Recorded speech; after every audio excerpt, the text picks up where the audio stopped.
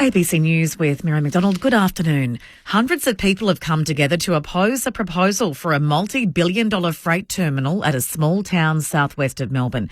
Major rail freight operator Pacific National wants to build an intermodal rail terminal and warehousing precinct on a 550-hectare site in Little River. It says 200 hectares of the site will be preserved for biodiversity and rehabilitation of critical western grasslands. Little River Action President Adrian Hamilton says the movement of trucks, potential chemical leaks and other disruptions will be detrimental to endangered and threatened species in the area. There are many things. It's the proximity right on the border of a town. Also being in a green wedge zone, there also are endangered flora and fauna in the area. There's growling grass frogs, sun moths, all sorts of remnant grasses, not only endangered but threatened. So there's a number of things in play here. Homicide Squad detectives are investigating after the death of a man at a park in Melbourne's west. Danushi Dyers reports. Emergency services were called to Balmoral Park off Lennon Parkway in Derrimut just before 4:30 this morning, where they found the injured man. They performed CPR on the man, but he died at the scene. The exact circumstances surrounding the man's death are yet to be determined, and a crime scene has been established. Police are appealing for witnesses or anyone with dashcam footage to come forward or contact Crime Stoppers. Police are investigating a collision involving an ambulance in Melbourne's southeast this morning. Investigators have been told the ambulance had its siren and emergency lights on as it was travelling west on High Street Road in Glen Waverley just before 6 o'clock. A car travelling south collided with the ambulance as it entered the intersection on Springvale Road. The female driver and male passenger of the ambulance were not hurt but were taken to hospital for observation, while the male car driver wasn't hurt. There's been a mass stabbing at a festival in Germany, leaving 3 people dead and several others wounded. The BBC's James Reid reports. The attack happened in a central square where bands were playing, as Solingen marked its 650th anniversary. Witnesses told German media that passers-by were stabbed at random. A huge manhunt is underway to find the attacker, who's not been identified. Roads have been blocked and residents told to stay indoors.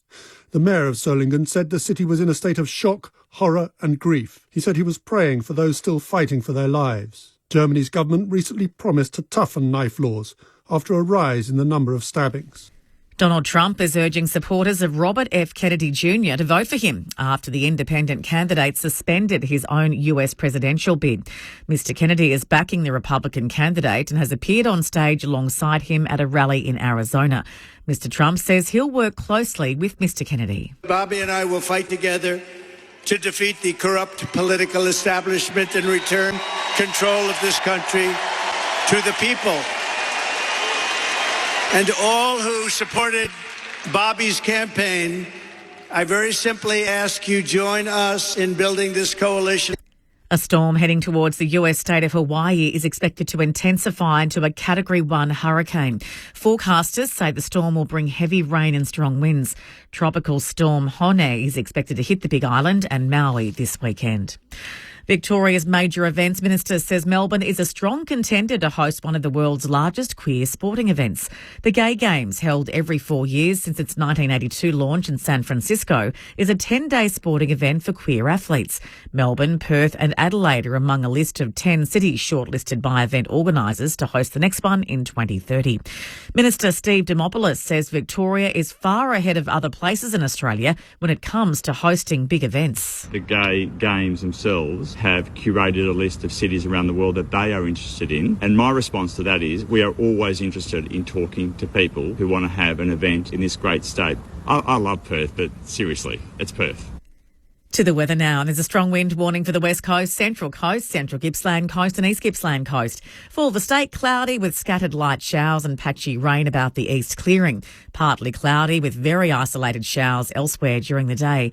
A mild to warm day with temperatures above average. For Melbourne, cloud clearing to a mostly sunny afternoon. We're heading for a top today of 21 degrees. Tomorrow, showers 22. Monday, a possible shower 18. A shower or two and windy on Tuesday, a top of 20 then. Right now in Melbourne, it's 19 degrees. ABC News.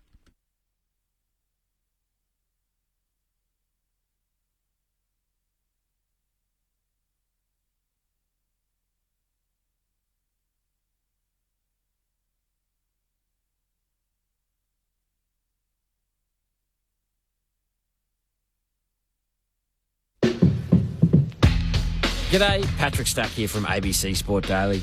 If you love sport... You know, you don't have to tell me twice about how tough it is on the ACB tour. And great conversation. You know, there's a lot of people who can't believe it and some who are feeling personally quite let down. Then you'll love ABC Sport Daily. People have to remember, we don't get into sport to become superstars. We get into sport because, we genuinely just love playing sport. ABC Sport Daily. Get it on the ABC Listen app. ABC Sport. You're listening to AFL Saturday on your radio, ABC Sport Digital. And take us with you on the ABC Listen app. This is AFL Saturday.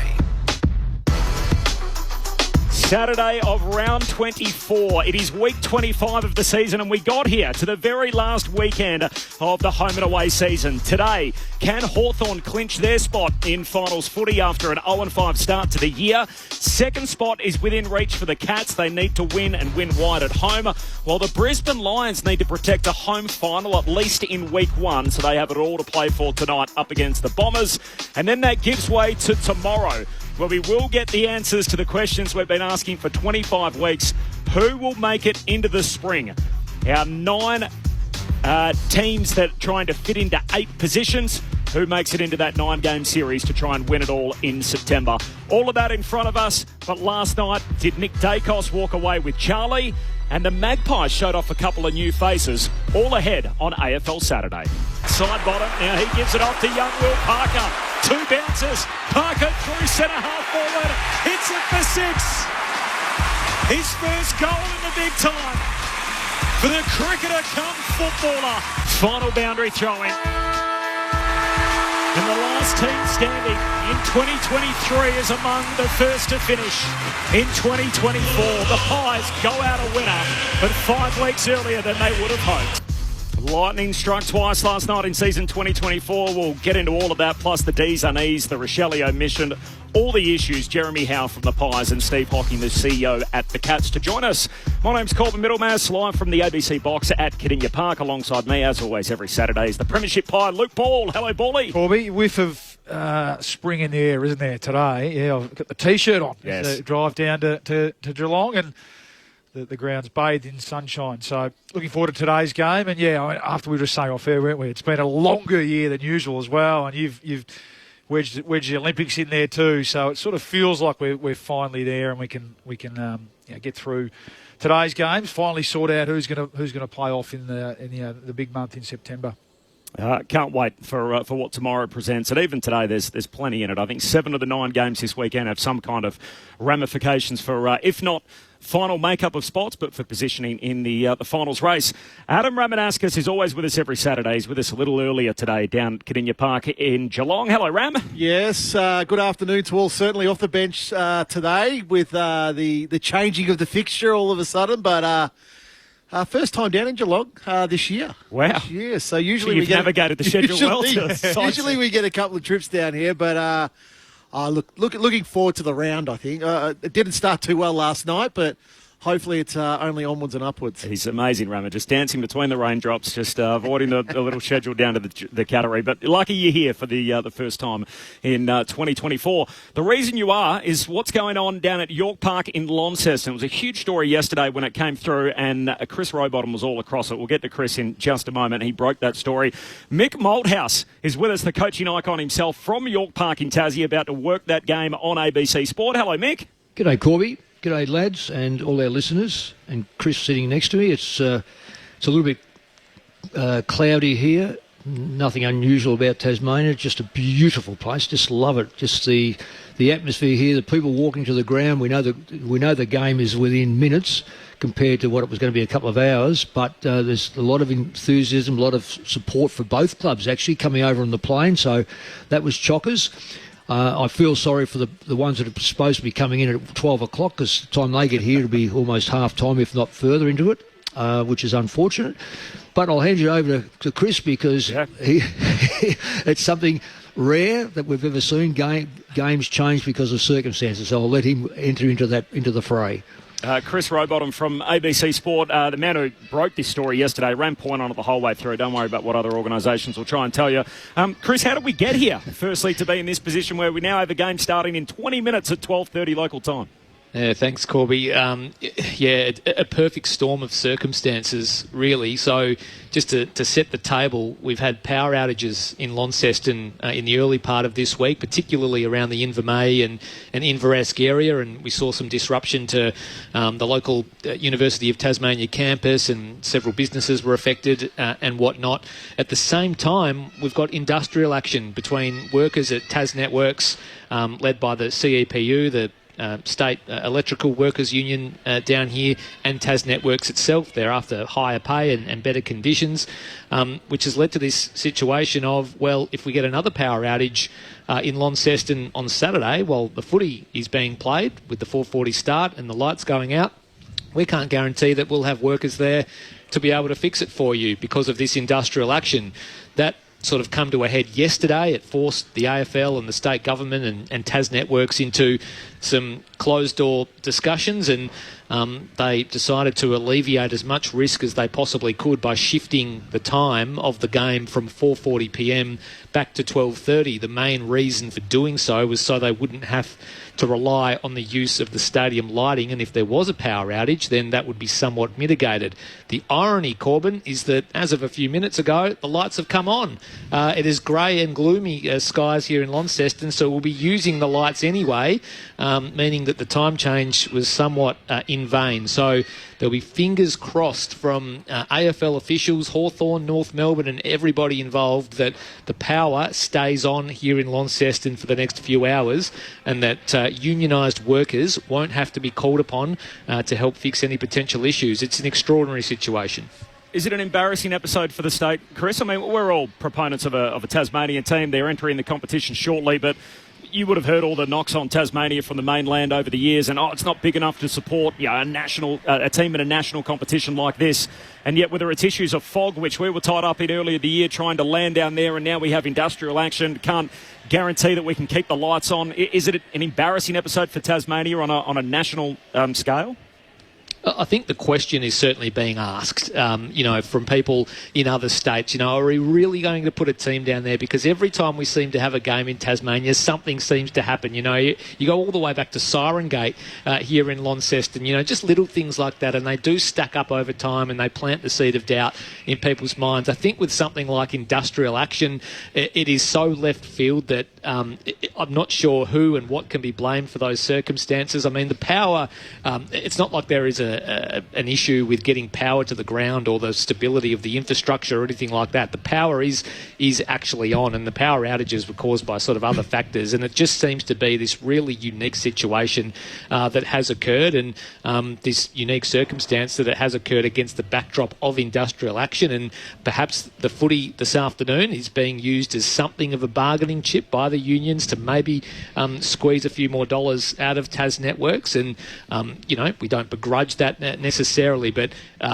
I think also the other thing as well is the stakes of this game. So we know the importance of this game for Hawthorn making the top 8 and for the broader competition as well, the makeup of the 8 as a whole and who's going to be playing who where in week 1. And then at the other end of the ladder, you've got North Melbourne and how it might affect the draft order, where they finish and how much they win or lose by. That could affect things too. So I think you add that layer on top of things, that it creates an even bigger story. Perhaps if it was a game in the middle of the season between, two teams where the stakes weren't as high and there wasn't so much at stake, we might not be reading too much into it. We might not have had the time change. They might have just gone ahead and risked it. But given what is at stake and what the ramifications could potentially be, we've seen the time change and we've landed in the situation that we're in.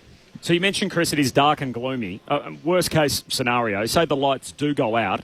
It is the end of August in Tasmania, and given how far south that the state is obviously located and how close to Antarctica, are we in danger of there being not enough daylight for this game to be completed if the floodlights go out? Well, Mick and I were just discussing just off air a short time ago that, like, even without the lights, I think you'd get a game. Oh, absolutely. You'd get a game. You'd have to be able to get a game underway and completed. It's not like we'd be in pitch black. Look, it's grey and it's a little sort of, overcast overhead, but it's not sort of, poking around in the dark, being unable to see and lighting candles in the commentary boxes, that sort of thing. It's the visibility is still quite high. I think they'd be still bowling. They'd still have the quicks on. Okay, yes, that's a good way to. That's a great way to put it. I don't think we'd be going off for bad light. It would be getting close-ish, but we wouldn't be quite going off for bad light if we were playing a game of red ball cricket. Chris, congratulations on your work yesterday, running point on all this. Appreciate your time and good calling today. Thanks, Corby. Appreciate it. Chris Rowbottom from ABC Sport with us in Tassie. He's about to head up the call of that game, which you can hear through the ABC Listen app. Is it an embarrassing episode, Bawley? Oh, it feels like, it does feel a little bit, Rammer. I just think we're not really used to this sort of thing happening, and if you were to sort of be devil's advocate a bit, it doesn't really seem to happen anywhere else. Little things like that. So without knowing all the details, it's hard to comment. But just on face value, it is a bit embarrassing. But the show's got to go on, and it'll be interesting to see how this younger Hawthorn team, who's taken all before it in the second half of the year, just handles a little bit of a shift in preparation. Playing the game coming forward 4 hours. I'm not sure what time they got down there yesterday, but. Just interesting to see the players' mindset because there is a lot at stake. We know that, and we know that Kangaroos, it's a bit of a swing at the stumps for them, isn't it? There's not a lot to lose or gain from their point of view. So for me, it's all eyes on how the Hawks handle the change. Mick, how many people do you think are impacted by something like this? I know you've had a personal situation where the start time changes and the difficulties in basically getting across to Tasmania on short notice. Oh, it's certainly going to have an impact. There's no question about that. And as you said, a personal one is that my son and my wife, or his mum, my wife, were both coming to the game and all set, ready to go, and looking forward to it. And because of circumstances, there's one of the kids has got a party early, and they can't leave the other two kids by themselves, so that they're babysitting. So the game's finished. I said, "Can you get there at any stage?" No, because it just doesn't work out that way. But more importantly is the number of travellers, because North Melbourne, they mightn't have a massive following, but they still stick. And the Hawks, because they're up and about, the plane, as I said, the plane today was absolutely full, and I've been told by others that the 10 o'clock one, they'll get here on time. If the plane leaves on time, which it should, they should get here okay. But the 12 o'clock one, I think there's 12 or 12:30 one, whatever it is, they've got no hope of getting here on time. So, but you've got to then add on to the people who may be working in Tasmania that might work to 12 o'clock. And we've all got it programmed here. We've got a few hours to get there from Hobart or from Burnie or from Smithton or wherever they come. And if they're working right through to 12 o'clock, which down here people work and they can't get off. So it will have an impact. It's a shame in many respects that those that couldn't use the tickets haven't got some medium out the front where they can actually give those tickets away to people who just to fill it up, because it's an important game. And as we've said before, it's not only just Hawthorn, it's North Melbourne as well. And you're on show. The TVs won't back off. They're going to show the full game the way it is, and you've got to front up, and you want to see a good crowd of people here. I still think they will, but there's still going to be a lot of gaps because people just can't make it. Hawks 0-5 to start the year. They're looking to join Collingwood, the team from 1959, and the Sydney team of 2017 as the only teams in VFL-AFL history to make the finals from an 0-5 start. So in those years, Sydney lost a semi-final. They won week 1, lost week 2. And the Collingwood team lost first up in a semi-final to Essendon back in 1959. So it is a phenomenal achievement what the Hawks have been able to do. There's 10 minutes. That game starts in just over 10 minutes. Mick Moldhouse will be working the broadcast alongside Chris Rowbottom. So that's coming up on ABC Radio in Tasmania, and for all of our audience, of course, through the ABC Listen app. This is AFL Saturday on ABC Sport. Corbin Middlemass, Luke Ball, Adam Ramanauskas and Mick Moldhouse. Mick, we might just squeeze in if we can while we've got you before you disappear to be part of that broadcast game. It is one of our favourite segments every week. It is time for Mick's Messages. On AFL Saturday.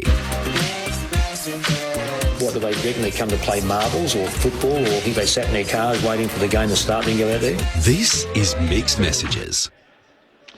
It's a simple message.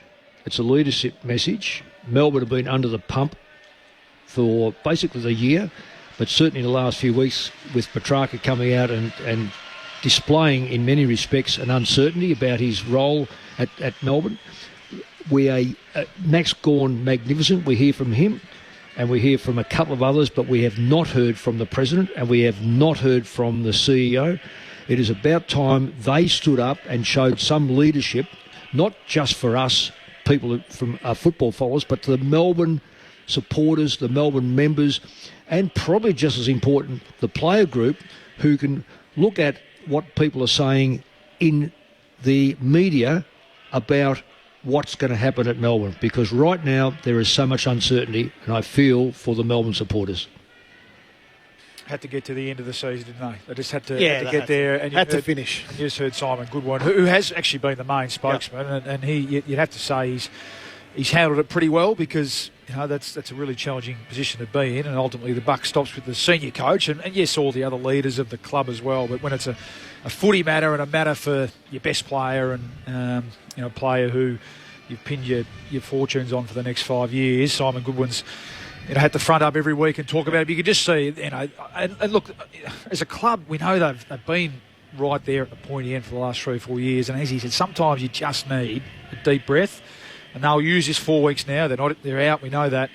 To, and in his words, reset the club, the playing list, and the broader club, with a view to then looking forward. It's always been a little bit of a sore point with me. I think when clubs are going well, you hear a lot from the CEO, you hear a lot from the president. But this is the time, I think, when you need all your leaders to stand up. It can't be just... stand up. You've got to stand up. It can't be just put on to one individual. And I agree with you, Paulie. I think Simon Goodwin has been terrific in this case, where he's answered questions. And that's all he can do. All he can do is say, no, we're not trading him, or no, there's no culture, whatever he's been talking about. But you need others. You need others to help. You need others to deliver message. You need to talk to your supporters as much as you possibly can. Alan Richardson, by the way, last night was with us pre-game, and we might be able to bring you a little piece of that as we continue on AFL Saturday. Basically referred to the Glenn Bartlett scenario in the background, the departing president who's engaged in legal action with the club, and referring to the distractions that have happened from people that were formerly inside our camp that are now on the outside.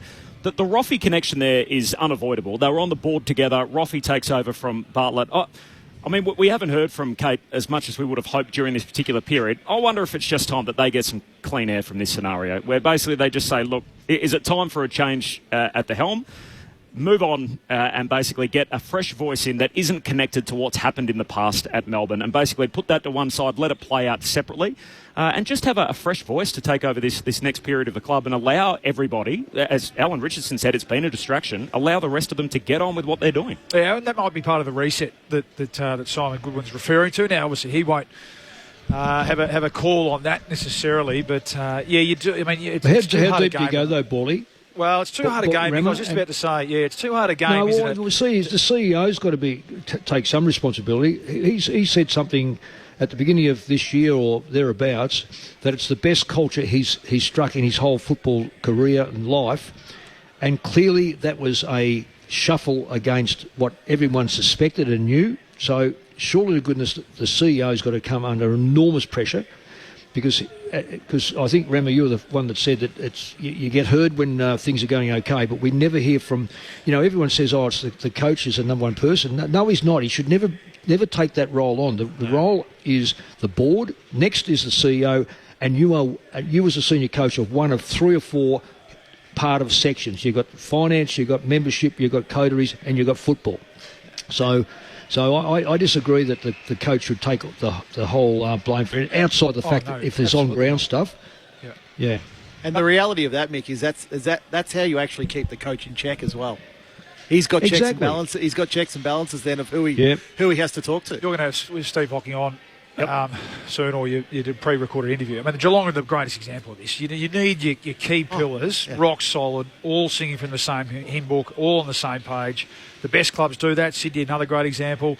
And it doesn't guarantee on-field success, because the game's too hard. But I'll tell you what, you can guarantee that the on-field success won't come if those roles if there's distraction at those roles. Just one last thing, and Mick's been in the game a lot longer than Bawley and I, but I've always felt in my 25, 30 years of football, off-field reflects your on-field. Just any club you look at, the club I played at Essendon, when our off-field was smooth, we played brilliant football. When there was little fractions and little arguments, we were sort of really inconsistent with our form. Yep, and it don't and I know you guys played later than what I did. But I know when at the Carlton situation with me that because it was the news and because, imminent sacking or whatever the case may have been, the players were the first to feel it because they were getting interviewed as they went in the gate. They didn't need that distraction. They didn't need to be trying to defend coaches or anything else. And Remy, you're absolutely spot on because some players internalise it, other players display it, but whichever way they go, it affects their form. And there's no question Melbourne have been affected by what took place pre-season and the lack of leadership throughout the year. Mick, we'll let you go. Great hit out with mixed messages and good calling for the game coming up there, the Hawks and the Roos. Thanks, lads. All the best to you. Mick Malthouse, the coaching icon with us down in Tassie. He will work the broadcast game, which starts in about 4 minutes. You can find it through the ABC Listen app, so just look out for the AFL Extra button through the ABC Listen app. Chris Rowbottom and Mick Malthouse, both part of our call team for the Hawks and the Roos. There's no late change. Now, Max Gawn was with us post-game last night. I might just try and bring you this here if we can. So he spoke with Tim Hodges last night. I want you both just to listen along to this. This is what the skipper of Melbourne had to say last night in defeat. Just a dirty end to a pretty dirty year for your footy club, unfortunately. Yeah, Xavier Ellis, you're going to wonder where I'm going here. Xavier Ellis, after the 2021 Lightning game, he asked me after the game, he said, what are the learnings to take from that? And I answered him, I said, that'll never happen again, and I'm not taking any learnings from that. And then it happens again 4 years later, and we looked like we didn't take any learnings, to be honest. We kicked the first goal, which was nice, but no, look, if you had told me we'll play in a round 24 game without Lever, May, Petrarca, Oliver and Brayshaw, it's a massive change in our team, but there's been some positives throughout as well. We've found 3 power forwards that look like they're going to go with their stride next year in Petty, Turner and Van Rooyen. We've found Trent Rivers and Judd McVie in the middle, which is exciting. And we found Tom McDonald back down back, which was, I think it was his best position. He just went and kicked 50 goals randomly as a forward one year, but good to see him going well. The first 30 minutes, you were holding up. It was a Herculean performance by you. You looked a bit frustrated that perhaps everyone weren't going with you. We had a plan with those big boys, but sort of if I got blocked, I'll stay with the person that blocks me or I'll stand in front. And they do it very well, the Collingwood Tools. Hostinelli and Schultz have a role to block you. And we just couldn't work it out, me, Adam Tomlinson and Tom McDonald. We just couldn't work it out. We got there after the first quarter, but it was probably a tad too late. Are you still optimistic for 25? Yeah, we got some pretty high-end talent. We blooded some young guys that I think you can admit look pretty exciting. Caleb Windsor, Judd McVie, Jacob Van Rooyen. Jacob Van Rooyen's been playing a position that probably 30-year-olds play, and he's been playing it all year. So to be able to hold up his end. So I'm bullish. We just got to make sure we don't blow out on those 100-point losses to Fremantle. That's probably the major disappointing ones. Western Bulldogs on a Friday night 4 weeks ago, we lost by 70. Those ones we've got to clean up because there's 4 games there we lose by a kick. And if you live in ifs, it's a terrible place to live. But if you win 2 of them, we'll probably play finals. So. What are you going to do for the next month? Do you need to get away, get out of Melbourne, get away from footy, or will you take it in? My gut feel is September's still going to be a pretty busy month for us, where there's a lot of noise around our club. So I'm going to make sure we get things going and we get a really good start to our off-season. I'm going to have some good conversations over the next week or 2 and make sure we grow as a club. And then I'll take off and turn off my phone and get the hell away from here. So it was Max Gawn in the rooms last night post-game after 11 p.m. after it finished late last night following that second lightning delay. I'm keen to get the reactions of Luke Ball and Adam Ramanauskas on that in just a moment. Before we move on, Simon Goodwin spoke last night as well. He was asked about Christian Petrarca, as he has been often throughout the last 2 weeks. Christian will be a part of this footy club for the next 5 years. He's had a really challenging time. We all know that. He's having to work through a lot of emotions. And suffer a lot of trauma, but we'll be there to support him, and he'll be in the red and blue for the next 5 years. We'll pick up some of that in just a moment with Luke Ball and Adam Ramanauskas. My name's Corbin Middlemass. This is AFL Saturday on ABC Sport. Hey Google, play the footy on the ABC. Did you know you can now listen to the footy on your smart speaker? Oh, that is amazing! Play ABC AFL. Time to steady and pull the trigger! Get the best call, the biggest experts in the game, every round of the AFL season. Can he bend it back? You bet he can. On your favourite station, ABC Radio. Your home for footy. Now on your smart speaker. You're listening to AFL Saturday on your radio, ABC Sport Digital. And take us with you on the ABC Listen app. Just look for the AFL button. AFL Saturday on ABC Sport. Corbin Middlemass, Adam Ramanauskas and Luke Ball. That was meant to be our release for Tasmania, but they're gone now, so we don't have to worry about that. They're off to North Melbourne and Hawthorn. For everybody else, we will keep you updated as to what happens there. There's no late change, and there is a call available through the ABC Listen app, so if you want to keep listening, you can do so there. So just toggle across to the AFL Extra button, and you'll hear the full game call between the Hawks and the Roos. Reactions, Rama and Bally, to what we heard there from the two leaders, Max Gawn and Simon Goodwin? Well, just on Petrarca, we'll start with the Petrarca situation, Rama, and there were reports that he was going to address the situation on Channel 7 and then, didn't feel comfortable at the last minute, so Stephen May stood in for him. I worry, forget about what colours he's going to be in next year. For me, he's still got a long way to go in terms of whether he wants to play again, I think. Well, to me, and I never had such a traumatic injury, but and he's been quite explicit at time when he has spoken, which has been rare. But to me, he's still got a fair bit of work, and he's got a lot of time now. But he's still got a lot of water to go under the bridge before he gets himself mentally in a position to actually play again. Fully commit himself to becoming the unbelievable player that he's been. So that's what I worry about because I want to see him back out there more so than whether he's going to play for Melbourne or anywhere else. If I had to look ahead and predict something, I think he'll stay at Melbourne eventually. But for me, the first thing it sounds like he's still got to do is get through his head, do I want to fully commit to doing this again? Yeah. That's sort of my read on a bit, and even that situation last night where he put his hand up to talk and then he's not ready. So he's got time, they'll give him time, which is the good thing. But I think that's the first port of call. We're all sort of worked up about, is he going to play in a Melbourne jumper next year and on to those 5 years? Let's just see him back out there first and foremost. What do you reckon, Ram? It was extraordinary last night that it was promoted widely that he was going to speak to Channel 7. We haven't heard him speak after Tom Morris reported that if he was off contract, he would be interested in a trade. He's not off contract. He's got 5 years. He's got 5 years to run. Yep. So, let's. That's easy to say. Like if a lot of players are off contract, I'll get traded. Yeah. But you can't.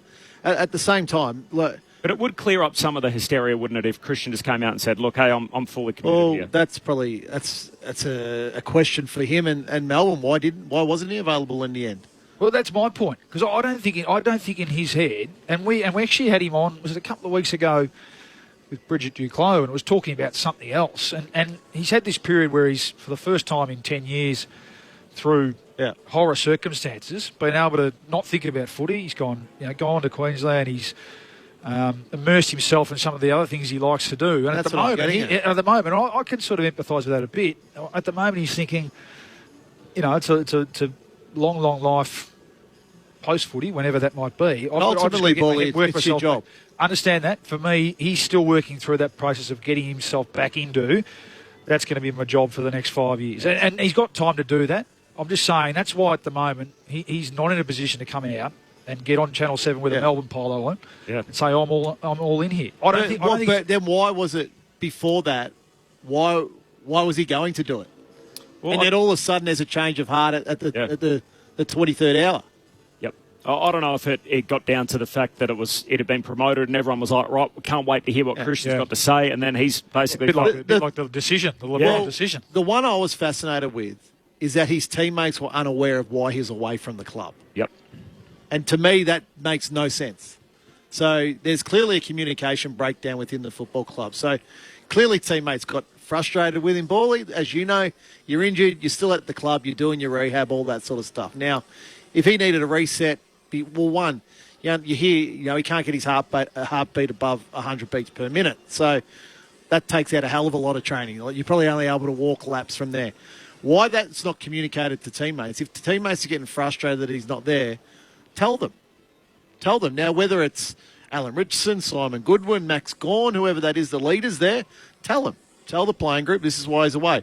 Or Christian, You come to the club earlier and tell the players why you're not there. We might try and get some of that interview if we can coming up. We do have an edit cut of Alan Richardson. He was basically asked last night as part of that as to why that was the case. And part of his answer was, a lot of sensitivities, respect the players' privacy. Well, doesn't that also raise question can you not trust the playing group then? If you tell the entire playing group, hey, this is where the situation's at, that's going to stay with the group of players? Yeah, but the sensitivities around it. He's been on AFL 360 prior to that, talking about it. So the general public in footy already knows how traumatic the experience was, and yet the playing group doesn't. So I'm failing to sort of join all the dots together. And then the other part, if you go up to Queensland and then you're on social media and all that sort of stuff, that's what he does. He does a great job at that, mind you. He does a great job.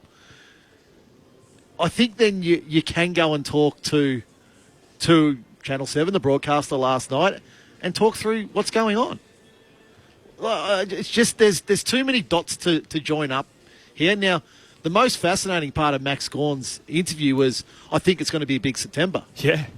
So he's not going anywhere in a hurry. It's not as if he's thinking, tools down, time to go on holidays. Now, we can interpret that however you want. A big September as in there could be guys leaving trades. A big September in terms of we need to reset the football club in terms of what's expected and what's not, in terms of resetting the football club in culturally what we need to do moving forward. So there's a lot of... We can take that comment a lot of different ways, Bally, but... To me, that would suggest to me that things still aren't worked out. Yeah. That's a problem to me. That's how I interpreted that. That no one's going away until we all get in the same room and leave the same room, with one mindset and pulling in the same direction. Here is that chat, by the way, with Alan Richardson and Mick Malthouse last night pre-game on ABC Radio. One of the staggering things that I've now, again, media, whether it be right or whether it be wrong, that Petrarca, given the seriousness of his injuries, didn't have a guardian angel with him at any stage, or may have, but certainly didn't have it for a full length, where I know other clubs would never let a player with that sort of injury be out of sight, particularly with the fragile state of his mind and the type of injuries. And yet, who was he calling upon? Who was calling into him? Who was actually going physically seeing him? So phone calls are cheap. The great clubs would never let a player out of his sight, so that when he comes back, he is ready to go, and any hiccups mentally or physically, he's already been addressed. And yet we're not hearing that about Melbourne. Yeah, okay. Now, if you were with us, Mick, and if you understood everything in terms of the support that he's had, either from a medical point of view or from a welfare point of view, then you would say, Melbourne, you're a great club. Why does he disagree with that? I've never heard that from Christian. What I've heard from Christian is how challenging it was for him, the trauma that he went through, the fact that for a big part of his recovery, he could not actually have people with him because of the deficit in his immune system. So that was basically left to Bella in many ways. That and the players know all this stuff. It just appears they didn't. There just seems to be a bit of a disconnect there, because the players and I got information on this one that they were a bit angry that.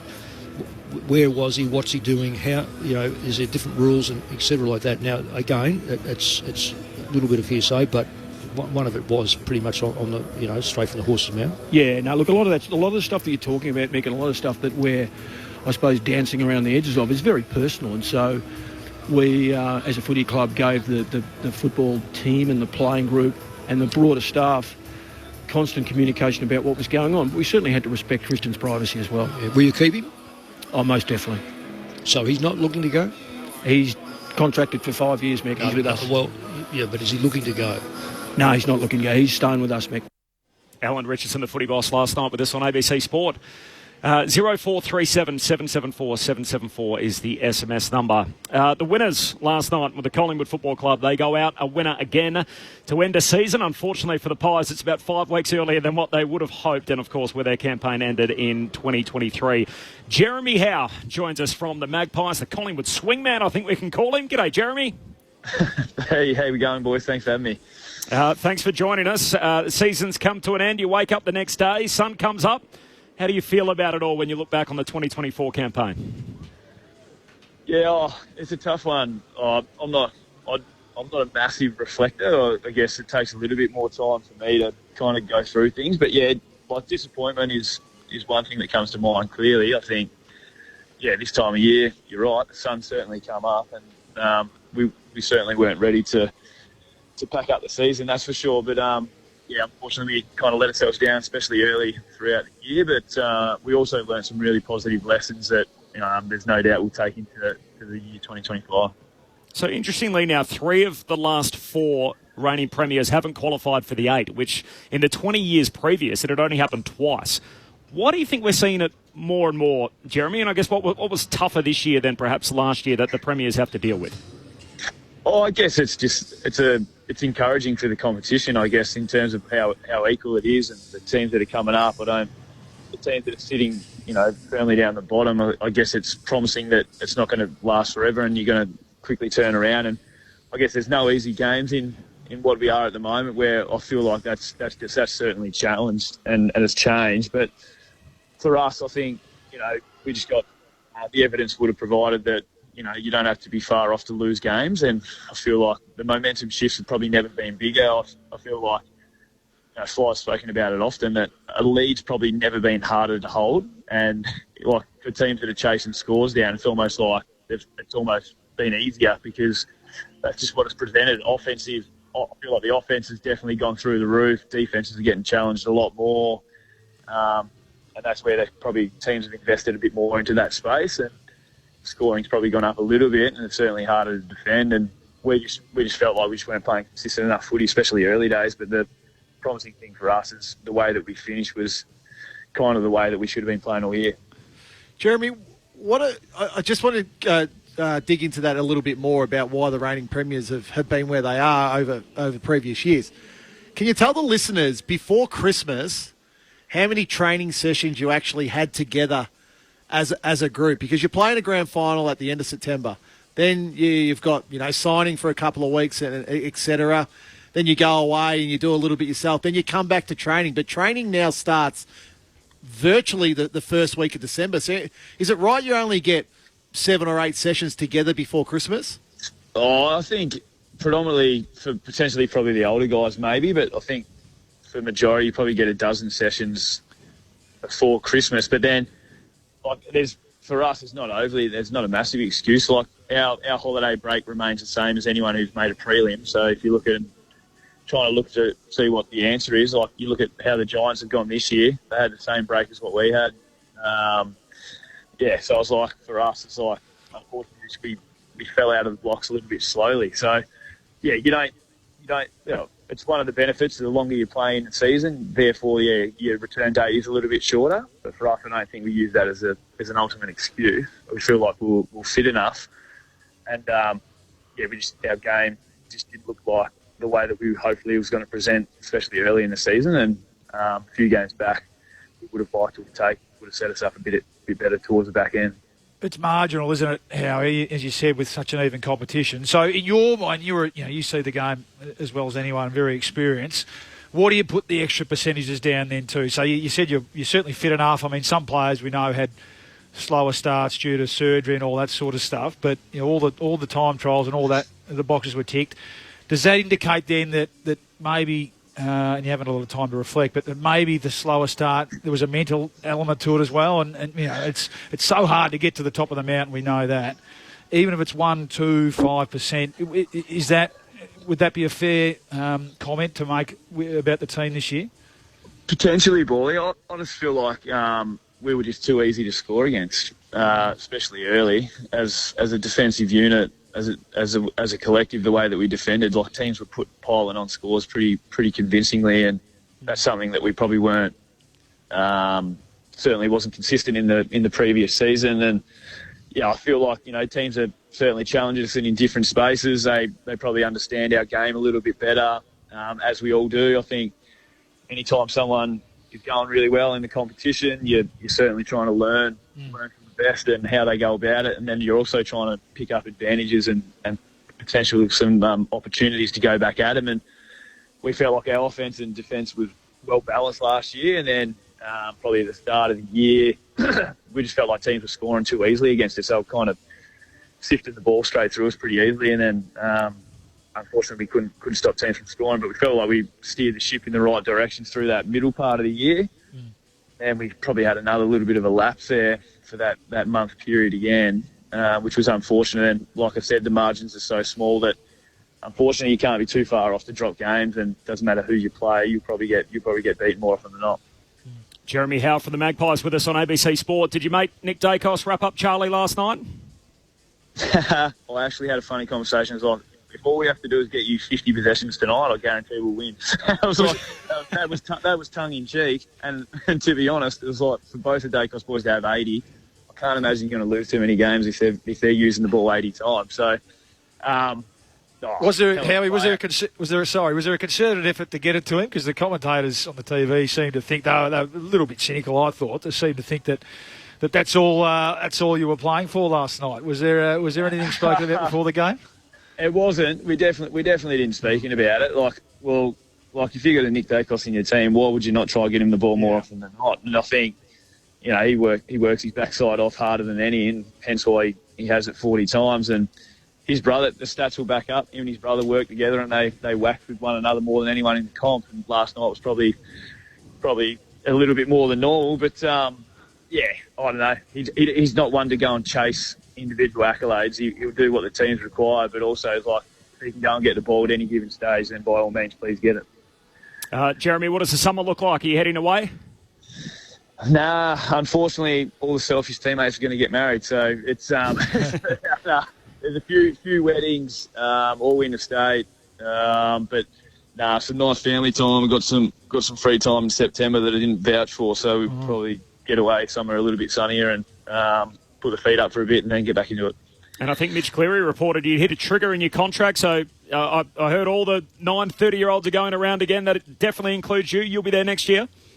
Yeah, I'm a part of the Fossil Club, so that's what we've been tarnished with. But it was good to get the trigger. My exit review will be on Tuesday, and we'll talk through what it looks like. And it looks positive. The club have been great for us, so hopefully that will continue.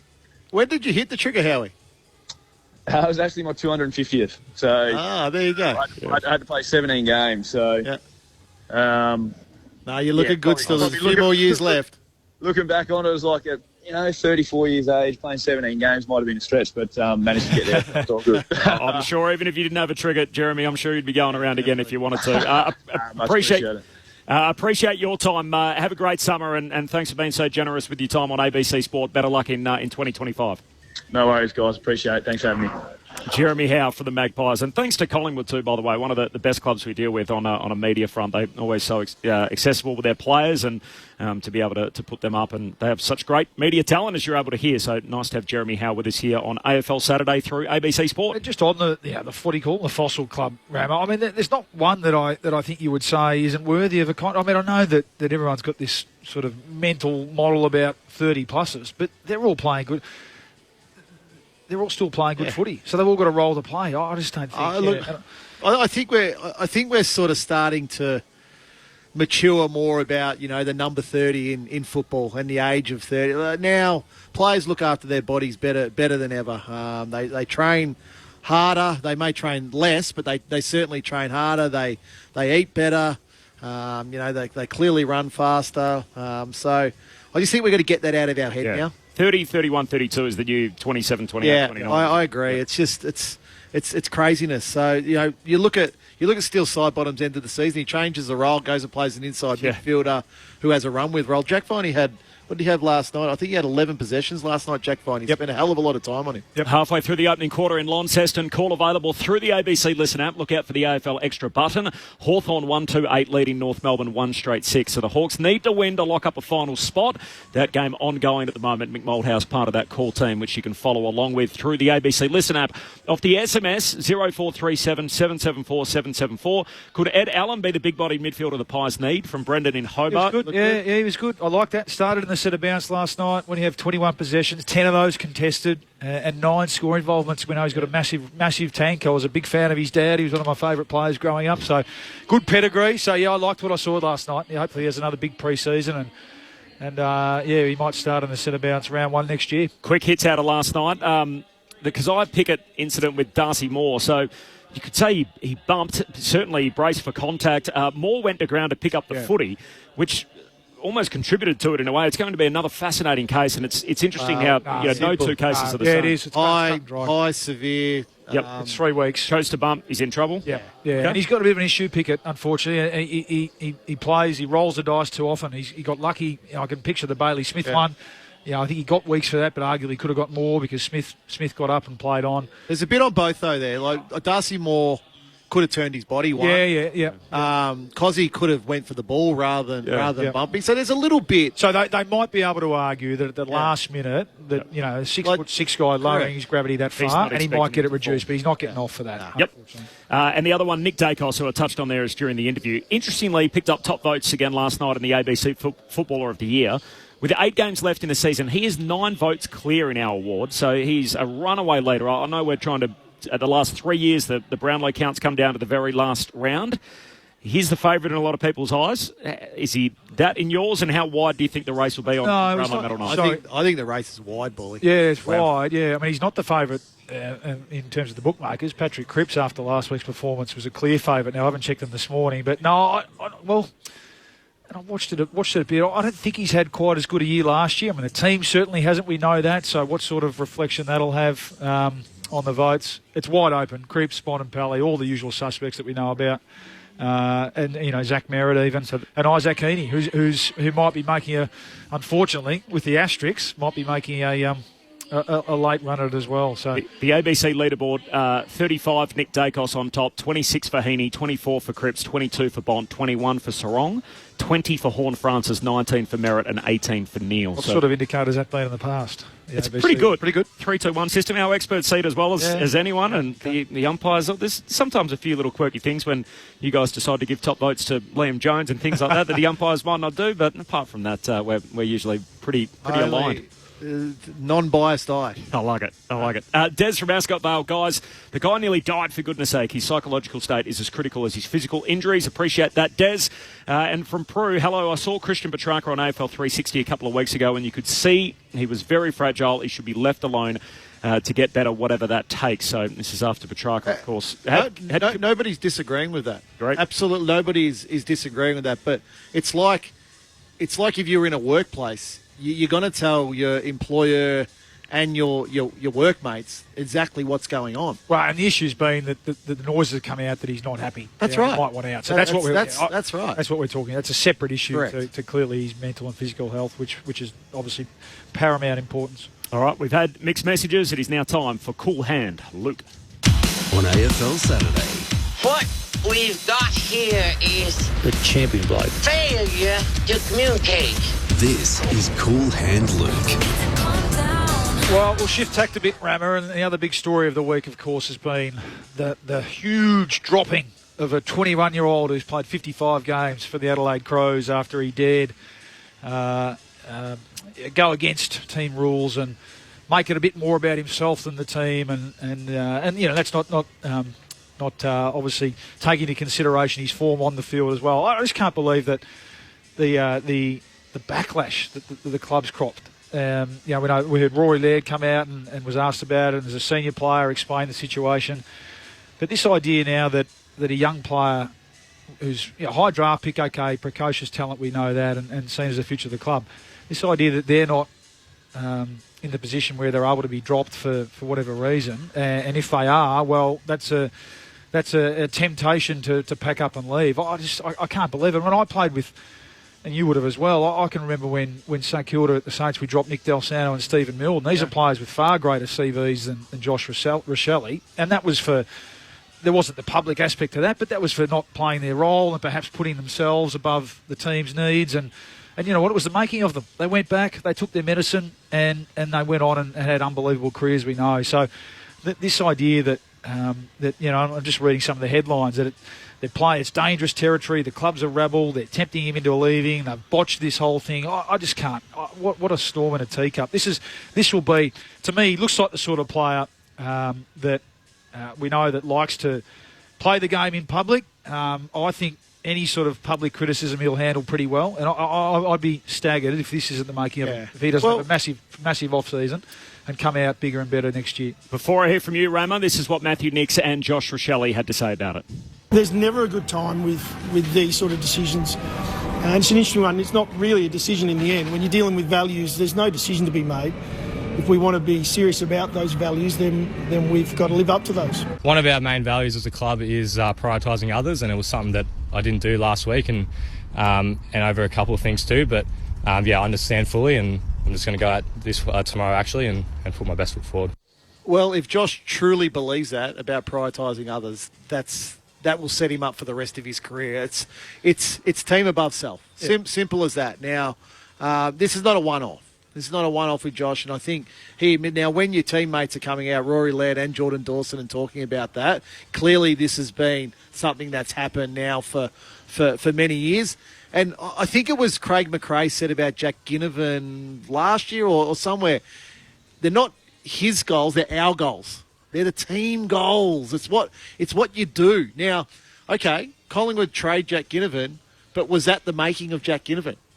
Now at Hawthorn, now we're actually seeing what he can actually do as a really, really good teammate. I think it's a fantastic, and I get the modern players different, but it used to happen all the time. Yeah. I just picture the good teams, the great teams that I was lucky to be a part of. I mean, your values are your guardrails, they're your tram tracks. And yes, there's absolutely freedom. We're not talking about squashing this kid's personality and his flair out in the field. There is freedom within that framework. But when you start to take liberties and step outside, you've got to course correct and bring them back in. That's all this is. This idea that you force him out the door. This is a 21-year-old with 50 games. He'll be fine. He'll be fine. He's a talent like no other. Yeah. And Adelaide know that. They're signing to 2029, so they know how talented he is, but they want him to be a talent within that structure of a team. The part that's a head-scratcher for me is he makes the comments on Tuesday, say, on radio, and they get huge airplay all week, as you'd expect in South Australia in the week of a showdown. Then he does the teeth action on game day. So what happened in between? Was there a conversation during the week saying, hey, Josh, we don't want any of that? And then no doubt. There would have been. And then he's done it anyway. Yeah. Well, then, no doubt. Then it's hard to have much sympathy for him being omitted after such a... Because if people don't think the club pick up on those comments, you're crazy. So the club, interestingly, have copped a bit of criticism for why do they allow him to go and do all these different spots? He, of course, had the Channel 9 interview earlier in the year, which was a weekly spot, which he gave up after making the comment saying, I wanted more midfield time, and I'm going to ask the coaches why I didn't get it, but aired that through the local Channel 9 station. And now he's on 5AA radio in plain clothes, presumably in a paid spot. He's on an 8-year deal through to 2029, sorry. So it's a long-term deal for a young guy away from home in South Australia. Bright lights, obviously, huge focus on the two teams and particularly Adelaide in that market. Is he getting the best advice, Rammer, in terms of, you work in the management space, in terms of, is this the best thing for him to be out there doing these extra spots to top up when his footy is right there at the moment trying to establish himself actually as a regular senior, or not senior, but a regular starting 18 player? Well, it depends what you want out of football. Do you want personal success or team success? Now, if you want personal success, go and play golf or tennis. That's the reality of it. And that's, what an old coach of mine said many times to us. If you don't want to play for a team, you're not for us. And I think that's what he has to understand. The game is changing in terms of the entertainment product that it is now. We want personality, we want players to do that. But at the same time, in the moment when it's your chance to be a teammate, a really good teammate, you've got to take those moments. The Essendon game's a really perfect example. That goal that he kicked to win the game for Adelaide was outstanding. Like the talent that he showed to kick that goal, the composure to kick that goal. But then to run past two teammates and go straight to the crowd or not go back to the guy that actually helped set up it, that's where teammates get upset and angry. One more thing, an angry commenter on social media basically said you should ask the club for a trade. Josh Rochelli liked that tweet. He was asked about it at his presser yesterday. That was an accident. I was actually on my own Instagram feed and a few people were liking good things and I wanted to like that, and it was actually the one underneath. So, to put that all out there, it was an honest mistake. As I said, I love the football club. They've invested in me heavily and I'm contracted here for a while. Happens to the best of us, doesn't it? Just accidentally like the wrong post on social media. Have you done that, Bally? Oh, no, I haven't. No, I haven't. But I tend to stay off it. So I'm sure as a 21-year-old I would have. Oh, yeah. jeez. What an episode this The week. perils of modern media. Absolutely. Steve Hawking still to join us, the Geelong Chief Executive. Plus, we'll look ahead to a bumper Sunday slate, 3 games that will have huge ramifications to decide who is going through to the 9-game series to decide it all in the spring. Back after this, in South Australia, you're off to the footy.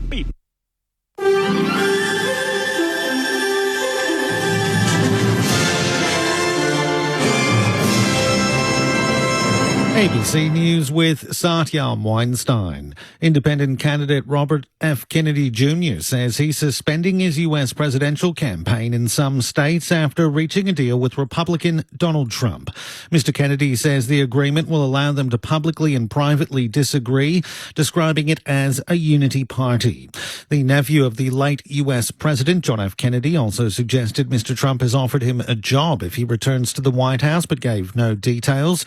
He says he's only suspending his campaign in key swing states, not dropping out of the race altogether. My name will remain on the ballot in most states. If you live in a blue state, you can vote for me without harming or helping President Trump or Vice President Harris. In red states, the same will apply. I encourage you to vote for me. A fire is burning on a Greek-flagged oil tanker attacked by Yemen's Houthi rebels in the Red Sea. The vessel is adrift after being abandoned by its crew earlier in the week. The 25 crew members and 4 security guards were rescued by a French warship. British maritime authorities say the ship carrying 150,000 tonnes of crude oil represents a navigational and environmental hazard. The attack is part of a months-long campaign by Houthi militants against shipping in the region amid the ongoing Israel-Hamas war in Gaza. The Philippines military says there's been another incident involving Chinese forces in the South China Sea. It says a Chinese fighter jet engaged in what it's termed irresponsible and dangerous maneuvers over the deployment of flares.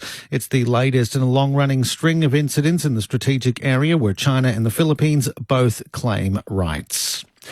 There's been a mass stabbing at a festival in Germany, leaving 3 people dead and several others wounded. The BBC's James Reid has more. The attack happened in a central square where bands were playing, as Solingen marked its 650th anniversary.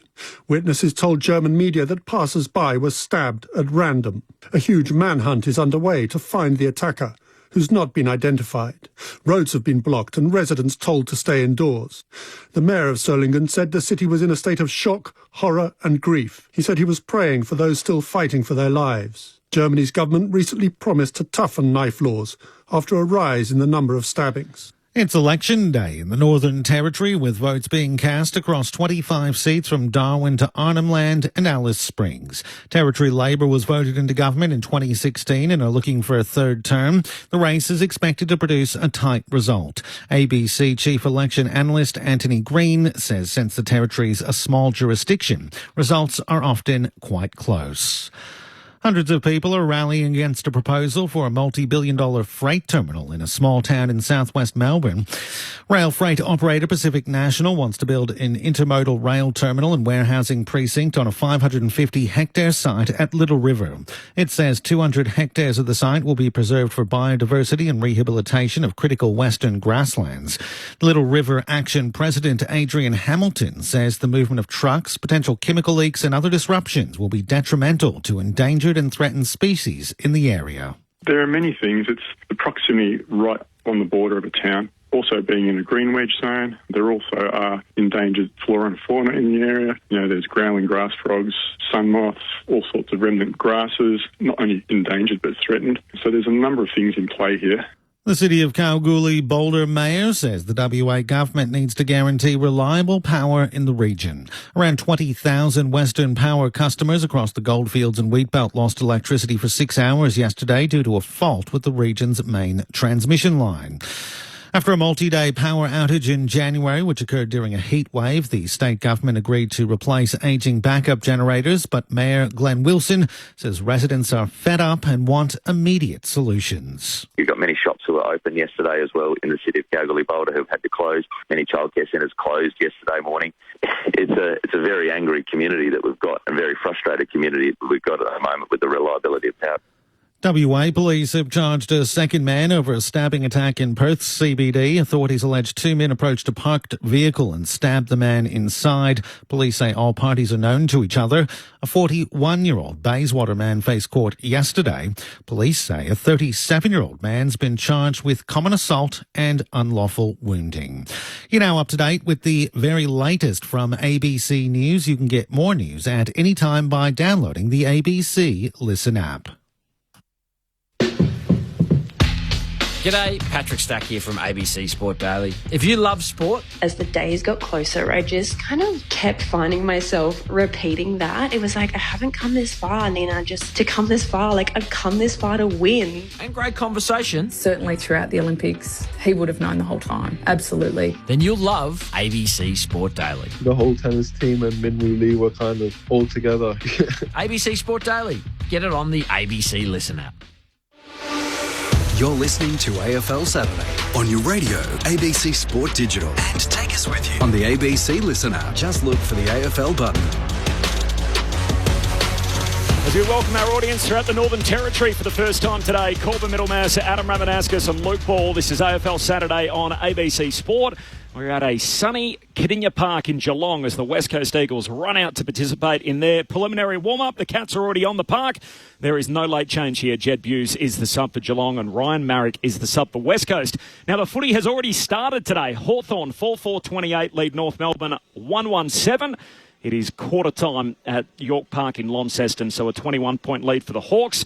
If you're just catching up, that game was meant to start in the twilight. It's been moved forward 4 hours due to the industrial action down in Launceston. So as a result, they can't guarantee that if there is a power outage, which there has been in the area, that they can fire the lights back up. So as a result, they've moved the game forward to avoid that. The match between Richmond and Gold Coast, which we played at the MCG today, is now a 3:20 start. Well, the interesting part about this is how much North Melbourne looking like losing by, because then the swing becomes very, very small between 17th and 18th. They don't want to finish on the bottom again. Well, they didn't. Sorry, but hang on, Gold Coast have had their problems, as we know. The only team they beat away from home this year, Corbs, is who? Essendon. Yeah, Essendon. So, he's in the Kangaroos want to avoid the wooden spoon. It doesn't suit them. Well, on that scoreline at the moment, you sort of live ladder at both ends. That's if you keep going with that, that's a 10-goal victory right there, and that would be. I think North Melbourne would lose enough percentage there. There's no clear number one. Is there this year? Is there sort of year where you're happy to have two? I think there's probably 4 or 5 that, in my opinion, that could go one. I know who I would pick personally at the moment, but I think other clubs will be a little bit different. Yeah. If you want to listen to the Hawks and the Roos in full, you can find it through the ABC Listen app. Just look out for the AFL Extra button. It's a huge Sunday of footy. I want to give ourselves a bit of time on the back end to talk about the 3 games of significant consequence tomorrow. But earlier, I had the opportunity to catch up with Steve Hocking, and I started by asking him about a number of players in particular who are still off contract. So we've got the farewells today of Hawkins and Tui. But what does it mean for a few other guys, the likes of Duncan, Stanley, Buse and Kolodjasny, all premiership players off contract heading into today? Oh, look, I think, when you get into the back end of your career, you're always aware, aren't you? But most importantly, they know that they've got finals ahead of them.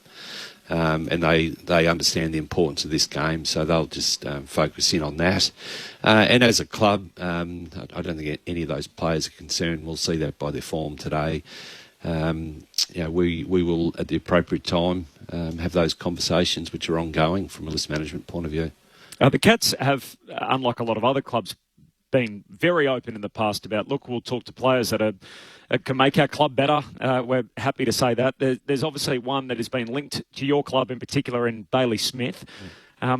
It certainly has been reported as such. Do you feel as if you've got your man and Bailey Smith will be wearing blue and white next year?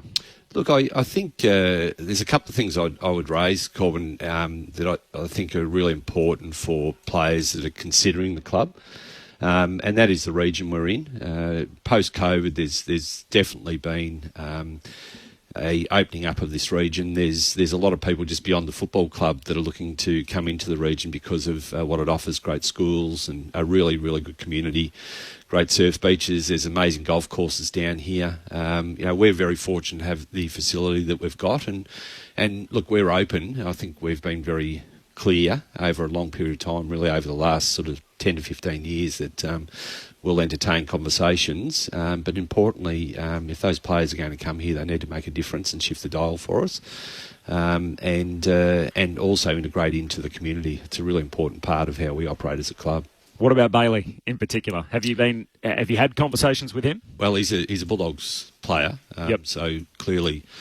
I think I read something overnight actually that he was pretty engaged up at Ballarat. They're fortunate, Ballarat. They've got almost like a mini final up there tomorrow. So he certainly looked very engaged. We're here at Kardinia Park today. The annual conversation that comes up whenever Geelong qualifies for the finals is, will Geelong get to play a home final at Kardinia Park? I know your coach has been on record in the past discussing it. Is it a preference for the club to play their home final here? No. No? Yeah, it's a pretty easy answer, isn't it? Yeah. It's okay to use that word occasionally. It's a pretty valuable word, that one. The AFL decide where the finals are played. From our ends, we'd like to play more games here during the season. And so we've got 9 home games here currently. We have a couple in Melbourne. We would certainly love to be able to get another game down here for 2025, and we'll work towards that. I think the thing that I want to raise just on that, the important thing to remember as far as the finals go, the AFL decide where the games are played, and for a lot of our people here, we had a final back here against Fremantle, and many of our reserve seat holders ended up in very different parts of the stadium that they're not used to. So, and there's obviously a contract in place as far as the MCG goes. They've got to have a certain amount of finals, and we're part of a larger ecosystem, and we play our role in that. And, the AFL decide that. And I guess the balance between, how do you shut out potentially 15,000, 20,000 fans versus a better chance to win? We've got a great record at Kardinia Park, albeit this year, by the way. Your form on the road's been just as good as it has been here. Just be careful what you wish for, isn't it? And we did lose to Freo too, by the way. Yes. The last time there was a final here, so just a little reminder on that. But no, we understand our place in the competition and acknowledge that the AFL decide where the finals are played, and we'll support that. And they never ask you for your opinion or say, hey, where would you guys rather play? They're always talking to clubs. I mean, they're fabulous on that front. Your media work that the club does, I think you have a very different media approach just from the outside looking in than perhaps, say, someone like Hawthorn does, where they're very involved in TikTok and all this new age type engagement, whereas maybe it's a list demographic thing. But is that a strategic approach, the way that the club goes about that, compared to, I guess, other clubs, and I guess how open the Hawks would be, for example, compared to the way that Geelong does business on that front? Yeah, you probably need to share a bit more as to what you're seeing. The thing that I can say is that we've been great rivals, Hawthorn and Geelong. Yes.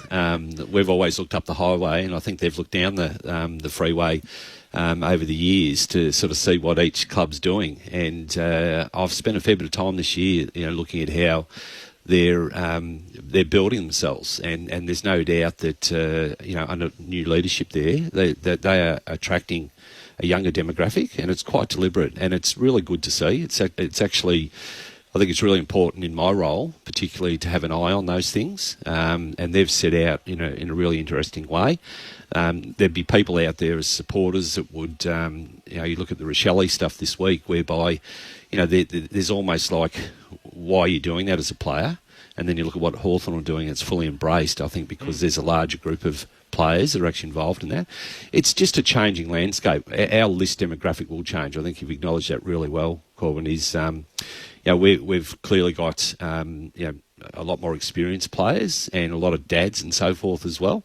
And maybe they don't want to be demonstrating that to their children, potentially. They're holding back on it so that they don't stare into that themselves. But I think, where the competition's going, they're embracing overseas sports and so forth. And I think it's fabulous. Yeah, maybe as the TikTok generation sweeps through that. Yeah, potentially. We'll see that more and more come to life at the Cattery. Congratulations, Steve, on a fantastic year all round. The stadium looks excellent now that it's complete, and obviously that the team, after winning a flag in 2022, to bounce back as strongly as you have after a year missing finals. Good luck the rest of the way, and appreciate your time as always on ABC Sport. Thanks, Corbin. Steve Hocking, the Chief Executive of the Cats, with me a short time ago before we went to air here at Cardinia Park. Corbin Middlemass and the Premiership Pie, Luke Ball, alongside the youngest Essendon Premiership player on planet Earth, Adam Ramanauskas, with you here at Cardinia Park. There is no late change. Have you got the subs for me, Ram? Jed Buse for Geelong and Ryan Marrick for West Coast Eagles. Beautiful. All over it. Off the SMS, 0437 774 774. The Benzie from Broadford says, I just checked my live ladder and the Hawks are currently fourth. Surely not. That's the kind of season, though. Of course, the Brisbane Lions still to play tonight at home against Essendon, who they've since leapfrogged. Geelong, who we're about to watch up against the West Coast Eagles. And, of course, the Bulldogs still to play, who the Hawks started below at the start of the weekend. Fourth or fifth? Fourth on the live ladder. They've jumped Geelong, and they've got the premier percentage right at the moment. But obviously there's still a bit to play out, and the Cats are a heavy favourite here today. Rama, why aren't Essendon selecting Elijah Sardis? He got 41 disposals in the VFL last week and averaged 30 in the previous 5 weeks. Also Setterfield, Peter from Balaclava. I think with Sardis first, it's a little bit of polish at the moment. Just the kicking is a work in progress. Now, he's working extremely hard on it, so I think another summer of some real skill development, and we'll see a lot of Elijah Sardis next year. Will Setterfield, I'd love to see in the team. I think that's what Essendon need, that defensive midfielder, taller defensive midfielder, so I'd actually love to see Setterfield in the team. Stan from Bunbury off the SMS. Tom Barras said 5 weeks ago on camera that unless the club pulls the rug from under his feet, he's not going to anywhere. What the players say means nothing. From Jan in Mount Martha, with all the discussion about what's wrong with Melbourne, followed by how rare it has been for premiers to make finals, is there any credit going to be given to Melbourne for making the top 4 in 21, 22 and 23? Of course, they did go out in straight sets the last 2 years. I think even by their own benchmark, and Stephen May said after last year's grand final, we're much better than that mob that ended up going on and winning the flag. They thought they were going to be much better than where they are. Yeah, but it is a good... I take the caller's point. They won in 21. It is a good effort. Yeah, won in 21. And top 4, 22, 23. Yeah, that's straight right. sets. Yep. Yeah, but look, and yeah, that's a terrific effort. So, but again, I think the other point that Max Gorn made when we listened to his comments from last night, if you said at the start of the season there'd be no Petrarca, Oliver, Brayshaw, Lever, May, that's very hard to win. Come on, it's very, very hard to win out your very best players. The AFL should decide that finals matches to be played on full-size grounds, not small grounds like Geelong and Sydney. Yeah, what's the definition of a full-size ground? Is he referring to Is the definition the MCG? Or is the definition Docklands? What's the definition of a full-size ground? Those two grounds are very different, though, aren't they? One's very skinny and the other one's a lot shorter and rounder. But what's that? The SCG in Cardinia Park. It's never been a prerequisite. The ground has got to be this side. The goalposts have got to be a certain distance apart. Yep. And a 50-metre line and a centre square. But in terms of ground length and width, there's never been a prerequisite to say this is it, Bolly. It's interesting Geelong sort of changed their messaging on this a little bit. That caught my eye. Yeah, as I was listening to that very first question. And I wonder whether, because it came up, they've been there every year, really, haven't they? But there was that, was it the years that Richmond won, where they sort of created a bit of a... Yep. And Chris Scott's been as vocal as anyone. Yeah, and the feedback was that maybe they were distracted by that and were using it as an excuse before they even got out there. Look, the reality is, to win the premiership, you've got to win it at the MCG. That's not going anywhere for 50 years, so you might as well play your anywhere, anytime, Bolly. Well, that's true. Got to be. Yeah. No, I agree with that. This is AFL Saturday on ABC Sport. Now, there's a game going on at the moment. The Hawks 6-5-41 leading North Melbourne 1-1-7. So 5 minutes into the second quarter. That's a wide margin already. So 34 points in favour of the Hawks. Call available through the ABC Listen app. Hawthorn fans, if you want to follow along, you can do that there. I wanted just to allow a dozen minutes for a look ahead to Sunday. So, yes, there's games today of consequence. Geelong are still a huge chance to try and hunt down second spot here today if they can win and win wide. The Brisbane Lions need to win against Essendon to make sure they're getting at least a home elimination final, so it's important for them to win today. But the 3 games tomorrow are really the ones that are going to decide our final finals participants and who makes it through to those 9 games in September. First of all, the game which is probably the most impactful is the Western Bulldogs and GWS. So the Dogs need to win to guarantee their final spot. In Ballarat. In Ballarat, where they know the conditions well, against GWS, who have won there as recently as last year. But the Giants also can win and move into second spot on the ladder. The difference between second and third is significant because you are guaranteed 2 home finals as opposed to 1. And it also gives Fremantle something to play for later in the day. So at the earliest possible point on the Sunday, it will guarantee that last game will have a little bit on it. It keeps the Dockers in the hunt to play finals.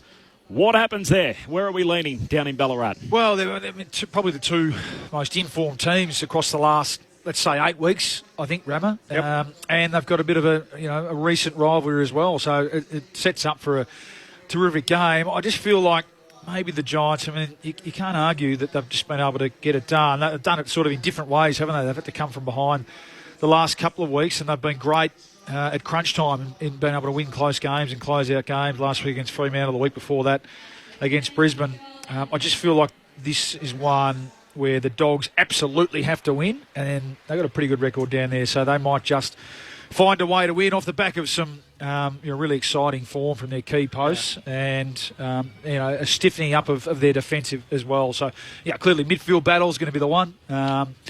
And I think I'd be picking the Dogs just, though. I'm a little bit different in this game. Midfield battle, but I think it's at both ends of the ground.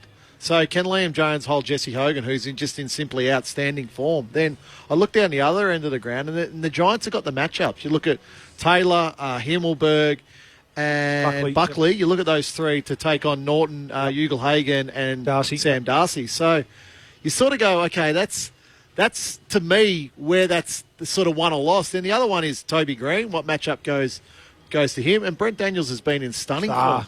Stunning form. He's been the one. If anything, Toby Green needs to just find a little bit for them. He's going to be the difference maybe between them going from 4th to really, really contending. I wonder if Toby Bedford could play on a Bontempelli or probably a Libba, but maybe he goes to Adam Treloar, who's been in really, really good nick at the moment. Right now, I'm leaning towards the Giants. That's where I think my head's telling me. Tim English is back. He's playing for the Dogs. Bally, I'm putting you down for the Bulldogs. Bulldogs just. Ram, I'm putting you down for the Giants. All right, that takes us to the second game on the Sunday slate. It's a nervous Sunday afternoon. And now with no Curnow. Can Ross inflict a bit more final day trauma on the Blues? I lived through this with Mark Murphy in our commentary box a couple of years ago with the Carlton Collingwood game, and of course Jamie Elliott kicking that goal late in the piece. I'm lucky enough to be working it with Murph again tomorrow. So I'm sure he'll be sitting there. I bumped into Murph yesterday, and there was sort of a little bit of a cat on a hot tin roof already. So, look, if St Kilda play anywhere near how they played last week against Geelong, second half, that's a real issue for Carlton. Now, Carlton played well against West Coast. It was a hit and run mission. Go in there, hit, get out of there and run. So they were able to do that last week against the West Coast. Now, the shock value of Brodie Kemp playing forward is gone now. So clubs know he can do that. Having Adam Sard back is a risk. Does he stay there with no Curnow and Mackay? Stays up front, Brodie Kemp? Definitely. Yeah, definitely. Yeah, he has to. Drafted as a forward and looked really lively, didn't he? Yeah. So, a bit more unpredictable forward of the ball, which worked last week. Ross won't let Patrick Cripps. He won't get beaten by, he always talks about, don't get beaten by what you know. So they'll have Steele, who's a good matchup for Cripps, and someone else ready to go as well. So can the inspirational skipper Willie's team over the line once again? We'll wait and see. I mean, they can lose and still get in. We know that, but then it's an even more nervous watch, isn't it? That's a special kind of torture, isn't it? Not only do they have to live through the four quarters, even if it doesn't go their way, there's still that bit of hope that they'll be clinging onto the Carlton fans into the evening and to what happens in the next game. Can we just take a little side street here as we talk about the Saints? One for you, Ram. So Josh Battle, fascinating conversation here. So it loomed, or certainly shaped as if he was leaving. And we learned a little more this week that the compensation, let's believe the reports for the sake of it. I know you find that dangerous, obviously, and the media speculating numbers and everything else. But the early report was he was offered 6 years at $850,000 by the Hawks. That would trigger a first-round compensation. It would mean they would end up with picks 6 and 7. It's emerged this week that trigger needs to be around $900,000.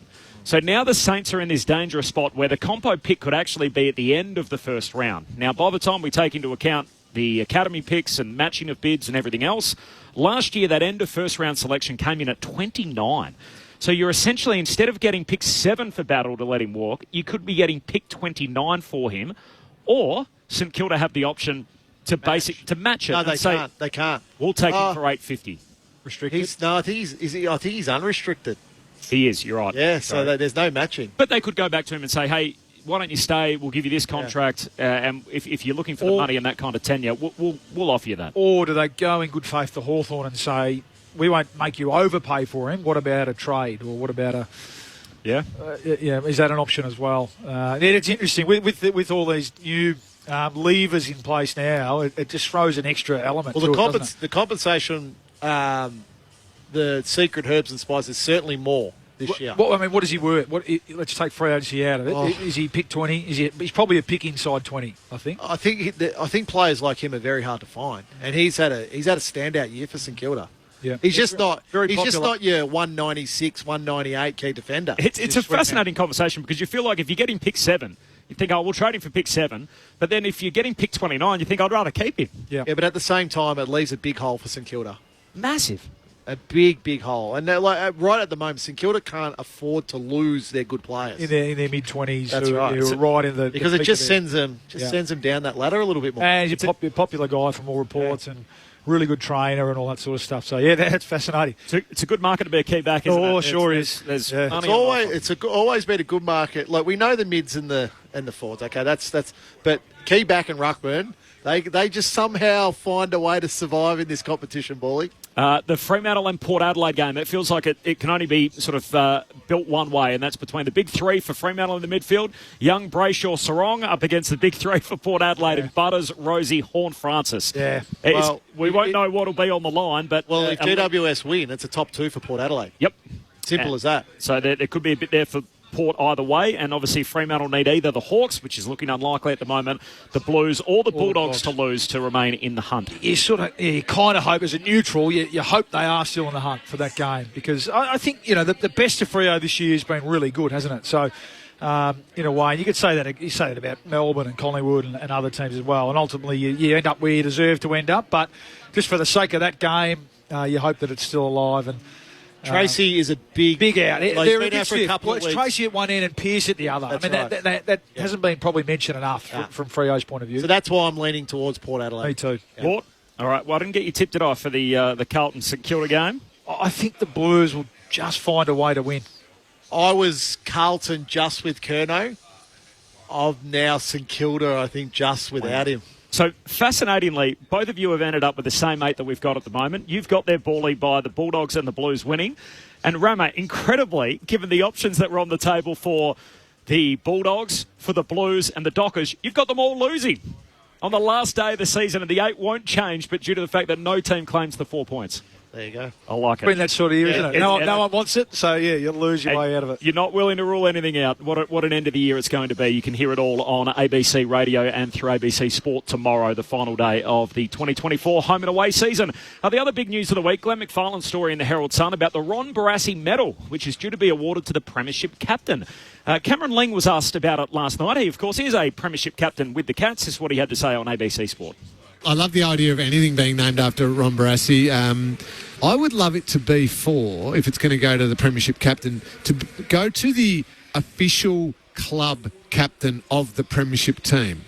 So by that I mean Matt Primus is a Ron Barassi medalist, or Bob Murphy's a Ron Barassi medalist, or Stewie Maxfield's a Ron Barassi medalist, because of the influence, the massive influence they still had over the Premiership team. Even though they're not technically now referred to as a Premiership captain because they didn't lift the cup, they are still clearly great leaders of the team that goes on to win the Premiership. Paulie Rama, what do we reckon?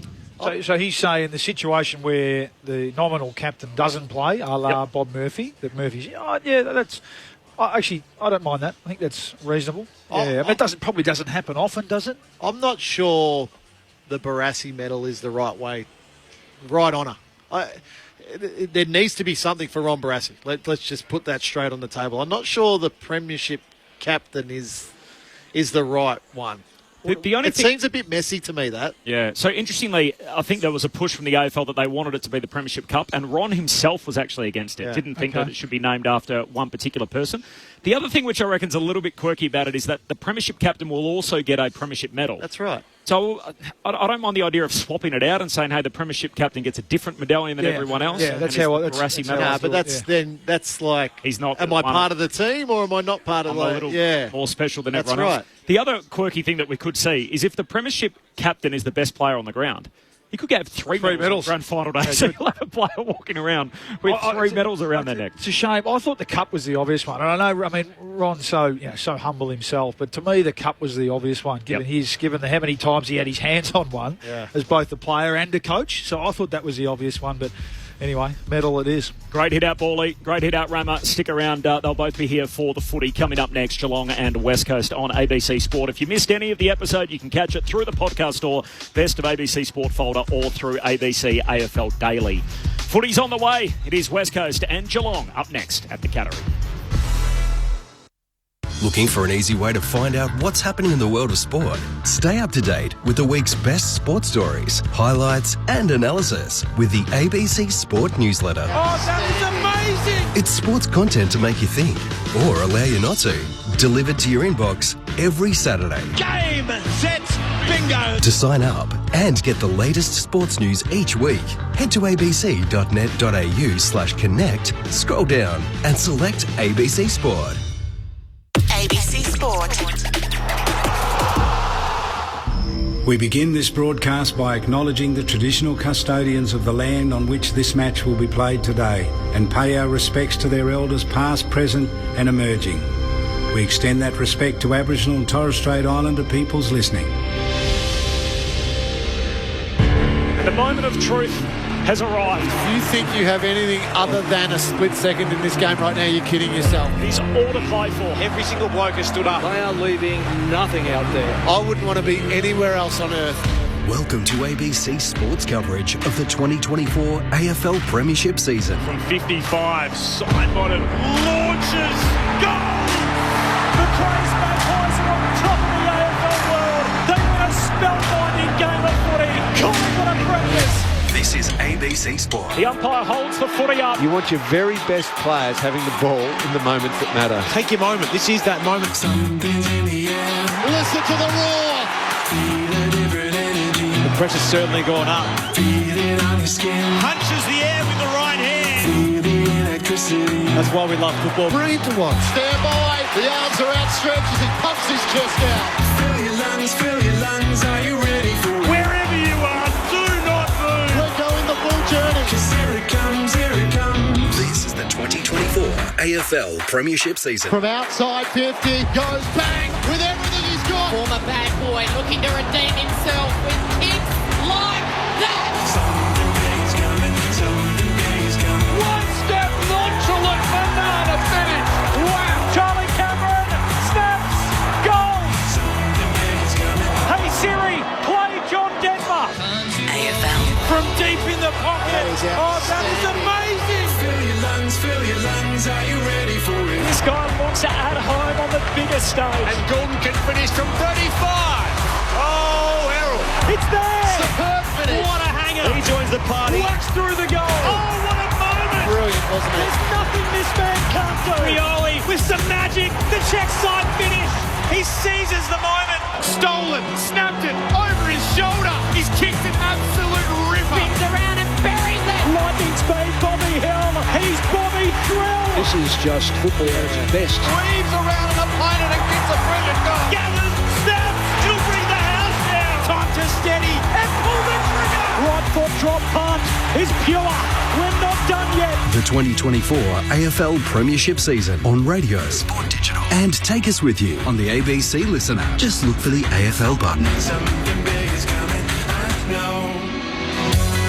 Thank you, Hawk. Thank you, Reg, is what the banner read as Geelong burst through it. The departing champions, Tom Hawkins, given a farewell in the last game at Kardinia Park for 2024, as is Zach Tui, who is out on the ground as part of the Plane 23 today for the Cats. The question in front of them, how high can they finish 110 points is roughly the differential they'll be looking to try and make up this weekend on Port Adelaide. They also need the Power and the Giants to lose, but second spot is still within reach for the Cats at their home at Cardinia Park. It is a glorious day for footy. It's currently 20 degrees. It is partly cloudy, but the sun is bursting through. The Red Sherrins are out. Geelong and West Coast, there is no late change here at Cardinia Park. For the Eagles, Jared Schofield was bitterly disappointed last week. He basically said as certain individuals didn't perform their tasks, they've made a number of changes, 5 in fact for the last game of the year, with Bazzo in for his first run, Hall, Chesser, Marrick and Hutchinson all returning. What can these young Eagles get out of their last game of the 2024 campaign? One, of course, which has seen the departure of their premiership coach. Corbin Middlemass with you in commentary. Ben Cameron's here to call the footy with me. Hello, Ben. Hello, Corbin. Great to be here. I mean, there is so much to look at this weekend, and a lot of people look immediately to Sunday, but today holds so much as well. Geelong could easily finish second on the ladder if they can win big, as you pointed out in the opener. And, I mean, the West Coast Eagles don't have a lot to play for. I know they'll play for pride. I know Jared Schofield very well personally, and he's a proud man and a very competitive man, so he'll expect a better effort. But before Eagles fans get upset, this has been a team that has coughed up a number of heavy defeats this year, last year and the year before that. So particularly down here at Geelong, it is not out of the question that Geelong run up a score on them, win big and provisionally move into second on the ladder. Not to mention they don't help themselves when they have the footy. They average just 47 points in their last 5 games. The second worst scoring team in the competition, the Eagles, averaging less than 70 for the year. And they're coming off their 5th game where they had a score in the 30s. So let's see how the Eagles go this afternoon, trying to bounce back from that. You mentioned a day of huge consequence, despite the fact that it all will come down to tomorrow still. Hawthorn needing to win against North Melbourne to lock in their final spot. They're making a pretty good fist of it so far. They're 10 goals up on North Melbourne, so 11-8 to 2-2. So at the moment it is Hawthorn 74-14, leading by 60 points over North in the pouring rain at York Park in Launceston. There is a call available through the ABC Listen app. That's an early start due to the industrial action. They couldn't guarantee they could keep the lights on at York Park in Launceston. So as a result, that has started early. And still a bit of consequence, by the way, in the game later today between Brisbane and Essendon. The Lions need to win to at least get a home elimination final. It is Saturday afternoon. Our Premiership pair are here. For those of you that were with us on AFL Saturday, you would have already heard them. The Premiership Pie, Luke Ball, and the Premiership Bomber in Adam Ramanauskas.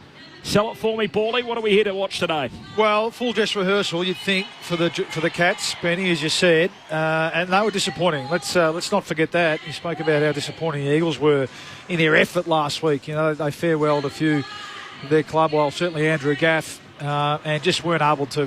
From really early on, it was apparent that Carlton were way too big and strong for them, and they didn't respond at all. So, you got to play for pride a bit. A lot of young players there who really should be thinking about setting up 2025 with a performance today that'll stick in their coaches' memories. Obviously, a new coach will come in shortly as well. And from the Cats' point of view, they need to respond. Chris Scott was typically pragmatic, wasn't he, and philosophical last week. In the end, they ran into a pretty red-hot St Kilda team who couldn't play much better than they did in that second half. But that was a game that they let slip and would have been expected to win. So, they'll want to put in a really strong showing, knowing there's a week off next week, and give themselves, or get themselves back into some confidence, heading into that, hopefully, a qualifying final the week after. Can I ask you a question, Adam Ramanauskas, as you come in? Would it have been mentioned by Chris Scott this week, the ability to run up a score, or is it something that goes without saying? Great to have you along.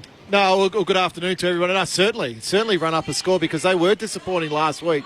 As Bally said, they started the game really well, and then St Kilda just completely overran them in the end. So you do any final series, you want to go in with a level of confidence, with a level of form, that to know that you're playing somewhere near your best football individually, but more importantly collectively as a team. And I've just felt Geelong now for a long time. They'll play a really good quarter and a half of football, then try hold on, and teams have just been able to overrun them. So it's been a little bit of an issue for a while now with the Cats. So, and the other reality is there's still some spots up for grabs, I think, at Geelong as well. So, guys need to make sure they play well and play, again, close to the best of their ability to lock in a final spot. The other part is a slip-up will then open the door to both Brisbane and the Western Bulldogs to come into the top four. Hawthorn are already Hawthorn are already in the top four at the moment, because Geelong's percentage is only 107, which is the worst of the top 8 as it stands at the moment. So there's a lot of things that can potentially happen if the Cats do have a little hiccup here. And I think for West Coast, it's got to be about momentum into next season. So, okay, they haven't got a coach at the moment. Benny, you mentioned Jared Schofield and the job that he's been doing at the moment. But, again, it's a bit of a job interview for some of them as well. So coaches remember players' last game of the season. That's how it works. Oh, you ask a coach, how did I play round 1? And they go, how did I play round 24? Oh, you did this, you did that, you did. And all these players will have exit interviews coming up next week. And you want to walk into that exit interview and the coach goes, geez, he played well for me on Saturday. There's 20,000 face cutouts, paper cutouts around Cardinia Park. A lot of people are actually using them as fans at the moment that it's sitting in the sun. So it is low 20 degrees. And I also saw a giant Zach Tui head. Yeah. Which Ben would probably call a head, as they ran out through the banner. So there's been a whole lot of fanfare made, as you'd expect, of their retiring greats. Well, Zach Tui. I just want to say just quickly on Zach Tui, because I've had a lot to do with him over his career. Just an exceptional human being. I think is first and foremost. He's such a popular teammate because he's got a genuine care for his teammates, but he's well loved within the supporter base, both here at Geelong and also at Carlton. But to come over from Ireland as an 18-year-old and finish as the Irish Games record holder, I think is beyond anybody's wildest imagination that could happen with Zach. He also leaves as a premiership player, and there's still a little bit left in the tank. Speaking to him this week, he wants to go out as another premiership player. So fingers crossed that. And then the other one's Tom Hawkins, Bally, I don't think you'll find a more unselfish forward over the past sort of 25, 30 years, the way he's played the game. I think it's nearly 800 goals. There's 250 goal assists in there. I think there's 2,000 or something score involvements in there. So the way he's played that game, the footage a couple of weeks ago of when he gave Jordan Clark his first goal, where he waited for Jordan Clark in the goal square, could have kicked it easily, and most would have, Betty. Most would have, but he waited. Hey, Clarkie, here's your first goal in AFL football, and it's something that he'll never be it. But again, Tom Hawkins, a great family man, a great teammate. Like his relationship with Joel Selwood and what they've created down at Geelong, I'm sure there will be something around Cardinia Park eventually with Tom Hawkins' name on it. What about the four guys, Paulie, that are off contract? So Colin Jasney's obviously one of those. I had the list out here before. Stanley, Buse and Duncan. So they're four guys who are all premiership players. Duncan, Stanley, Buse, Colin Jasney, without a contract for next year. Do you think they would know one way or the other at this stage? Like, why wouldn't they have the opportunity, if they are not offered another deal, even if they're planning to play elsewhere, to be able to say goodbye to the Geelong faithful? I think Stanley and Duncan in particular, those two would want to keep playing. And I think the communication with those two would be, look, we're not in a position to offer you a contract now. We need to see what plays out. You spoke to Steve Hocking about Bailey Smith. They're in the Clayton Oliver mix, aren't they? And then I think the priority is still a ruckman. Whether they go after a Rowan Marshall or a big fish like that, that's still going to be. So I think those two in particular would be mature enough to know that they're not going to get an answer until probably post the trade period. I think it's purely a numbers game. Yeah, that's right. What they're going to get in, because Geelong have been linked to a number of players, as they always are throughout the year. So, look, I probably think Mitch Duncan will be the one that will go around again next year. I think that will play out. What about Colin Jasney? Yeah, so I think Buse and Colin Jasney, I think have got a fair bit of footy left in them. So they might be two that they're just keeping on. I think hooks a bit. Well, I think if Toby Conway was fit at the moment, I'm not sure Reece Stanley will be in the team. Yeah. But Colin Jasney, he would have some. I mean, how old is he? 29. 29. So he's certainly got footy left in him, as does Buse. And, you mentioned it before, Ramo, those defenders, particular key defenders. Now, Colin Jasney is probably more of a third intercepting type defender, isn't he? Like in the Josh Battle mould. Now, we just spoke about his level of currency at St Kilda. So That actually does surprise me, given he's a premiership player and has been an underrated player, I think, for this club for so many years. 5 ins for West Coast, 4 of them basically forced changes. Only Zane True was dropped. Liam Ryan misses for personal reasons. Andrew Gaff's retired. Alex Witherden and Jeremy McGovern are both injured, so that's why they're not playing. Chesser comes back, as does Marrick and Hutchinson. Those guys have kind of been in and out. Chesser last played in round 19 against the Saints. The 2 names to look out for: Clay Hall, who is the son of Derek Hall, who of course played for these 2 clubs in Geelong and West Coast. So he's back for his 3rd game. He's played in 2 wins so far, did not play against Carlton. And Rhett Bazzo, who's had all sorts of problems with his groin throughout 2024, hasn't played in over a year, so his first game since around 2023. So well done to Rhett Bazzo. The 5th member of our team is Jess Webster. She's in the front row of the grandstand. Hello, Jess. G'day, Corby. Really wonderful to be here. Such great conditions for it, 20 degrees and sunny. A great vibe, as you've mentioned, as Geelong say goodbye to a couple of their greats. Also a couple of milestones for the Cats too. Zach Guthrie playing his 100th game, and Reece Stanley playing his 150th for the Cats today. And for the Eagles, it hasn't been a happy hunting ground here at Cardinia Park. They've lost 8 straight at this venue, going all the way back to 2006 was their last win at this venue. Looking forward to the contest, Corbs. Thanks, Jess. Can they get second spot today at least, Paulie? Yeah, I think they will be in second by the end of this game. Yeah, I just think, looking at the Hawthorn North game, these young teams who are just crawling at the end of the season, I think we might be in for a bit of a bloodbath today. They'll do it well. Can the Cats chase down second spot? Saturday afternoon footy on ABC Sport. You're with Ben Cameron. Stanley and Williams go at it. Williams launches over the top, taps it down, out after it. The former Cat Kelly beating him to it. Stewart. Handball away to Holmes. Handball to Atkins. At centre half back for the Cats. They've been retreating. Kicks out towards the Hickey stand wing. And a good mark taken there by Dempsey. Maybe the rising star winner. Yeah, he's got an opportunity, doesn't he, today, just to put his name up in lights when they make the decision this week. Has it on the wing. Chips it short to Holmes. Right on the centre line. Wide out. Holmes kicks down to half forward. Stanley leaps to the foot. He's got it. In the box seat, had his name written all over it. He marks it right half forward, 48 out. It's a good mark. Good mark and good patience by Dempsey. Wanted to come back inside. He just saw Max Holmes creep out to that wing. Use Max Holmes. Holmes plays on. He's got to play well, Reece Stanley. He needs to play well today. So Sam DeConey coming back soon-ish, I think. Yeah. Hopefully he'll be there for the first final. Yeah. Hawks, by the way, 12-8 over North Melbourne 4-2. So that's wide, as Bawley mentioned, as Stanley just drops it short into the pocket, and that's loose checking. Mark taken by Jeremy Cameron, right forward pocket for the Cats in front of the Ablett Terrace. And this would be the perfect start. And the bright sunshine coming out of the shadows there at the Joel Selwood stand end of the ground where the Cats are kicking, the city end in this opening turn. He's kicked a lot of these at training, I think, Rabbit. Yeah. Cameron arcs around, hooks it goalward, and hooks it through for the first of the day. Dream start for the Cats.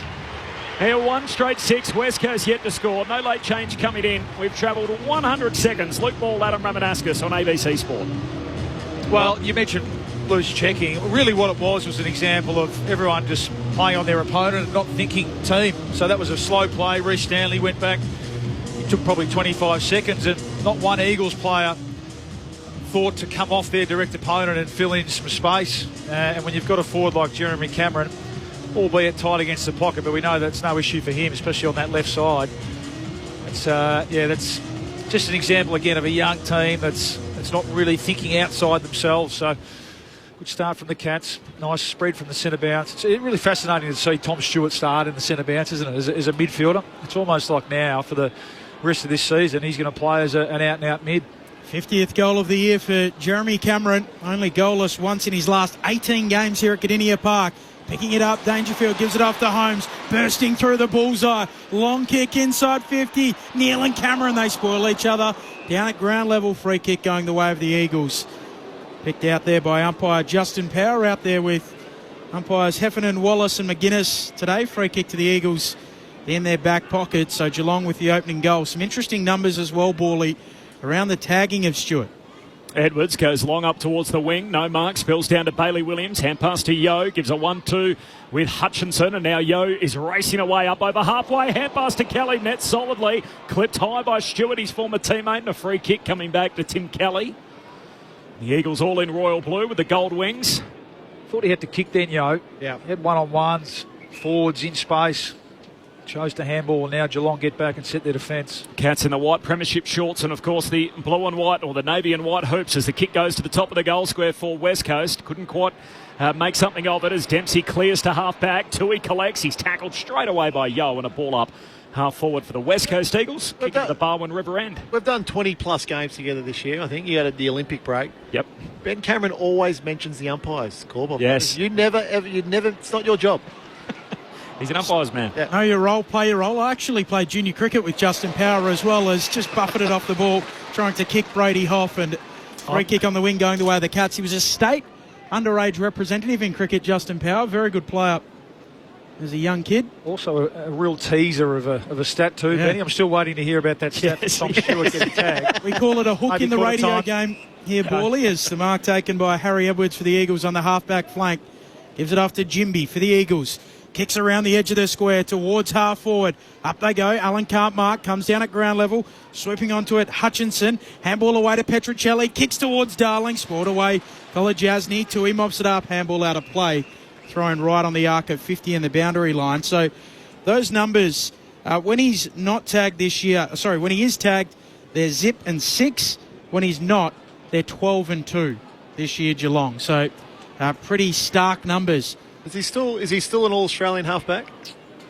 No, not this year. Boundary throw in, half forward for the Eagles. Bailey Williams wins it down. Petruccelli got a hand pass away. Hutchison passing through traffic.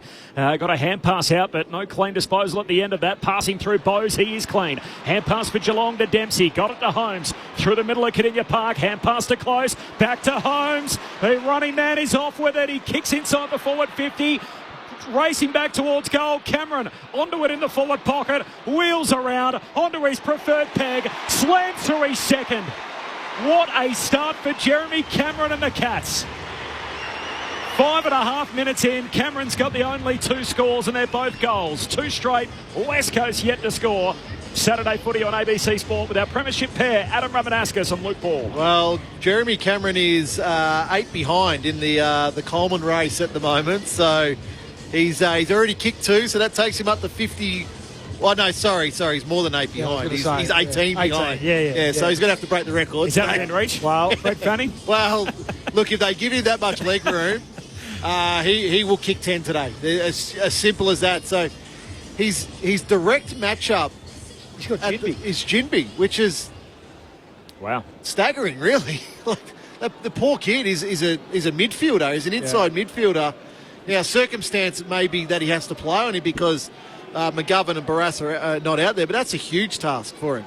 Restart in the middle of Cardinia Park, winning the tap down Bailey Williams. Harley Reid trying to get involved. Goes the second time. Comes down with the footy. They tumble on top of him. And a ball up.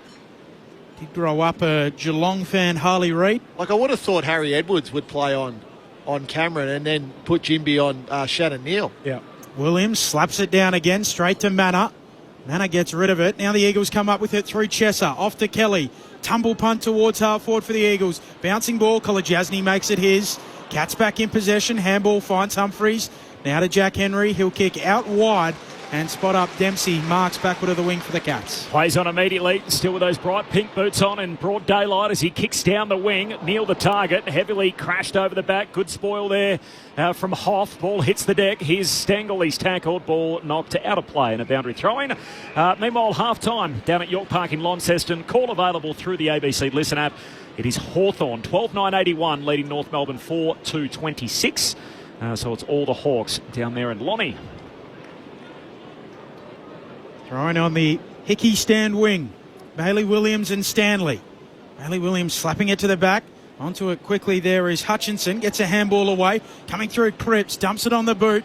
Tumbles it to half forward for West Coast. Kolajasny outpoints Waterman. Wins it for Geelong. Handball to Jack Henry to blitz halves. Trying to run through them. Tumbles it on the left. And the Cats are everywhere on the wing.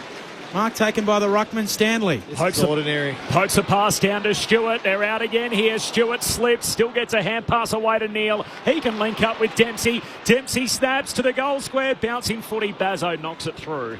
for a rush behind. So Geelong 2-1. West Coast yet to score. 8 minutes in. Saturday footy on ABC. Sorry about that, Cobb, but this is really ordinary by West Coast at the moment. Just Geelong players everywhere. You know, possession at the moment, 35-17 in Geelong's favour. They're doing it quite easily. 6 marks to 1.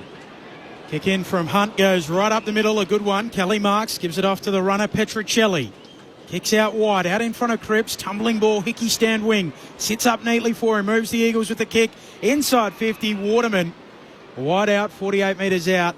Close to the boundary line, has it. And if you look at West Coast as a whole this year, their forward line has actually worked. The way they've sort of played. I know they haven't won the games that they would have liked, but Waterman has had a career best year. You've got Oscar Allen back on the park, so there has been some positives for the Eagles.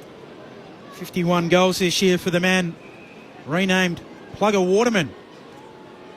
From very wide out, arcs out, drop punt from 55 is high and long. It won't have the legs, comes down in the goal square, bouncing ball.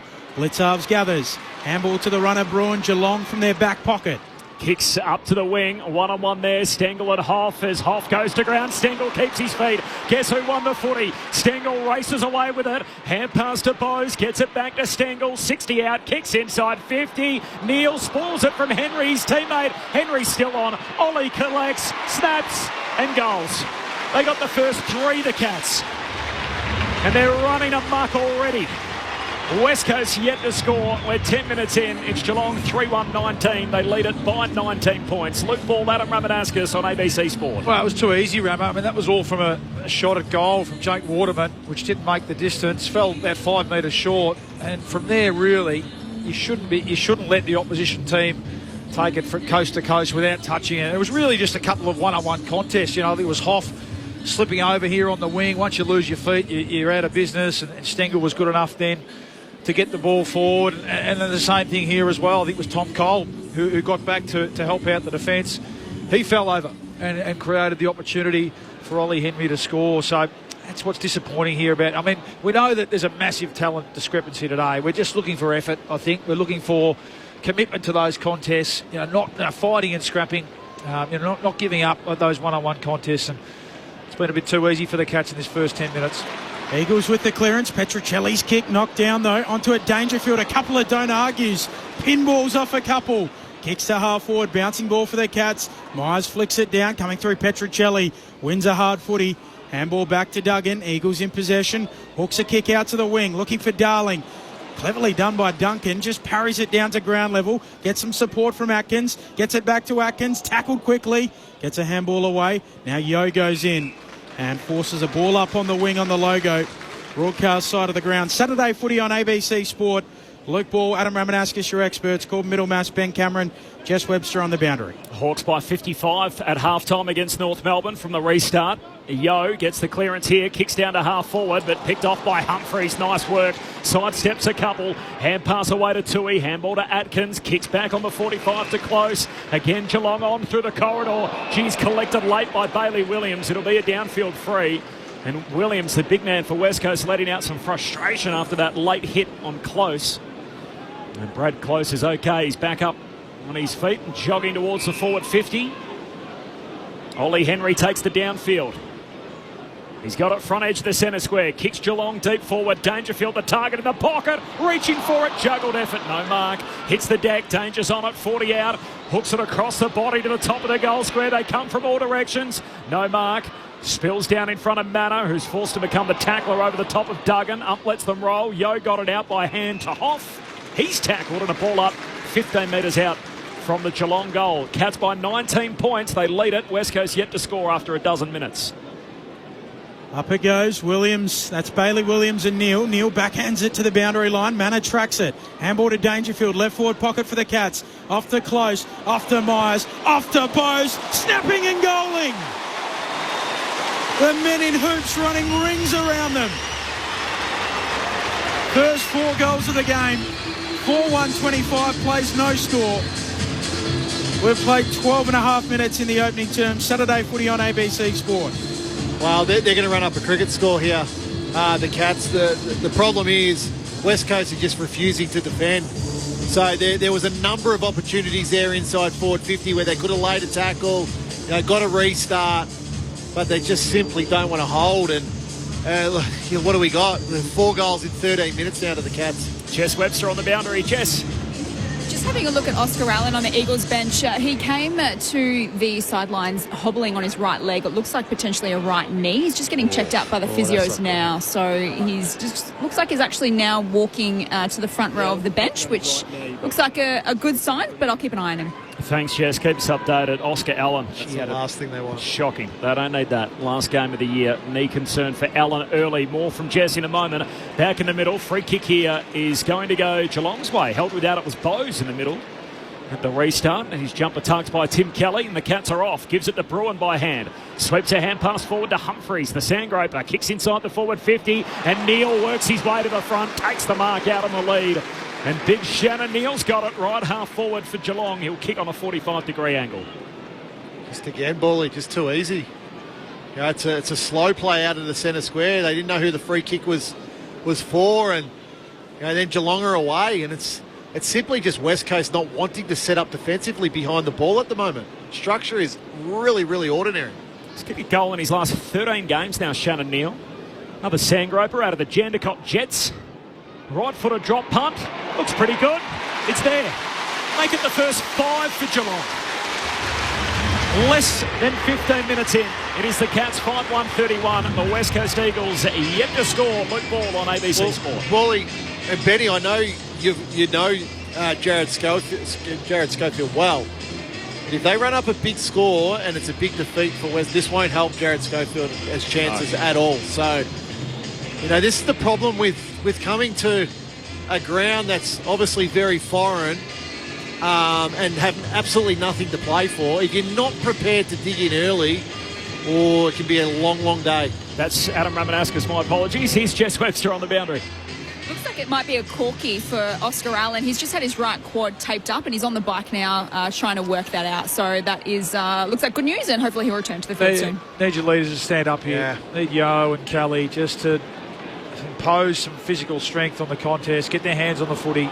Jack Williams into the ruck for the Eagles, gets a favourable bounce, gives it straight off to Harley Reid, who's set upon, ball up. And look, they're sending Jake Waterman behind the ball here. If I know Jared Schofield, I think he'll bake them at quarter time. And I know that sounds obvious, but it happens less than you'd think now. Jack Williams kicks towards half forward. Jack Henry picks it up for the Cats, gives it off to Lawson Humphreys.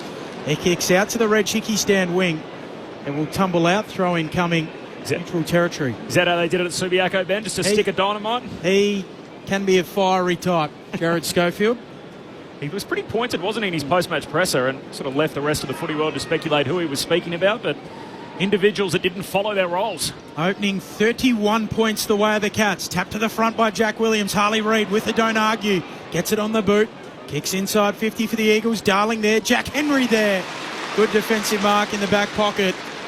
And the Cats hold firm in defence. They led it by 31 points midway through the first. Well, they hold firm because they've got the +1 behind the ball, which is created by Jake Waterman. Now, I'm just watching here. I'm not sure how much work he's done as a loose defender, but Jack Henry short to Humphreys. He goes long out to the wing. Myers marks. Hand pass on the inside to Bruin. Gets around one. Kicks inside 50. Ollie Henry leaps up, marks overhead at centre half forward.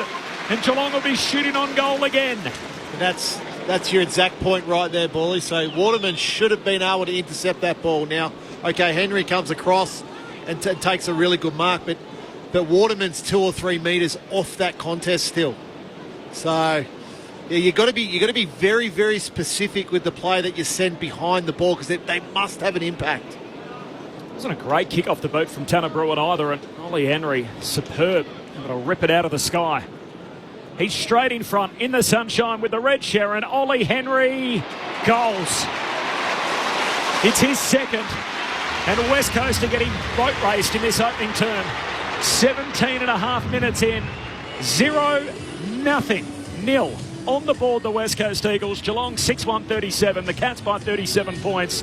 And Jared Schofield in the coach's box watches on, arms crossed. He is unhappy. Adam Ramanauskas, Luke Ball. Well, we've spoken about the Eagles and their challenges, but let's talk about the opportunity here for this Geelong forward line. Shannon Neal getting his hands on one and kicking a goal. I mean, we know that a story in the next couple of weeks is going to be Tom Hawkins' availability, if that is the case. And what do? Do Do they go back to their champ? Or there's an opportunity today for this Geelong forward line to say, no, this is the mix. Okay, it's an easy kill. It's a bottom team, but no, this is the mix that we want to take into that first qualifying final. So opportunity there for Neil, for Ollie Henry, who's been a bit up and down this year, to get themselves into form today. So live ladder check. They've already made up 2 percentage points, the Cats, to start this game.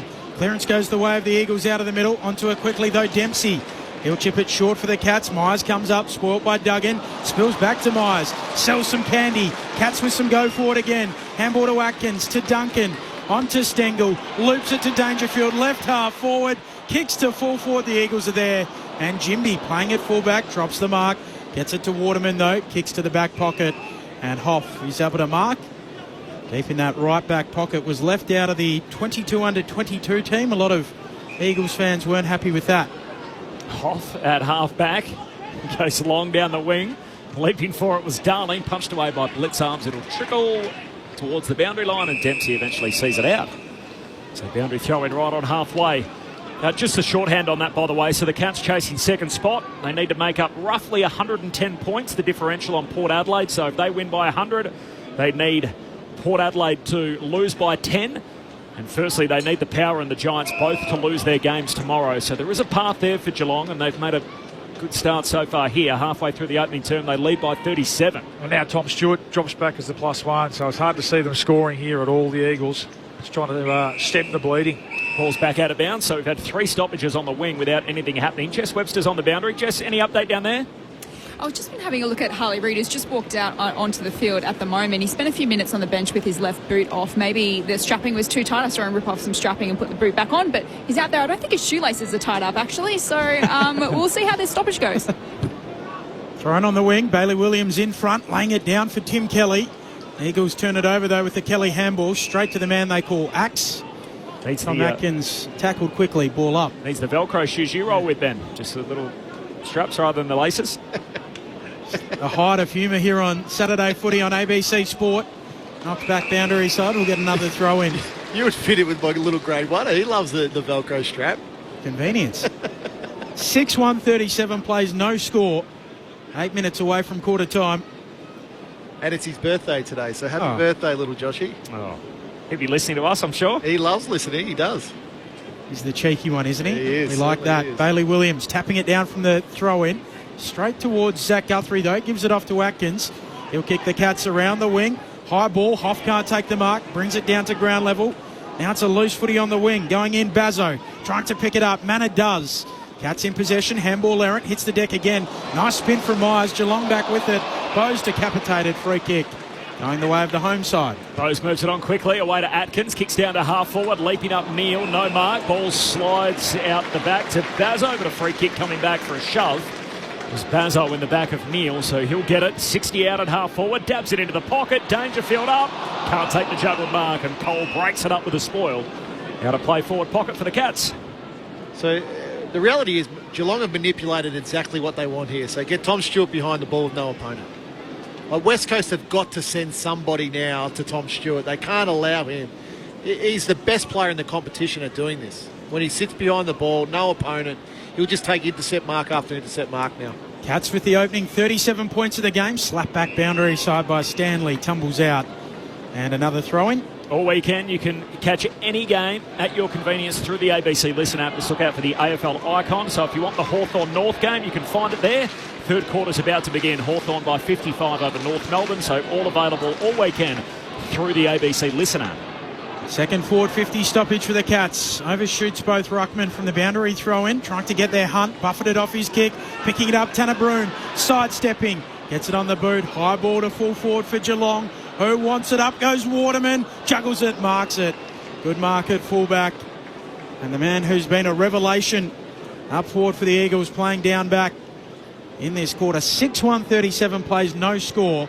We're 7 minutes away from quarter time. There's the responses after that fast start from the Cats. Just put Waterman behind the footy, stop the bleeding, do whatever they can. 6 As Ben said, 6 wonder yet to score as the kick ends up out of bounds off hand, so a throw in half forward for the Cats. Well, that's going to get their hands on the footy. Geelong have had 45 more possessions than them, and they're winning it inside and outside, so they're winning a lot more contested footy as well. The Eagles have had 8 players without a possession to this, 23 minutes into the first quarter.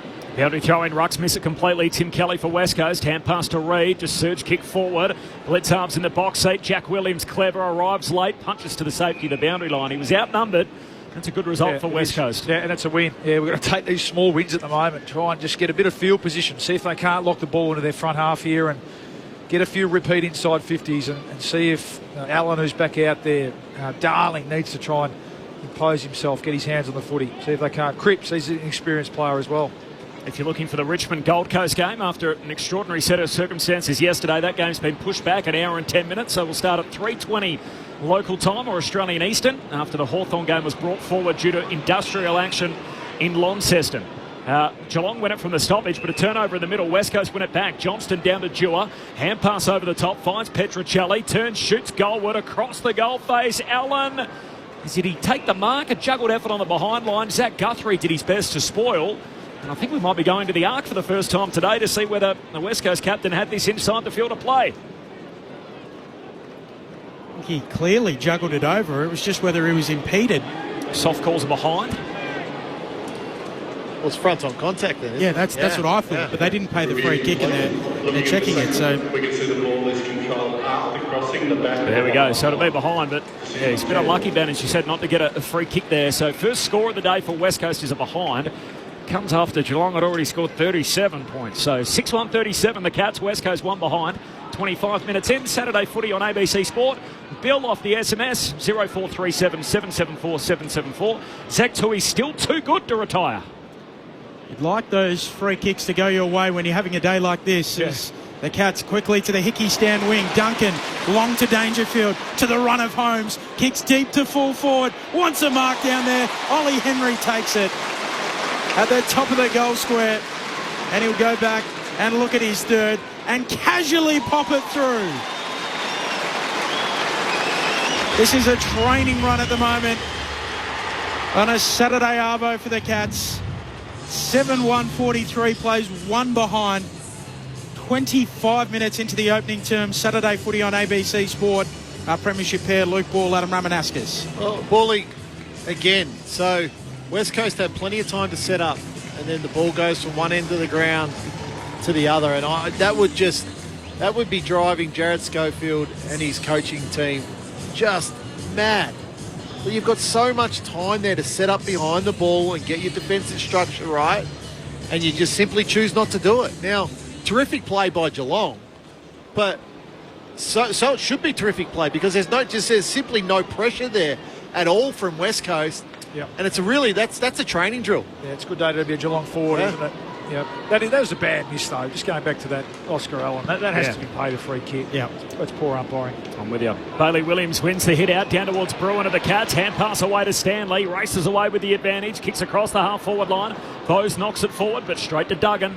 And hacksaw Liam Duggan off the back flank for West Coast. Kicks out to Hutchinson, and the ground had no give in it as he dropped it, take the sprawling mark, and his knees just bounced off the deck. Matthew Lloyd-esque back in the day when he used to slide through and have some awful landings at times. As Hutchinson goes long to Oscar Allen, flying through the air, takes a spectacular pack mark. He's got it 70 metres out for West Coast. Silence the response from the Cadinia Park faithful. Kicks into the forward pocket. Waterman forced to spoil late and caught a bit of Jack Henry on the way through. And a boundary throw in deep forward for West Coast. Left forward pocket, 27 minutes in. Cats by 42 points. 7 goals to zip. Umpire brings it back in. Forward pocket for the Eagles. Can they find a goal? Bailey Williams misses it. Coming through, Yo, bursting through, dispossessed. Bose has caught him, holding the ball. Free kick to the Cats in the back pocket. It's only, they've had 9 inside 50s, the Eagles. It's 11-9. And watching the game, you'd think it'd be far more lopsided, but the problem is that Cats have kicked 7 goals, 1 from those 11 entries. The Eagles can't score. Sorry, Borley. Chipping it around the Cats. Jack Henry goes short to Lawson Humphries, who will go back to fullback, and Tom Stewart started the game in the midfield, has gone back, kicks laterally to Bose, right back pocket. Here for the Cats, right beneath the scoreboard. It reads 7-1-43, plays one behind. He stabs it on short to Holmes, who goes back to Lawson Humphries, goes short, Myers spills the mark, allows in the Eagles, Waterman gathers the footy, off to Yo, pokes it short, mark taken by Allen, 45 out, slightest of angles to the left. Yeah, just a little mistake there. It was the Cats playing with their food, wasn't it? Well, it's a little bit. Look, it was a drop mark. I was just going to say, hasn't Lawson Humphries been an absolute find for the Cats? And just being able to just pick a little gem late in the draft there, the Cats, as they've done so regularly over the years. Out of the reserves, playing for Swan Districts in the WAFL, Oscar Allen. They need a co-captain's goal. His drop punt is perfect. It goes without saying, it was a must-have. The Eagles first, 7-1-43, plays 1-1-7. 3 minutes away from quarter time. Saturday footy on ABC Sport. Luke Ball, Adam Ramanaskas. Well, Bully, what do they say? One man's trash is another man's treasure. And how Lawson Humphries was playing reserves, and now he's playing AFL football at the level he is. Why he's not playing for the Eagles? Or Correct. Certainly the Eagles. And he was coached by Brad Wirra, who worked a lot for us and in his school career, and he said he is the best kick either side of his body he's seen since former GWS coach Leon Cameron. Yeah. So it was just a drop mark there. I think it was the Big Neil, wasn't it? She might go down to Myers. Sorry, Myers, just to see if the wind's playing a bit of havoc. It was certainly windy on the drive up, and just looking at the flags over on the Red Hickey stand, they're active, aren't they? So we might give him the benefit of the doubt there, but mistake from the Cats. First goal for the Eagles. Did you have the top down bally on the road?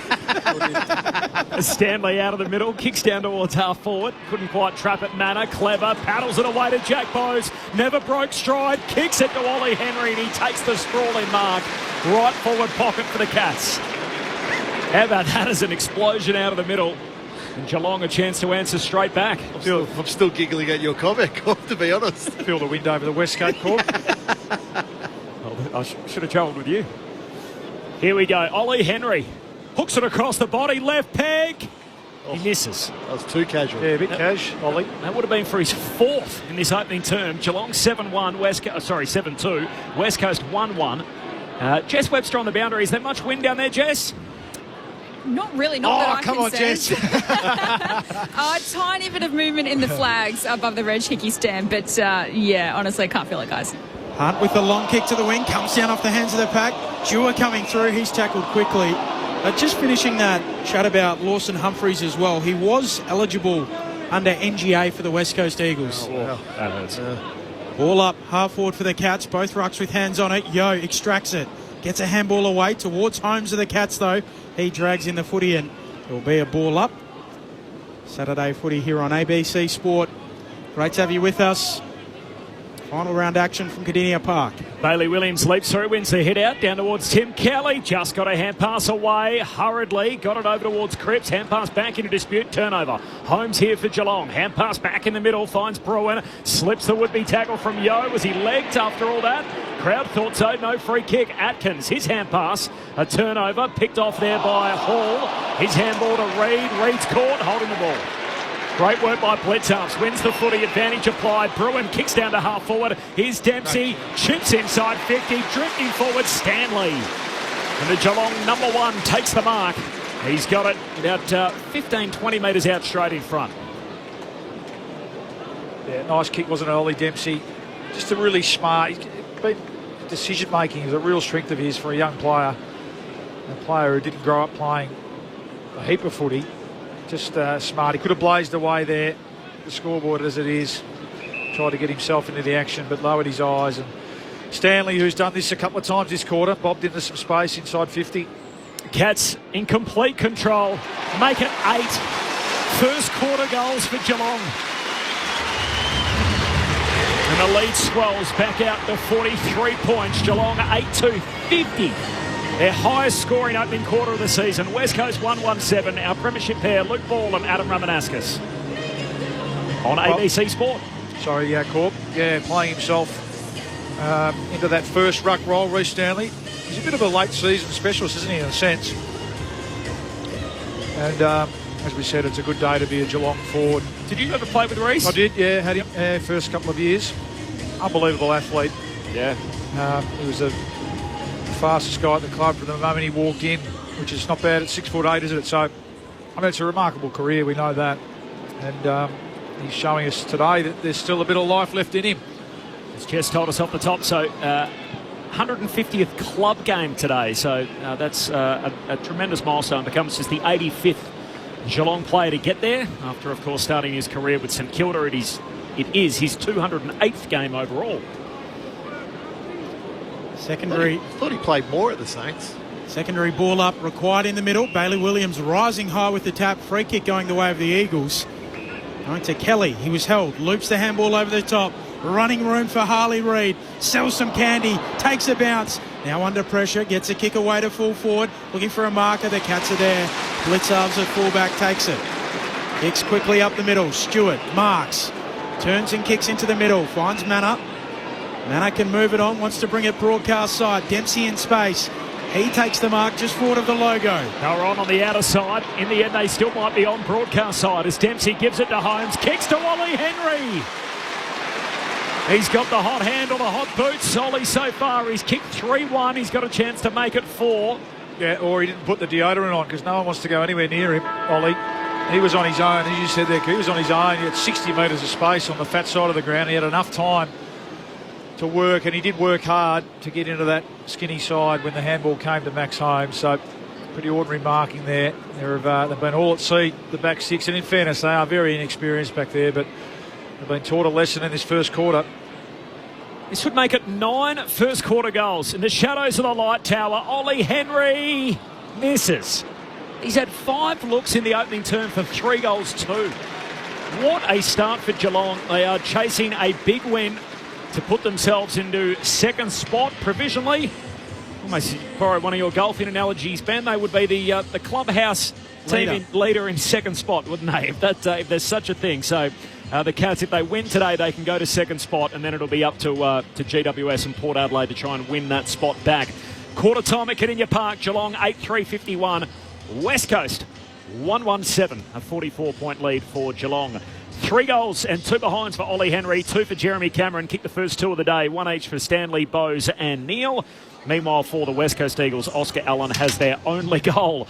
Meanwhile, at York Park in Launceston, the Hawks by 61 points, 12 minutes into the third term. So there is a call available of that, available through the ABC Listen app. Just look out for the AFL Extra button for the Hawks by 61 over North Melbourne. The thoughts of Rammer and Bawley coming up next. This is Saturday Footy on ABC Sport. No subjects are out of bounds. No questions are off the table. These aspiring journalists be gentle on me. will ask some refreshing questions. Do you think making people laugh is the same as making people happy? What a question. But they'll disarm you with charm. This is so exciting. Mentored by Lee Sales, they'll interview Anthony Albanese, Delta Goodrum, Sam Neill and more. What a life highlight this has been, and thank you. Join the heartwarming new masterclass, The Assembly, streaming all episodes now on ABC iView. This is ABC Sports coverage of the 2024 AFL season. Every match on the ABC Listen app. Look for the AFL button. Holmes, the running man is off with it. He kicks inside the forward 50, racing back towards goal. Cameron onto it in the forward pocket, wheels around onto his preferred peg, slams through his second. What a start for Jeremy Cameron and the Cats. Bailey Williams and Neal. Neal backhands it to the boundary line. Manna tracks it.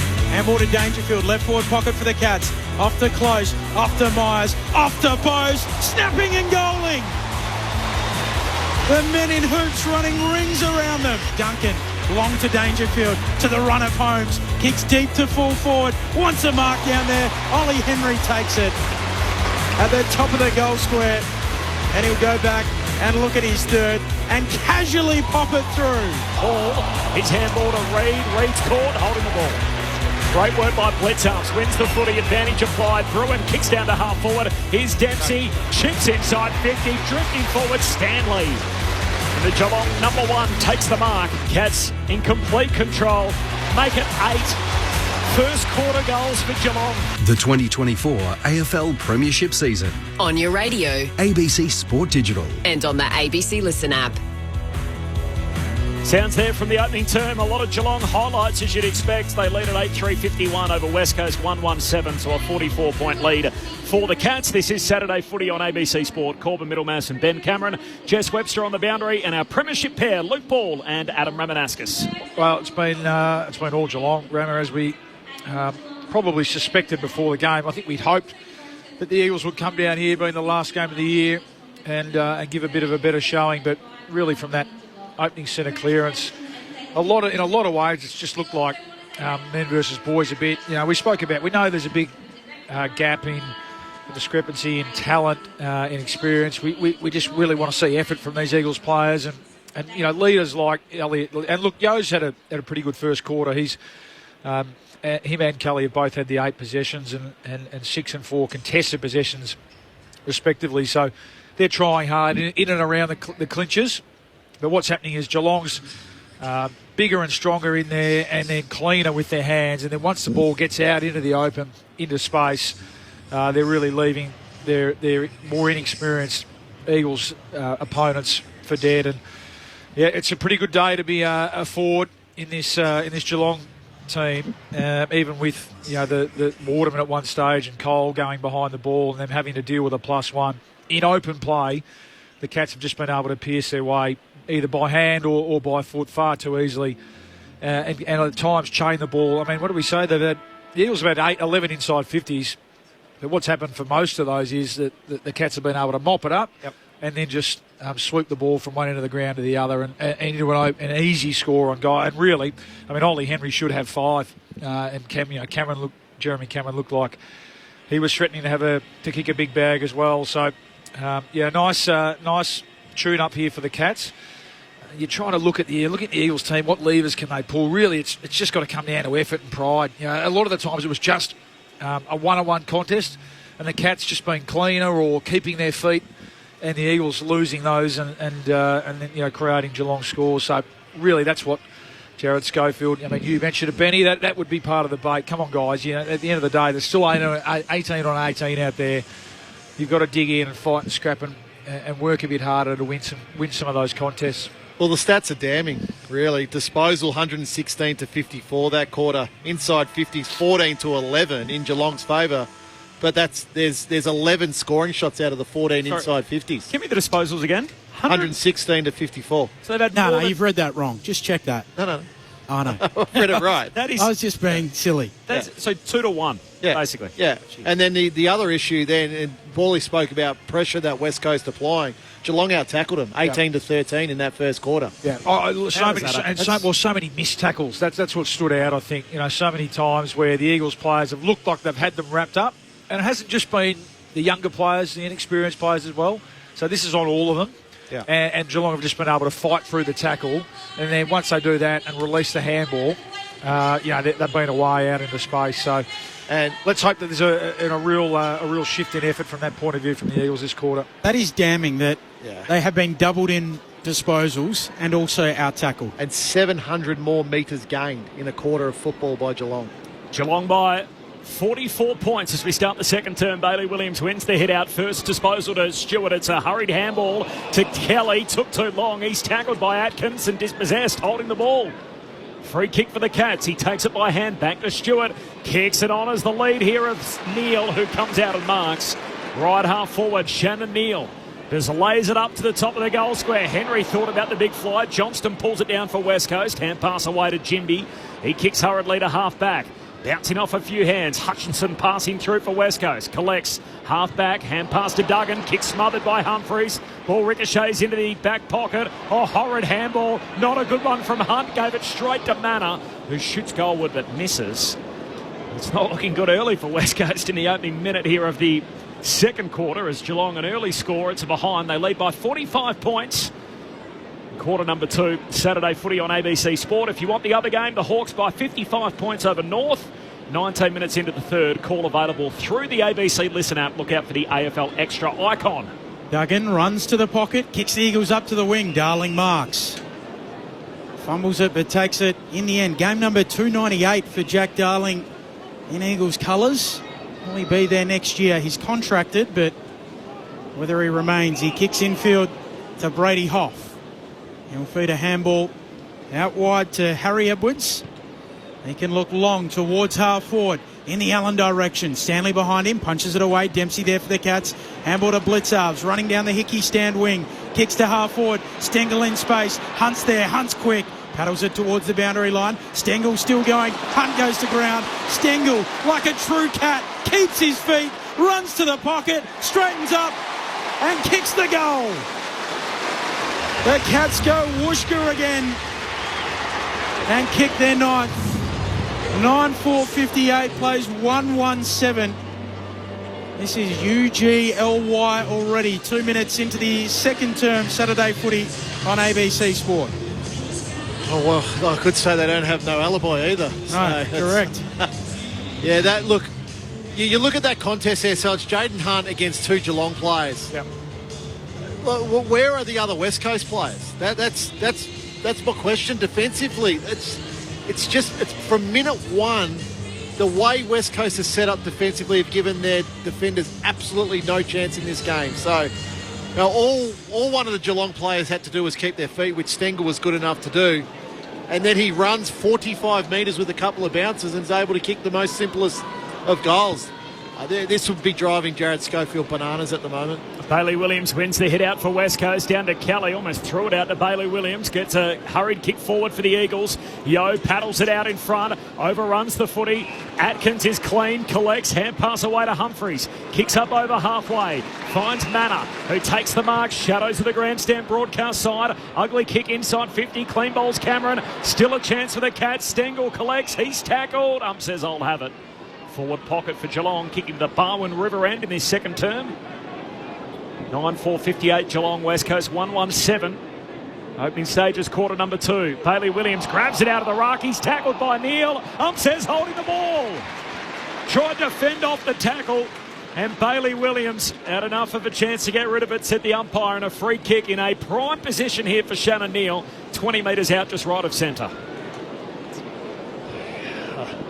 So he's obviously adjudicated the fend off there, because we know that the grab out of the ruck rule no longer a thing. So they tried to fend off and had an arm free and didn't dispose of it correctly. So a nice golden opportunity here for Shannon Neale. Maybe slightly worse than a 45-degree angle as Neale moves in and he misses to the near side of behind. They've missed some set shots too, the Cats, today, so it could have been even worse than what it is. It's 9-5 to 1-1. Yeah, it could be 11 or 12 at the moment. Yep. 4 minutes into the second quarter. Saturday footy on ABC Sport. So Geelong are up to 110.4 in terms of percentage as Duggan brings the Eagles back in, kicks long up to the wing, virtually to the logo. Kelly trying to burst onto the loose footy. Jack Henry gathers, wrapped up, gets it on the boot. Umpire lets them play. Dribbles it around the boundary line, buffeted out of the way, close by Hunt. And then Hunt is carried out. So give me a number, Ben. What do they need to get to? They need 24 more points to go above GWS on percentage. So then they'd be into third. Then the chase begins for second. But looking live at the moment, they lead by 52 points. Stanley backhanding it down, but straight to Kelly. He dribbles a kick up to the wing for West Coast. They're there in numbers. Gathering the footy, Bazzo gets it out. Cripps, long driving ball inside 50. Kolodjasny in best position. Marks it fullback for Geelong. And again they break. They've run all over the ground already today, the Cats, and the Eagles haven't gone with them. Out towards Manor, who collects, takes a couple of running bounces, 3 in fact on that outer wing, goes short, finds Blitzarves, takes the mark, hand pass inside to Zach Guthrie, gets Johnston off the ground and kicks down to half forward, feints a hand pass, links up with Stengel to Cameron, he's all alone, leading up and marking in the forward pocket. And Cameron has a wide out left forward pocket. Just again, just one end of the ground to the other ball on this thin Caninia Park. Well, yeah. Shouldn't be able to do that. Their inability to locate in defence when they turn the ball over. So again, that was deep in their forward line. Their inability to defend a turnover is stark at the moment. Left peg against the fence, so tight angle for Jeremy Cameron. Nothing's out of reach for him. His range is unlimited. He's got 3. 6 minutes into the second term. Geelong 10-5-65. West Coast 1-1-7. More pain for the Eagles. Adam Ramanauskas football on ABC Sport. Well, Bully, I think what you do right now is you get as many experienced players as you can behind the ball. Because right at the moment, they're just choosing not to defend the ground. And I reckon it's the fourth occasion now where Geelong have been able to go from one end of the ground to the other untouched. Like Tim Kelly's effort there with Sean Manor, he didn't want to chase him at all. So they do have 8 guys under 30, but it's more the effort. The 5 premiership players they've got, the 4 guys over 30, and the 5 guys that have played every game. So is that where your disappointment comes from, the guys that have been there all year rather than the younger players? I'm more just haven't turned up. It's more the thought of, this is our last game, let's just get it over with at the moment. That's the attitude. Bailey Williams, a beautiful tap down to Tim Kelly, who hooks around the back. Now Bailey Williams again. Handball back to Tim Kelly, trying to sidestep a couple, coughs it up under pressure, holding the ball. Well, there's the flip side of it. There's Tom Atkins, who's hungry and desperate and, really tuning up to another finals appearance. Leading tackler for the Cats. They call him the Axe. He kicks into the middle of the ground for Holmes, who kicks out wide. Here's Zach Tui. You hear the cheer. Beloved figure. Kicks the Cats to full forward, looking for a marker. It goes through everyone. Holding free kick. It'll go to the Eagles. Some respite. Jimby with the free kick at fullback. So as it stands at the moment, 58 points, 10 goals to 1. Early stages of the second term. Saturday footy on ABC Sport. Oh, long kick out. In the end, it bounces all the way through towards Stewart of the Cats. Hand pass out to the boundary line for Bose. Slick hands to Myers. Back to Tui. Tackled, goes to ground, gives it back to Bose. Now inside 50 at half forward. Hand pass into the pocket for Bruin. Jimby knocks it away from him. Slides in. The ball trickles towards the boundary and Bruin tries to reel it back in. Now he's caught and that's holding the ball. So Bruin trying to do a lot of work off his knees and free kick for Harley Reid. Last line of defence. Chips it short to Bazzo. Bazzo continues the shift out towards right half back for Edwards. Edwards is off and running. Kicks out of the defensive arc. Here's Petruccelli. Marks boundary line out of side. Gives off the handball to Cripps running by. Gets it back Petruccelli. Backward of the logo. Long kick towards half forward. Waterman goes up. Punched away by Kolodjasny. Spills back to Waterman. On the attacking arc for the Eagles. Duncan arrives to wrap him up. Ball up half forward flank here for the Eagles. SMS number 0437 774 774. Laurel in Rushworth still here after saying go Cats for over 80 years. Good calling, team. Thanks, Laurel. Nice to hear from you. Here's Holmes running down the wing, taking a bounce, shanking his kick, turnover. Left foot. And the mark taken by Harry Edwards. Half-back flank here for the West Coast Eagles. So Geelong by 58. We've played 9 minutes in the second. A long kick down towards half forward. Good mark taken by Bailey Williams. Marks the Edwards kick. So he's got it between wing and half forward. Can put the Eagles deep forward. In from the side, Jack Henry. Can't complete the intercept mark. Hits the deck. Scrapping for it. Tui and Darling. And the umpire says, I'll have it. Bruce. That's Owen, the one-eyed cat from Bruce Rock in WA. Struth, you blokes must have ESP. I was about to hit the send button and ask you what questions the Cats need to do, referring to percentages and score, etc. We will keep you up to date throughout the day, but essentially 110 is the rough differential, so they need to win by, say, 100 points and then hope Port Adelaide lose by 10 points. They also need GWS to lose their game to the Bulldogs as well to get second spot in the 2 home finals. From the stoppage, Dempsey takes on a couple, hand pass to Duncan, handball away to Bruin. He's caught, gives it back to Duncan. Eagles scrapping for it at centre half forward, a free for a hold. It's going Geelong's way. And it'll come back to Mitch Duncan at centre half back. The Cats lead it by a huge margin, 10-5 to 1-1. And they're getting 50 as well. So Duncan, march through the middle of the ground. No one really goes with him from the Eagles.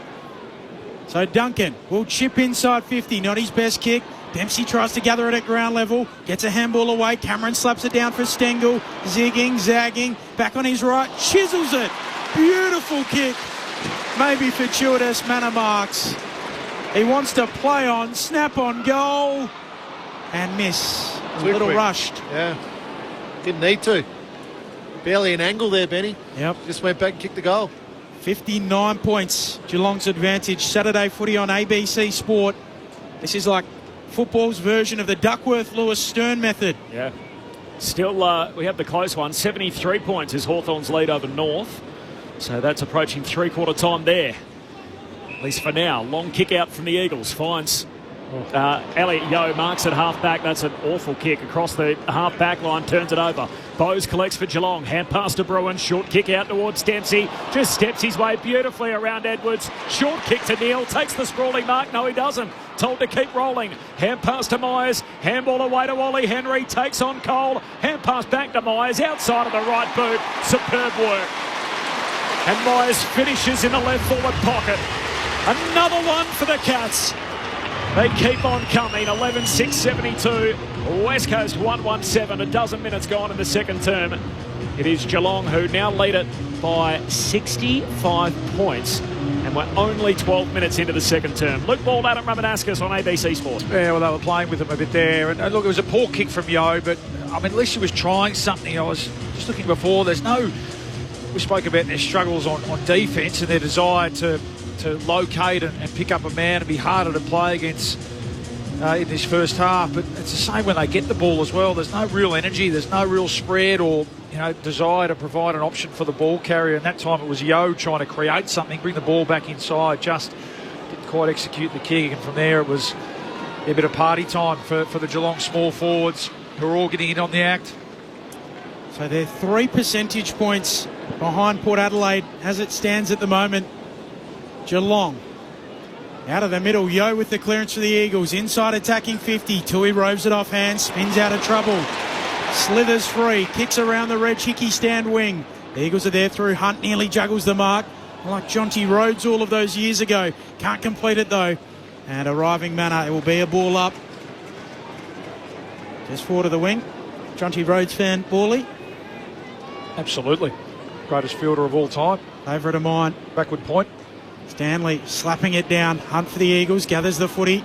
Off towards Cripps. Kick smothered out of play. Throw in half forward flank here for the Cats. He tended to take most of his catches though.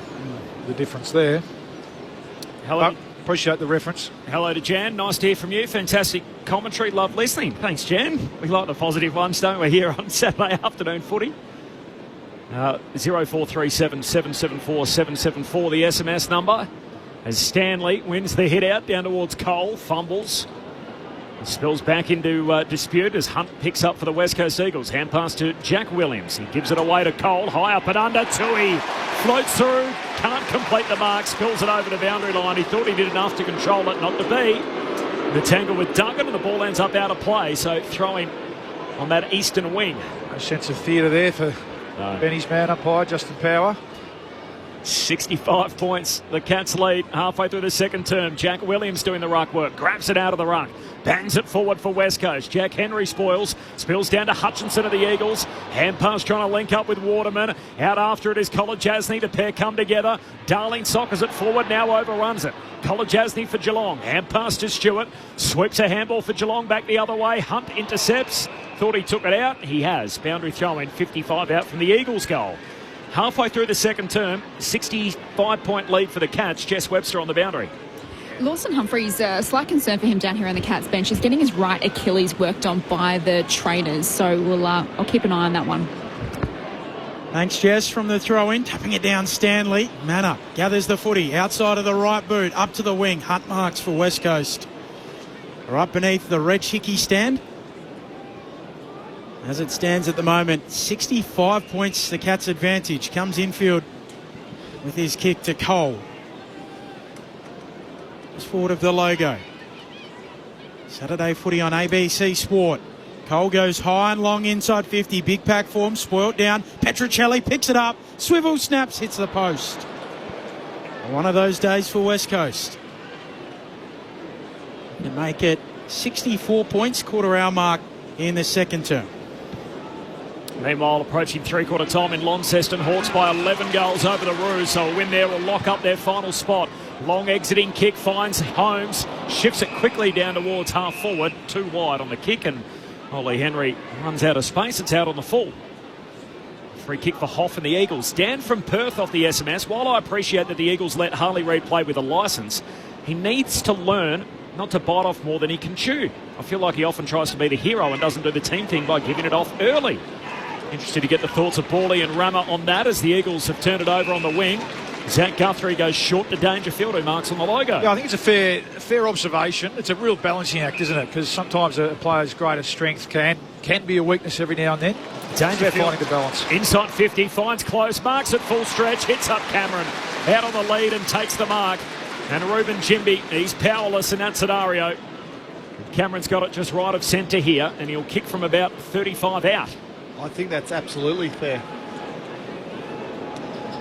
So, the terrific player, no doubt about that. Cameron, for his second of the quarter, hooks it across the body and hooks it through for a goal. The Cats are coming for second spot. A fourth for Jezza. He's got 2 in each of the opening 2 quarters. We're only 17 minutes into the second term. It is Geelong 12-678 leading West Coast 1-8, and the margin balloons out to 70 points at the 17-minute mark of the second term. Saturday footy on ABC Sport. It's probably when he learns to control that ball, Harley Reid. We know he can do it, but you got to be able to control it and know when to use it. And if you do want to take the game on, well, is it to the detriment of your team that you can get the ball forward to someone in a better position? So it's a really hard one, and I'm sure as maturity and experience comes within his games, he'll find the right balance. Cats are coming for second. Jezza might be coming for the Coleman medal. Can he add another 14? I don't think so. Back in the middle, Stanley tapping it down, but the Eagles win it. Kelly dribbles it towards half forward for West Coast. Bouncing ball. Dewar goes to ground, recovers, picks it up, gets a handball away. Off towards Jack Williams, who gives it off in turn, then gets it back. Now the Eagles backtracking. Dewar. Handball back to Duggan, centre half forward. Low trajectory pass to full forward. Blitzarves knocks it out in front of himself. Nearly turns it over with the handball. Has to go back and mop up. Cats in the back pocket. Gives it to Bowes, to Dangerfield by hand, and now to Close. Works his way out of the phone booth. Good hand pass, releases Bowes. Looks back inboard. Great kick on the 45. Just missed Atkins. Atkins still live. Inadvertently soccers it forward. Hitting up to meet it Myers. He left it behind. Centre half forward for the Cats. And Hunt got it out to Dewar. Hand pass to Chesser, who's off and running. Now a bit of time and space for the Eagles. Campbell, Chesser, 2 bounces. Kicks down to half full. Just turned it over cold. It's kicker straight to Jack Henry. He takes the intercept mark at half back. It's a poor turnover by foot. Jack Henry goes short to Zach Guthrie at half back. Jess Webster on the boundary. A couple of concerns here for the Cats. Tom Stewart has brought himself off, just feeling for his left hammy. So he's chatting to the doctors at the moment, and Lawson Humphrey's still getting his right Achilles checked out. So Jed Buse is the sub for the Cats. He's unmoved at the back row of the bench, but might be one of those games where they would want to put some players on ice and not risk anything. So I'll keep you updated on these 2 concerns. Wow. Zach Guthrie on a half-back flank, kicking up towards Neal. Overshoots him out the back. Stengel gathers the footy, runs down the wing, goes long towards full forward. Dempsey's down there getting back. Chesser marks defensively for the Eagles. Stabs it to the pocket. Good kick for Clay Hall. His dad Derek played for both of these clubs and shanks his kick out of bounds on the full. That's a big story for Geelong. Massive. Like 2 players there. So Tom Stewart, work on his hammy. He's a star, but Lawson Humphreys, he's a difference. He's an X-factor player. Having work on his Achilles, so as Jess said, she'll keep us updated, but gee, there's a bit to work through there. Stengel kicks to the top of the goal square. They all slip over. Dempsey keeps his feet and hooks it through for another. They keep on coming, these Geelong Majors. 13 goals to 1. 13-6-84 Geelong. West Coast 1-8. We tick into time on in the second term. It is Geelong by 76 points. Jess Webster, any more from you downstairs on those injuries? The physios are still working very hard on both Tom Stewart on his hamstring and Lawson Humphreys on his Achilles. Jeb Hughes has just moved to the bike to keep his legs warm, but no movement there on whether or not they're going to make that move on the sub. Both players and the trainers working hard down here to assess these injuries. If there's a hint of risk for both of them, off now. Yep. You wouldn't even bother. Jed, take the sub vest off and you get out there, mate. So they're just 2 players for Geelong's final. They just cannot afford to lose.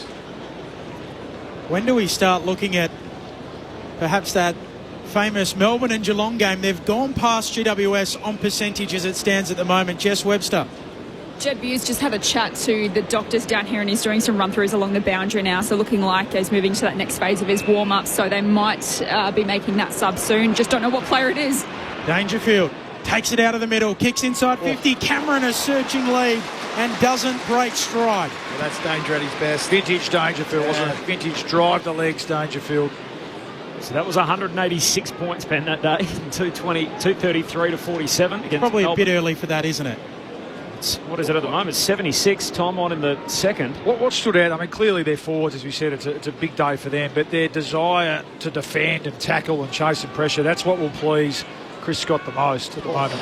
Cameron from 50, gun barrel straight. He's got a handful. And the Cats are proving more than that for the Eagles.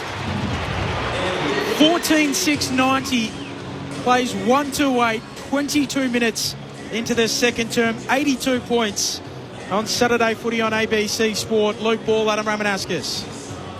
Well, Bally, I left early in a lot of games as a kid. I barracked for Richmond, so through the 80s and early 90s, it was a bit bleak there for a period of time. I'm tipping if this game was over at Perth Stadium now, the ground would be half empty. Half empty, just the ease in which Geelong are playing this game at the moment. So Dangerfield gets the free kick in the middle of the ground and is able to play on. Like just inexcusable errors by West Coast at the moment. And then to allow Cameron just an easy lead, it'd be frustrating. It'd be so frustrating as a coach. It's 82 points the margin. Geelong hunting second spot. They can get there today via percentage. Then they need to hope both Port Adelaide and the Giants lose tomorrow. Geelong again out of the middle. Dempsey to Holmes, kicks to half forward. Stengel, hand pass out in front. Shakes Hoff, kicks it inside 50, smothered on the way through. So trickles to Jack Williams. He's tackled and a ball up about 35, 40 metres out from the Geelong goal. It was Edwards, in fact, my apologies, with the footy. Jess Webster on the boundary. I just saw Jed Hughes put his Guernsey on, then the warm-up top on over that. So I feel like the sub is going to be made any moment now. I just don't know whether it's Tom Stewart or Lawson Humphries. They're both in deep conversations with the doctors at the moment, and they're checking the vision of Tom Stewart's injury on the monitor. But now there's 3 physios and another doctor around Lawson Humphries at the moment. So a bit going on down here on the Geelong bench. Thanks, Jess. Stay close. That as much of the story is what is happening there as it is on the field at the moment for the Cats. So suspected Achilles soreness for Lawson Humphries and suspected hamstring for Tom Stewart. Sub them both off. Yeah, 2 for 1. 2 for 1 deal. Yep. Still a ball up, right forward pocket here. Deep forward for the Cats. Bailey Williams wins the head out, trickles out of play. Jess Webster. The entire medical staff are having a conference down here. So Lawson Humphries and Tom Stewart next to each other. 5 physios and doctors all around them. So I think they're trying to weigh up and make the decision. Do we sub both off? Do we sub one off? But Jed Hughes to come into the action any moment now, I feel. Forward 50 stoppage here for the Cats. Neil punches it back boundary side. Harley Reid tracks it to his defensive goal square. Sits up for him. Handball to Yo. Eagles in possession. Last line. Off to Chesser. Chips a kick. Good kick. Finds the chest of Jack Williams. Did well, Williams. Put his head down and worked really hard to provide that option. Half-back flank. Chips it again to Yo, who's run on. Wide out. So a big story developing. Tom Stewart. Hamstring issue. Lawson Humphries. Achilles soreness. Yo heaves it up to the wing. Going early, Zach Guthrie. Doesn't get a hand on it. Zach Tui at ground level. Wins the footy.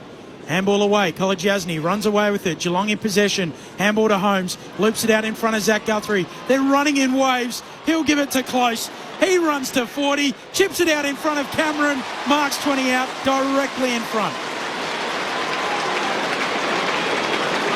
He'll look at his 6th, Jezza. That's training drill stuff.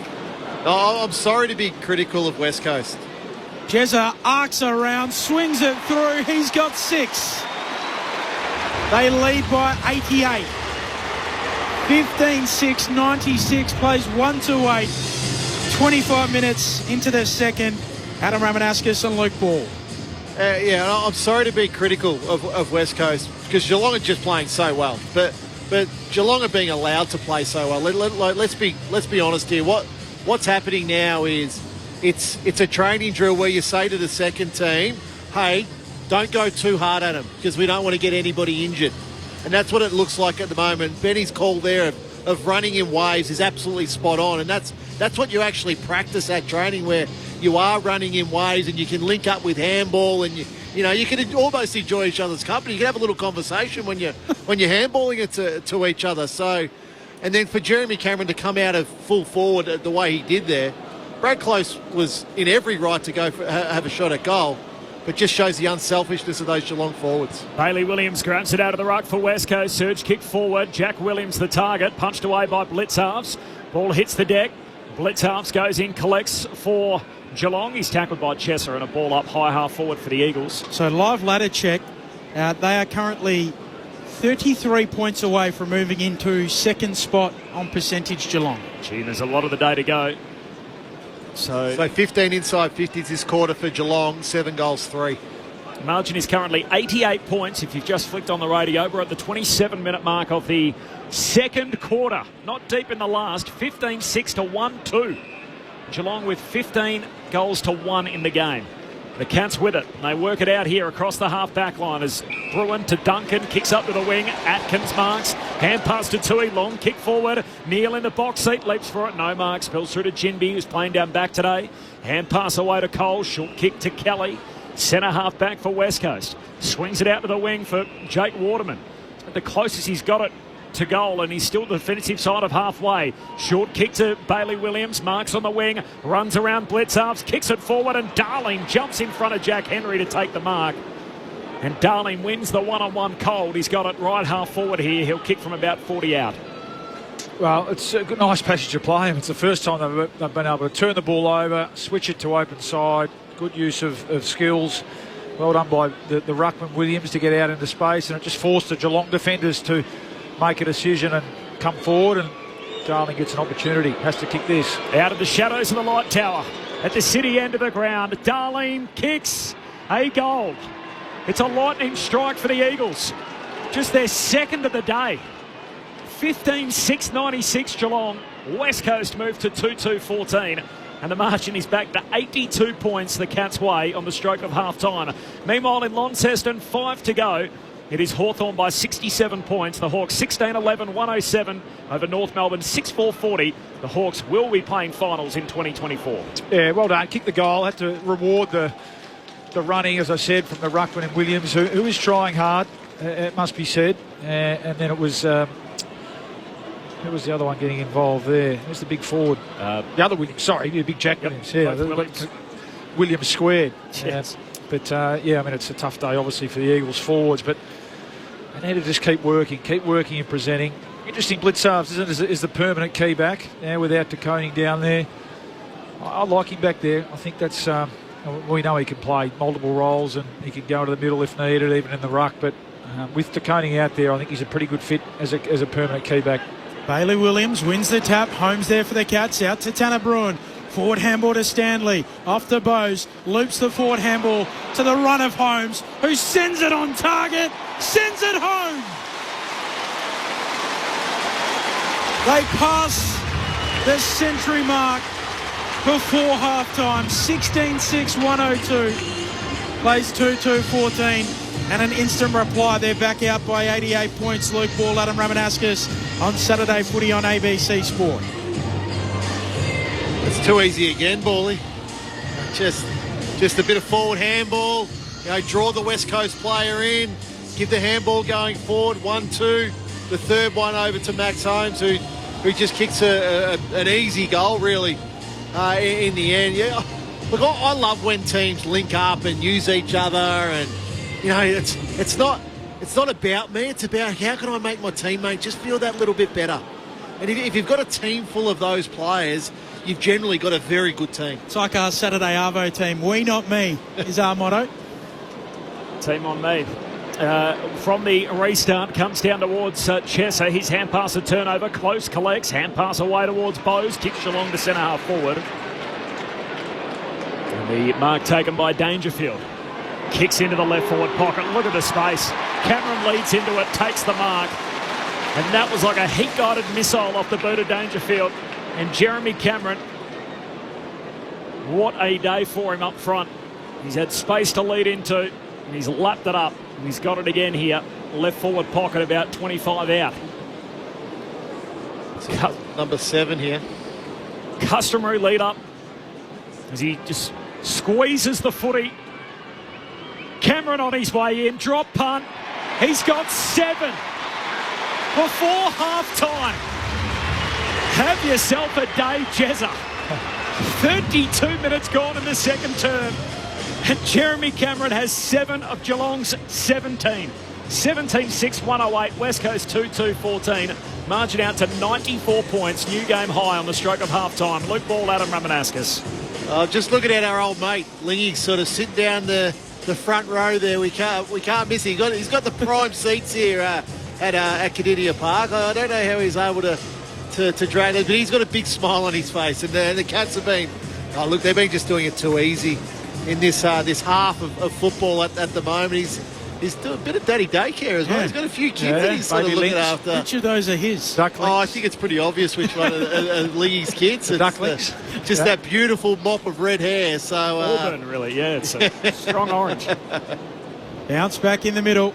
94 points is Geelong's lead. They come out of the middle again. Eagles strewn everywhere. Bruin kicks to half forward. Marked by Dangerfield, attacking point of the square. Looks inside 50. He'll set it up to the pocket. Cameron in from the side. Can't mark. Well done by Harry Edwards in the back pocket. Yeah, he's gone to Cameron. Jared Schofield said that's enough pain for young Ruben Jinby. Edwards relieves with a long kick to the wing. Dangerfield hands to it, slips through his hands, comes out to Manor. He tumbles it back inside 50, falls to Cameron, feeds the handball. Holmes over the top, Stengel in the pocket, steady, snaps, goals. They lead by a neat 100 before half-time. 18-6, 114. Plays 2-2-14. 33 minutes into the second term as Tyson Stengel puts through his second. Jess Webster before Luke Ball and Adam Ramanauskas. The medical staff for the Cats are still working overtime down here on Tom Stewart's hamstring and Lawson Humphrey's Achilles. It seems like it's more soreness or tightness that's troubling these players more than anything, perhaps a little bit more serious than that. So I think that they'll go to half-time and assess both these injuries and work out what they do with Jeb Hughes, the sub. Jess Webster is literally right next to the Geelong bench. Right where... Keen eye on him. Basically hear them. Yes, exactly. I'm looking at the centre bounce here. It's just not good enough. So, OK, we know that once the ball's out in space, the talent of the Cats take over. But they are just being destroyed out of the centre bounce. Tanner Bruin then, I mean, with respect, it's not Chris Judd bouncing out of the centre bounce. It's way too easy. We thought these days were over for the West Coast Eagles. Bailey Williams down towards Petruccelli. Hand pass to Kelly. Kicks forward. Darlene. Umpire put his whistle to his mouth. Didn't blow it. No free kick for Darlene. Geelong come away with it. Atkins paddles it out in front of Harley Reid. Hand pass out towards his teammate there in Jack Williams. And in the end, it's Guthrie who knocks it out of play. So, yeah. And to that comment, Corb, the days are over if you want them to be over. Yep. And clearly West Coast are just not showing they want them to be over. So, it's a game of football. You don't get a game of football back. And this is going to leave a sour taste in a lot of West Coast supporters' mouths. It's been an awful day so far, and Geelong have got every bit out of it that they've hoped so far, at least on the field, and chasing that second spot by percentage from the restart. Reid wins it, kicks across the ground to Hunt. Short kick inside 50, touched on the way through. Jack Williams, hand pass over to Johnston, pulls his kick. Waterman, is he going to be paid the mark? No! Mark's not paid, it's a half volley. And West Coast will have to go in at half time. And look at the scoreboard, that reads 100 the difference. Geelong 18-6, 114. The West Coast Eagles 2-2-14. They have been humiliated in Geelong this afternoon. And the Cats, their pursuit of second spot is on track. Geelong 18-6, 114. West Coast 2-2-14. 100 down after 40 minutes of footy. Jeremy Cameron's kicked 7. Ollie Henry's got 3, all in the first quarter. 1 each for Stanley, Holmes, Bowes, Stengel, Dempsey, Myers and Neal. While for the West Coast Eagles, this won't take long. 1 each for Oscar Allen and Jack Darling. A miserable day for West Coast, and for Geelong, their biggest problem is the health of Lawson Humphreys, who's got Achilles soreness, and Tom Stewart, their 5-time All-Australian, who just rejoins his teammates here on the stroke of half-time. He had a lot of work done on his left hamstring, as Jess has beautifully articulated to us throughout the call.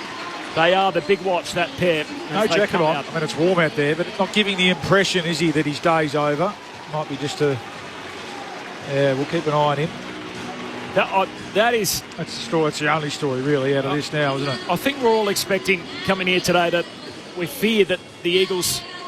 it would be a mismatch for them. They've got 8 guys under 30. We thought that the Cats would make a mess of them, but I don't think anyone anticipated this. 100 points at half-time. Adam Ramanauskas and Luke Ball. It is all Geelong half-time at the Cattery. Well, what do you say? Like, it's a complete dominant performance by Geelong. The way they've moved the ball, the way they've been allowed to move the ball, their efficiency going inside forward 50. They had 20 inside 50s in that quarter for 10 goals, 3. Yep. So just an enormous efficiency. You look at the disposal account again, that quarter 109 to 74. But then the tackle count, they lose it by 1, 14 to 15. So yeah, and I think that's what's impressive. I think just the desire. So I mean, obviously we know what the scoreboard like it is. A tendency for players is to form bad habits a bit and maybe take a shortcut when it comes to getting, making that extra yard and defending or spoiling. I haven't seen that at all from this Geelong team, and I'm just looking down at half-time then even. They almost gave up that mark to Waterman. It was Blitzarves out there barking instructions at his fellow defenders. So they're ruthless. They've been ruthless today, as you said. I mean, they've had so much more of the footy when the game's been out in open space. The Eagles, have, with Yo and Kelly, have been okay at times in and around the contest, but when the ball's gone out into open space, it's looked like an AFL team against the VFL team, to be honest, a second-tier team. But what's impressed me, and I think what Chris Scott will like, is their commitment to their defence as well, and to keep a side to 2 goals too. As young and inexperienced as they are, I mean, they've got quality ahead of the ball, the Eagles. That's where they do have some experience with Darling and Waterman, we spoke about, and Allen. Yet they've been able to keep them to 4 scores from 21 entries. So that will very much please the Geelong coaching staff. Jeremy Cameron, 7 kicks, 7 goals. Wow. Not a bad 7 return. goals straight. By the way, half-time here, it is Geelong by 100 points. They need 22 more points to move up the second spot on the table. Now, they will go there provisionally. Of course, both Port Adelaide and GWS still to play this weekend. They can win back that second spot from them. But Geelong 22 points away from going into second spot on the premiership table. Rich from Ocean Grove off the SMS is Jared Schofield, the first VFL AFL coach in the history to have a sleeve tattoo. He's got the tattoos showing. I can't think of another one off the top of my head, but we'll chase that up. And we've been talking a lot about what the Cats need to do to move up the second spot on the table. I don't mind this one from Timothy in Collingwood. What do the Eagles need to do to qualify for priority picks? Is there a calculation or some kind of policy? Well, it's certainly not in terms of margin. And the fact they've won 5 games this year, I think, will disqualify them of any kind of compensation. I actually don't think the AFL will ever give West Coast a priority pick. Because of the size and the power of the club. And yep, I mean, at the moment, that this is a once proud footy club, and it's so unusual to see them in the position that they're in, and that they look like they've got a bit of pain ahead of them yet, the West Coast Eagles, even with the guys they have out today. It's a new low for West Coast. It's 100 points the margin at half-time. Just staggering, the numbers. 18-6 to 2-2 at half-time, Geelong by 100. Meanwhile, latter stages down at York Park in Launceston. It is Hawthorn by 80 points over North Melbourne, so another wide margin there. Hawthorn 19-12-126 over North, 7-4-46, so they become just the 3rd team in the history of VFL AFL footy to overcome an 0-5 start to play finals, the Hawks. So well done them. We will be seeing Hawthorn into the spring. Second half action coming up here. How far can Jezza go? He's kicked 7 to half time. What's the health like of Lawson Humphries with his Achilles problem and Tom Stewart with his hammy? And how bad will it get on the scoreboard for West Coast? Those questions to be answered coming up after the latest from the ABC Newsroom.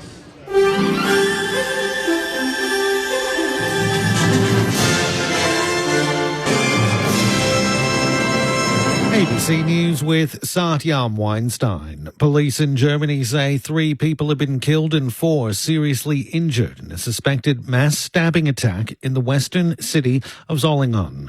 Chelsea Hetherington with more. Police say the attack happened at a festival as celebrations were underway to mark the 650th anniversary of the city being founded. Local media is reporting that a man randomly stabbed passers-by, and many of the people attending did not know an attack had occurred until organisers came to the stage to make an announcement that the event had been cancelled. Members of the public have been asked to stay away from the city centre as investigators work to find the attacker who has fled the scene. In a Facebook post, Mayor Tim Quachbach says the city of Zolingen is in shock.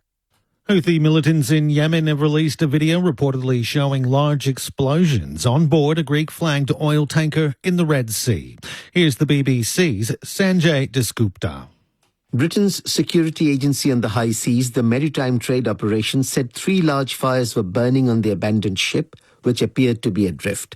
It's carrying 150,000 tons of crude oil. The European Union's Red Sea Naval Mission says the vessel poses an environmental hazard. The Houthis, who control Yemen's most populous regions, said on Thursday they had attacked the tanker, claiming it had links to Israel. The group has been targeting commercial vessels since the start of the Gaza war, which they claim is an act of solidarity with the Palestinians. Robert F. Kennedy Jr. has appeared on stage with Republican presidential hopeful Donald Trump at a rally in the U.S. state of Arizona. It comes after the independent presidential candidate announced he was pulling out of the race in key swing states and backing Mr. Trump. Donald Trump says he'll open an office of investigation into the assassination of Mr. Kennedy's uncle, the late U.S. President John F. Kennedy. I will establish a new independent Presidential Commission on Assassination Attempts, and they will be tasked with releasing all of the remaining documents pertaining to the assassination of President John F. Kennedy. Local officials in Mexico's Sonora state say 2 U.S. citizens have been shot and killed. The region's a key location for international drug trafficking and has a long history of violence linked to criminal cartels. The U.S. State Department says Americans should reconsider travel to Sonora because of the threat of violent crime and kidnapping. Voting centres are open across the Northern Territory today, but with nearly half of the electorate having already voted, centres are less busy.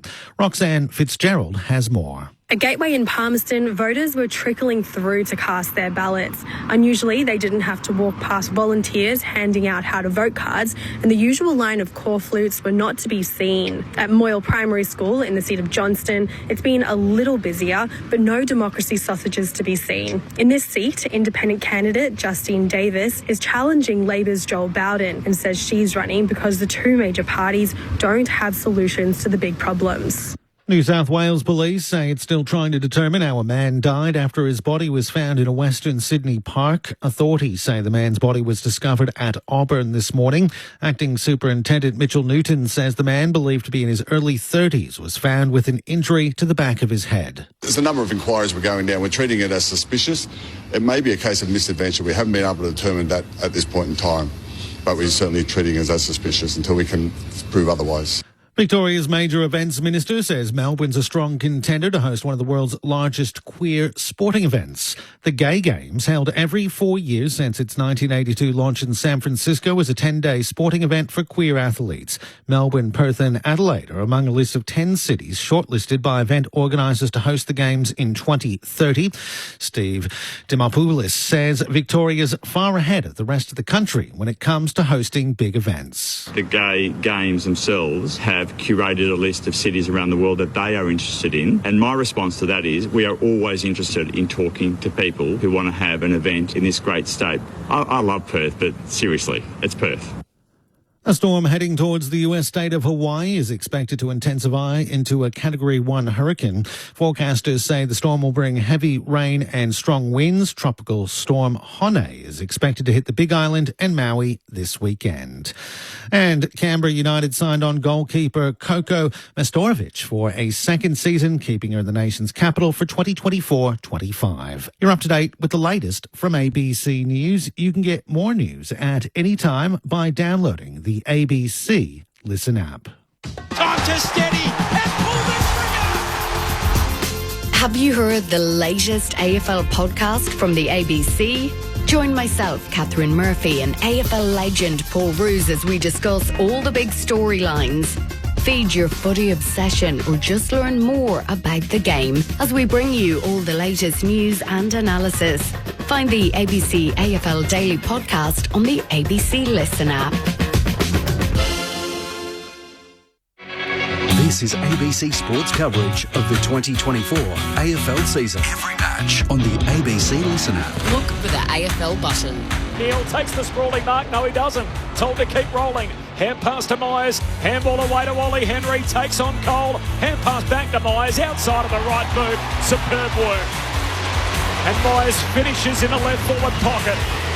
Another one for the Cats. Bailey Williams wins the tap. Holmes there for the Cats. Out to Tanner Bruin.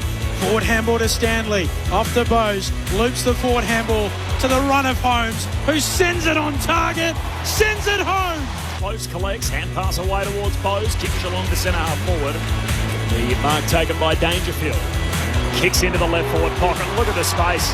Cameron leads into it. Takes the mark. Cameron on his way in. Drop punt. He's got 7 before half-time. Dangerfield hands to it. Slips through his hands. Comes out to Manor. He tumbles it back inside 50, falls to Cameron, feeds the handball, Holmes over the top, Stengel in the pocket, steady, snaps, goals. They lead by a neat 100. The 2024 AFL Premiership season. On your radio. ABC Sport Digital. And on the ABC Listen app. That is correct. It is half-time and the margin is 100 points. Geelong 18-6-1-14. They lead the West Coast Eagles 2-2-14. What an amazing half of footy. 7 goals for Jeremy Cameron, as you heard in the highlights. And really the only concern for the Cats is the health of 2 of their stars.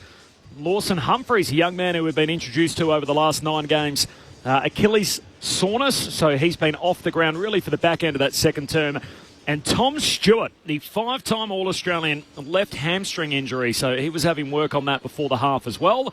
They didn't pull the trigger on the sub, though, so despite Jed Buse warming up, they have resisted that urge so far. So we'll wait and see what happens when the Cats make their way out of the rooms at after half-time as to the health of both Humphreys and Stewart. Corbin Middlemass alongside Ben Cameron, our premiership pair, Adam Ramanauskas and Luke Ball, Jess Webster on the boundary. Your thoughts off the SMS on 0437 774 774. But just on the state of play today, so it is Saturday of round 24, of course, the last week of the home and away season. We came into the day with drama around the start time down at York Park in Launceston. Given the fact there's industrial action, the AFL had to basically move the game forward by 4 hours. It was meant to be in the twilight at 4:30 Eastern Time. It is now a 12:30 start. And the reason for that is if the lights went out, and there has been power outages in Launceston, the workers that basically are responsible for fixing such issues are on strike at the moment. So as a result, that game has been moved forward to the daylight. Of course, as would be the case, it is a gloomy, dark day in Launceston. The floodlights are on anyway. And at the moment, the scoreboard is all lit up Hawthorn's way. The Hawks 22-14, 146.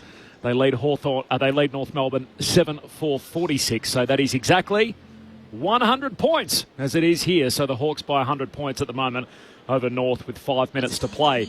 Now the ramifications of that, Bawley, we were just looking at the live ladder moments ago. So the Hawks percentage has really drifted from Carlton. So they're now 7% almost clear than the Blues.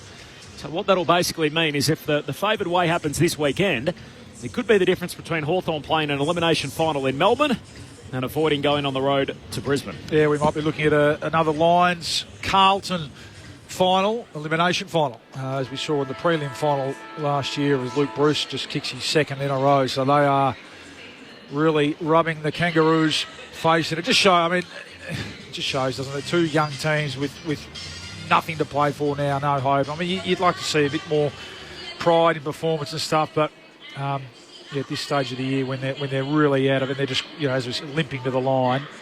Unfortunately, you get the performance like there is today from both teams in terms of the Eagles and the Kangaroos. Amazing Hawthorn. They'll become just the 3rd team in history to overturn an 0-5 start to make finals. So Collingwood in 1959 and Sydney in 2017. So that is VFL AFL history. The Swans went on to lose a semi-final in week 2. And Collingwood went straight out, losing week 1 to Essendon in 1959. So that's the only precedence for it. Now the Hawks are going to be back in September again, which is a phenomenal turnaround after such a start to the year for the Hawks to be featuring. They are 106 points up at the moment against North Melbourne with 3 and a bit to play. This is Saturday Footy on ABC Sport. A little off the SMS. Who is playing on Jezza from Tim in Applecross? Well, it was poor Ruben Jimby to start the game, and which is...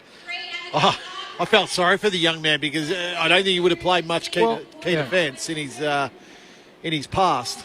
And you understand that, okay, maybe they've said athletically he's more suited to a Cameron, but, I mean, Jeremy Cameron's the best forward, arguably, with him and Hogan, the best forward in the comp. So, it's, in a sense, it's a little bit insulting to him. And I don't know, remember him talking about that another game this year, maybe it was Collingwood, where they didn't put their best defender on. And when that happens to Jezza, he says, okay, well, if that's how you're going to treat me, then this is how I'm going to perform. So he's done it again today. Cats back on the ground. No Humphreys, no Stewart. So Lawson Humphreys with Achilles soreness, Tom Stewart with a hamstring concern. Neither of them have run out with the rest of the team. So Jed Hughes is out there doing the warm-up. But we haven't seen Stewart or Humphreys after half-time. So more from Jess Webster in just a moment. A couple of other quick ones off the SMS from a lifelong Mad Hatter Cats supporter listening from Outback Queensland. I totally agree with your commentary. Get Stewart and Humphreys off now. Critical to our finals campaign from Jeff. Thanks, Jeff. Appreciate that. Dan in Perth. Eagles are making sure no one will want to coach them next year. Of course, that's another challenge for whoever gets that job. Just on that, I mean, I want to ask Borley and Rammer, is that a serious concern? Like, is the job becoming less not on this performance today. I don't think. Yeah, as we said, this is... You can almost put a line. I mean, this is about individuals potentially sort of letting themselves down, because every time you go out there, you have an opportunity to enhance your reputation, or the other way. But I'd put a line through this performance. It's more. Well, for me, what it's showing up a bit is, and it's not a new conversation, just their young talent and how much there is actually there. I mean, you put McGovern back into this team and one or two others, that's going to help them out. But for me, the question mark is around their young talent. That does make it less appealing, doesn't it, Borley? If you look at it and go, geez, what am I working with in the next few years? I mean, Harley Reid's a pretty good one, but... Yeah, I mean, North are getting beaten by 22 goals here, but... It is a difficulty, Borley, because, say, 3 years' time, that's, let's call it 70-odd games of football. Yeah. Like, that next coach may be 10 and 60. Which is, like if you're a young coach, that's hard work, that's hard yards. But there's only 18 jobs though. I know, so that's what my next point was. But if you want to be a coach, you'll go to no better resource club than the West Coast Eagles. So that's their sell, isn't it? Yeah, I mean, have a look at Adam Uzo this year. Now they're a big club, well-resourced club, but that's a cautionary tale, isn't it? In terms of a team that's at the bottom end of their cycle, and they're still a couple of years away as well. And if you get it right from a drafting point of view, I mean, this is a massive year in terms of drafting for the Eagles, isn't it? So they need to be loading up on as many high-end picks as they can, and you've got to nail those. Otherwise, it just stalls it, delays the process of getting back up the ladder. David, off the SMS, how can the AFL allow West Coast and North to be so far behind the rest of the competition? Of course, Richmond are actually behind both of them this year, the way the ladder looks at the moment, but they have now both had a number of years towards the bottom. Are you able to confirm that the list manager and those in charge of drafting have been let go by the Eagles? Surely the blame has to go beyond the coach. They did make a number of football department changes just last year, so has been heavy turnover over a 24-month period. Should the mercy rule be enacted for Geelong so they only play with 16? Luigi from Baldwin. Well, it looks as if they're going to at least start the game with 21 here after two of their players in Lawson Humphreys with Achilles soreness and Tom Stewart with a hamstring. Expecting a pretty bruise-free second half. I don't think they'll need too many ice packs. Those two. The game, the Cats. Those two haven't joined the team after half-time. It is Geelong by 100 as we start quarter number 3. Bailey Williams takes it out of the ruck, buffets off an opponent, gets a handball away to Hutchinson, gives it to Yo. High kick inside 50 for the Eagles. Kolodjasny picks it up, spins out of trouble. Aaron hand pass allows in the Eagles through Waterman. Going in Duggan. Half forward flank here for the Eagles. Waterman out to Darling. Left forward pocket. Snaps to a central position. Jack Henry punches it away. Waterman roves. Gives it off to Hutchinson. Handball away to Cripps. That's better. The Eagles start with a goal and bring it back to 94 points. 18-6, 114. Plays 3-2-20. Less than 45 seconds into their second half. Saturday footy on ABC Sport. Well, I criticised the centre bounce in particular in that last 10 minutes of that second quarter. I just felt like their effort really dropped away, and the Cats were able to just waltz the ball out of there with far too much ease, and that's a good start. You're right. I mean, that is one area where they can control, and we know they've got some big bodies in there, in Yo and Kelly in particular. That time it was the ruckman, Bailey Williams, doing it all himself. He's a real try-baller. Yeah, I think you're right, Benny. Yeah, I've been impressed with his effort at least today, and he set the tone there for the second half. So hopefully that's a sign of things to come for them. Hawks by 118 over North, and here it was 100 points at half-time. Back in the middle, Hutchinson paddles it away to the advantage of Hunt, who collects for West Coast. Back-to-back centre breaks, kicks inside 50. Waterman takes the mark. So the Eagles, with a couple of positive signs here after half-time, after a first half which couldn't have gone much worse. The comeback's on. Jess Webster on the boundary. Jeb Hughes is sitting in the front row of the bench, so he's going to come into the action. Tom Stewart's just re-emerged from the rooms in a very casual kit, so I'm assuming he's done for the day, and no ice on the hamstring. Lawson Humphreys still in his playing kit, getting his right Achilles worked on, so keep you updated, but it looks like Tom Stewart is a sub. Jake Waterman, in a career year, he moves in, shoots goalward, but misses out to the right or behind. 93 points is Geelong's lead. G'day, gents. I'm in Carragini. Just dropped the missus off at the pool so I can go find reception and listen to the footy. What have I missed from Tyler in South Perth? Well, it was 100 points of difference at half-time. Jeremy Cameron to kick 7, and the concern is Lawson Humphreys has Achilles soreness and Tom Stewart has a hammy. Zach Guthrie with the kick in. Neil crashing the pack, doesn't take the mark. Down at ground level, there might have been a boot in there. There was, out of bounds on the full. So the free kick will go to the Eagles. Started well in the second half. We don't know how much of those injuries is precaution and how much is real, but what I know for sure, Ben, we'll be talking about it non-stop for 2 weeks. The most previewed finals of all time. We love a race against time as Allen kicks to full forward. Kelly stands in front of the pack, doesn't drag it in. Getting involved, Reid, then applies the tackle. Zach Guthrie dragged down. Umpire wants to ball it up, full forward for the Eagles. 93 points Geelong's lead, 100 at half-time, as Corb said. Full time, by the way, at York Park in Launceston. Hawthorn by 124 points. So they have absolutely slam dunked that, trying to qualify for the finals. 26-14, 170. The Hawks beat North Melbourne 7-4-46, 124 the final margin. So we've still got the good We've one. got the close one.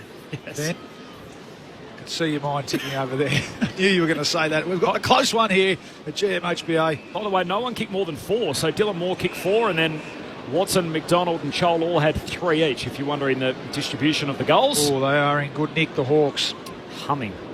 Meanwhile, Geelong have won the footy last line of defence for the Cats, and the Cats are away with it. They move it down the Red Hickey stand wing. Kolajasny marks, gives it off to the run of Holmes. A couple of bounces, thinks about a third, instead kicks long, high into the pocket. Ollie Henry moves his man out of the way, can't take the mark, follows up.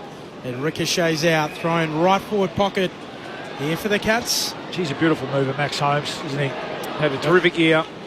It's his 18th possession, leading all comers on the ground. 12 handball receives, so just a great work rate. He's not quite Noah Lyles, but he's not too far off it either. AFL's version. Neil takes it out of the ruck, gets it on his boot, dribbles it towards full forward. The Eagles are there, they pick it up. Yo dumps it on the boot, clearing kick towards the defensive 50. Chesser gathers the footy and away he goes through the middle. Let's see what he can do with a bit of toe. 2 running bounces through the middle of Kiddinya Park. Can he finish by foot? He pokes the pass out in front of Reid, spills the mark, but Guthrie goes to ground. Reid collects, feints to hand pass, shakes blitz halves, gives it now to Cripps, who snaps, doesn't get there. Jack Henry breaks it up on the behind line and knocks it through for a behind.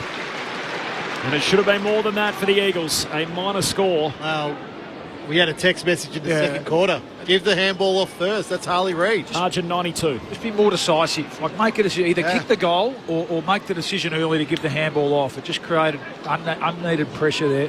Cats quickly up the middle. Bose kicks to Neil. Centre half forward here for Geelong. Looks inside 50. Stangle Cameron. Geez. Nearly a messy collision. They avoid each other. There's an Eagle down though. Onto it, Cameron. He pulls the trigger on goal. Close at full forward. Can't mark. Might have been impeded. No. Ollie Henry turns tackler. And still the Eagle is down Brady Hoff, a little sore in back plate, just rolling around, writhing in pain at the moment. Ball up, right forward pocket here for Geelong. Play will stop there, given the fact that ball up is deep forward for the Cats, and this is at about centre half forward, 35 out from their goal. Well, it was Cameron. What was Cameron thinking? and Stengel who narrowly avoided the contact at speed, and in the end it was the two Eagles players that collided. It might be just a corky. So it was Jimby who was trailing Cameron. He dropped the ground, and in the end he took out the lower legs of Hoff, who went flying over the top. Hopefully it's a corky, and that's all. It can be nasty. But it's a corky. That's ruined his next couple of days. Geelong 18-6, 114, lead West Coast 3-4-22, a 92-point lead for Geelong. They led by 100 at half-time. Ben, you mentioned that Geelong-Melbourne game. Of course, I reckon they could start the game here now. Well, he's not on a stretcher. Yep, they're waiting for him to get all the way off. Just on that game, by the way, that was the last time the margin in any game in AFL footy was 100 at half-time. So if you're looking for some precedents, back in 2011, the late Dean Bailey, of course, in charge of Melbourne that day, as Bailey Williams knocks it down towards Jimby. Williams kick back inboard. There's going to be a free here. Clumsy over the top. Chera, he knocks it down, and Zach Tui gets his moment as he takes the advantage and hooks it through for a goal. And every Geelong person in the house is up on their feet to pay tribute to the great Irishman, Zach Tui. And now everyone gets a chance to join in the jig. He makes a love heart with his hands towards the Geelong faithful and his family and friends. And the Cats are back out by 98 points. 16 to go in the third. Saturday footy on ABC Sport. They're just good moments. They are. Like, he loves the Geelong fans, Zach Tui. The Geelong fans love him. You just love those. You love those moments in our game where they're just nice. They just make you feel good. Just warms the cockles of the heart, doesn't it, Rama? What a moment. Get down to Jess Webster in a second. We'll do that now. Jess, crooked bounce. Just confirmation that it is precautionary tightness for that hamstring for Tom Stewart. So he's done for the day. Also, Lawson Humphries is getting ice on his right Achilles. They've been working on him since last quarter and during the halftime break, but he's officially done for the day. Ice on that right Achilles. Cats leading by 98 points. Cripps out of the middle. High spiral inside 50 for the Eagles. Can they find a marker? No. Jack Henry peels off the mark. Jack Henry played his junior footy for St Mary's just out the back. He kicks laterally to Tui in the back pocket. Doing it at both ends. Zach Tui, where will he look? Long up towards the wing. In the Blitzarves and Stanley direction. Stanley at the back marks. Wants to move it on quickly. Has Neal peeling towards half forward. He stretches to mark. Misses with the handball. Allows in the Eagles. Follows up though and then sockers it out on the full. No. Throw in to come. Left half forward for Geelong. They lead it by 98 points. Not up into second as it stands on the live ladder now. They need 31 more points to get into second. 98 the lead at the moment.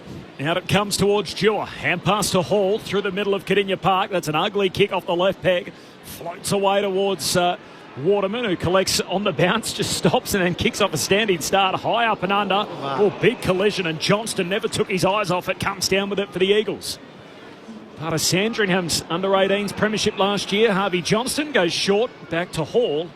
And Clay Hall marks at centre half forward, the left footer. Yeah, and that's a little moment there for Harvey Johnston where, you know, come his review on Monday or Tuesday, whenever he does, it's a tick. The coaches will go, yep, you went back with the flight of the ball. That's what we want to see now more from you moving into your football career. The Eagles have kicked a goal already in this quarter. Kicked the first of the term to make it 2-1. Clay Hall, drop punt, looking for the extra distance, tugs it to the right and behind. So 3-5 to 19-6. It is a 97-point lead for the Cats. Meanwhile, full-time down in Launceston, 124 the final margin. The Hawks making a mess of North Melbourne. They are in the finals. Cats quickly down the sunny side of the ground. The Reg Hickey stand wing and turning it over. Jimmy marks. Backwards of the logo for the Eagles. Stabs it short to Dewar. Cyril Dewar from Subiaco in the WAFL. Will send it inside, attacking 50 for the Eagles. Allen a run and jump. Hands to it. Doesn't bring it down. Roving the pack, Duggan. Nice spin. Gets a kick away. Into the pocket. Waterman's there. Juggles it. Marks. Just in the field of play, deep in the left forward pocket. Opportunity set up from Ruben Jimby, winning the one-on-one contest, taking front position and not letting himself get edged out of the contest and taking a good contested mark. We just didn't see that at all in the first half. So they have just dialed up their intensity a bit in this quarter, the Eagles, which it's coming from a pretty low base, so you would have hoped so. He's kicked a goal in all of the road games he's played this year. His high banana is good. He keeps that streak rolling. And it's back to 91 points. 19-6, 120, plays 4-5, 29. 12 minutes into the third term. Saturday footy on ABC Sport. Our experts, Luke Ball and Adam Ramanauskas. And I think it's what you're looking for now in this second half. Just little wins all over the ground there. So, if Jimby is going to continue to play as a defender, and he looks like now it's the Ollie Henry matchup that he's got, which is more probably suited to him rather than Jeremy Cameron. It's those one-on-one wins that he wants to have and needs to have. And now up the other end of the ground, well, Jake Waterman's been a shining light for West Coast all year. And what did you say? He's kicked the goal in every road game this year, which is terrific. That's what you want. He's had obviously a career best year, but he now needs to. How can he take that into next year and moving forward into the remainder of his career with West Coast? 666 warning for the Cats. They get in position late.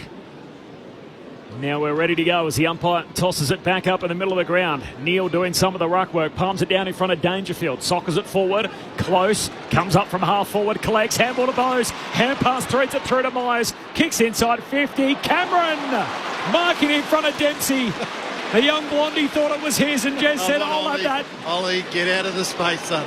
He stood statuesque, didn't he, saying that was mine. We got 7 goals. We need 3 more just for the double figures. I think Fev used to refer to the forward 50 as the swamp, and he used to say the croc's ready to eat, get out of the swamp. And that was a bit of that about Jezza there. Just clear out, leave it to me. Jeremy Cameron for his first of the second half. It's number 8 for the day. And Jezza's day out continues. Geelong back on top by 97, 26-126. West Coast 4-5, 29. 13 and a half gone. Third quarter, Saturday footy on ABC Sport. What did we say Jez's career high is? Is he got a double figure? I think he's got a 10 from... maybe not. Okay, we'll follow that up. Well, he's not going to get a better opportunity then. Well, he can get a few more than today. That's right. It was just good hands, wasn't it? Clean hands around the clearance there just to get them out of traffic. Best is 9, so that's the second best effort. Who do you reckon he kicked 9 against? At Gold Coast. He did. Very good. 27-127. GWS beat Gold Coast 7-55. That was the final game of the season, I reckon, to get him over the line to win a Coleman. Round 23 at Carrara back in 2019. So that was his previous best effort. Fill your boots in junk time, Jezza. Bounce back in the middle. Jack Williams and also Stanley. Stanley slaps it forward. Yo, the sweeper for the Eagles, kicks to half forward. Mark taken by Allen. 49 metres out directly in front. You really just hope Oscar Allen can get a clean run. Get a pre-season in. The knee's troublesome. There's no doubt about that. It's really bad. Yeah. There was a thought earlier in the year he may not be able to play football again because of what it was. So actual cartilage has started to regrow back in his knee, which is a real positive. So we just don't want good players not to be able to play the game. Such a key for the Eagles. His drop punt here is just away to the left and missing. Move along to 4-6-30. They trail by 96 points. Cheers for Zach Tui again as he takes the kick out. He's got a goal in this quarter as he hurriedly took an advantage. Dempsey gets rid of his West Coast opponent. Rammer thought it was a push, not called. Inadvertently socket away in front of Hunt. Here Dempsey follows up, tackles him. Says, I'll have it. If a player jumps at the ball and he's already off his feet, you can't put 2 hands into his back. Ball up 60 out from the Geelong goal. Kick into the City end or the Joel Selwood stand end in this third quarter. Cats by 97 from the restart. Comes down towards Hutchinson. Got it for West Coast. Hand pass to Kelly. Kicks into space. Broadcast wing in the shadows. It's Cripps. Collects. Kicks down to half forward. Reid cruising. Marks. He's got it here. A high half forward in front of Manor. Just slowed up a bit here, the Cats, in their pursuit of second. Centering ball there from Reid. Does find its target, Hutchinson, but he drops it. Recovers. Gets rid of it to Jimby. Off to Hall. Snaps and misses. Just misses to the left-hand side. For the Eagles, making a little bit of the running at the moment. First time today we've been able to say that. Geelong by 95 points, 16 minutes into the third. Saturday footy on ABC Sport. Of course, winning the quarter by 5 for the Eagles, down by 100 at half-time. As Neil ends up with it from the kick out at half-back. Short kick finds Dangerfield. Full-time in Launceston. Hawks by 124 over North. Dangerfield goes long. There's no one up to hit up and meet it. Edwards didn't take the mark. Knocked out of his hands by Stengel. Cameron collects. Hand pass to Stengel. Trying to run it in from the pocket. He hits the post. Maybe just stop there, Tyson, and let Jeremy Cameron got the free kick there. Yeah. 17 gone in the third. It is Geelong who lead it by 96 points. Jeremy Cameron has 8 goals. Only one better feat for the year, and that was Joel Amarty's 9. Long kick in from the Eagles. He's immediately won back here by the Cats. Tui, who's got busy in the third. Off to Holmes. Kicks inside 50. Neil. Bob's up to mark. 40 out. Slight angle to the right. It's too easy again. He wants to move it on into the pocket. Can't find his target. There in Ollie Henry, and now the Eagles can bounce it out. Handball away towards Petruccelli, who kicks straight into the middle of the ground and turns it over. Jed Buse with it, who's off contract at the end of the year. The Premiership Cats had to wait most of the year to get an opportunity. Playing in the VFL as he kicks to centre half forward. Dangerfield reaching for it, no mark. Ball spills down to Chesser. He's tackled. Ball up, centre half forward for the Cats. There's another game starting shortly. In fact, it's already underway. The game between Richmond and Gold Coast. Again, call available through the ABC Listen app. All the footy all weekend long. You can toggle between the AFL buttons and listen to whatever game you like at your convenience in full. There's a hurried kick from the Cats inside 50. Out the back's Neil. He can jam it up into the second deck. New game high. Make it 102 points the margin. Shannon Neal's got a couple. 18 and a half gone in the third. It is Geelong 21-7, 1-3-3. West Coast 4-7-31. Saturday footy on ABC Sport. The head of Luke Ball and Adam Ramanauskas. Jess Webster on the boundary. Looks like the Eagles have made their sub. Ryan Marrick is standing on the interchange gates ready to come back on. I think it's Brady Hoff who might still be in the rooms for the Eagles, who's been subbed out. Yeah, it looks like he's going to go straight back to the back six. Poor Ryan. Jump into the cauldron, Ryan, and good luck. Have a go. It's worth a shot. If nothing else, he'll get some experience out of it. Well, he'll get plenty of looks. Yeah, he will. The ball's going to be down there a fair bit. Kicked 11 goals from turnovers for the day, the Cats, and 10 from stoppage. So it's been a bit of a mix. But, I mean, the Eagles' inability to defend turnovers themselves has been, as I said, pretty stark today. 4 goals away from second on the ladder. Stanley off to Bruin, off to Duncan. Cats out towards half forward. Stengel overruns it. Dewar comes and picks it up for West Coast. Goes short. It's in a half back. Moves well, doesn't he? Yeah, moves well. Kicks it well. Yo kicks out towards the wing. Mark taken by Harvey Johnston. Wearing a very famous number at the West Coast Eagles. Woosh's old number 24. Infield to the sub and Marrick. Backward of the logo. Mid-season draft pick from last year. Runs up to the logo, drives it long to half forward. Bailey Williams goes up, comes down for Darling, puts it on the boot, into the pocket for the Eagles. Tumbling ball. Bowes on the last line for the Cats. Can sweep a handball. It will sit up here for Zach Guthrie. He'll kick out to Dempsey on the wing, backpedaling. Jimby coming, and he just marks. Did well though, didn't he? Just held him up. Odds-on rising star favourite in Ollie Dempsey. Hand pass away to Zach Guthrie. He gives it over the top to Manor, who kicks down to half forward. Dangerfield can't reel it in, and it trickles out of bounds. That danger, Rammer.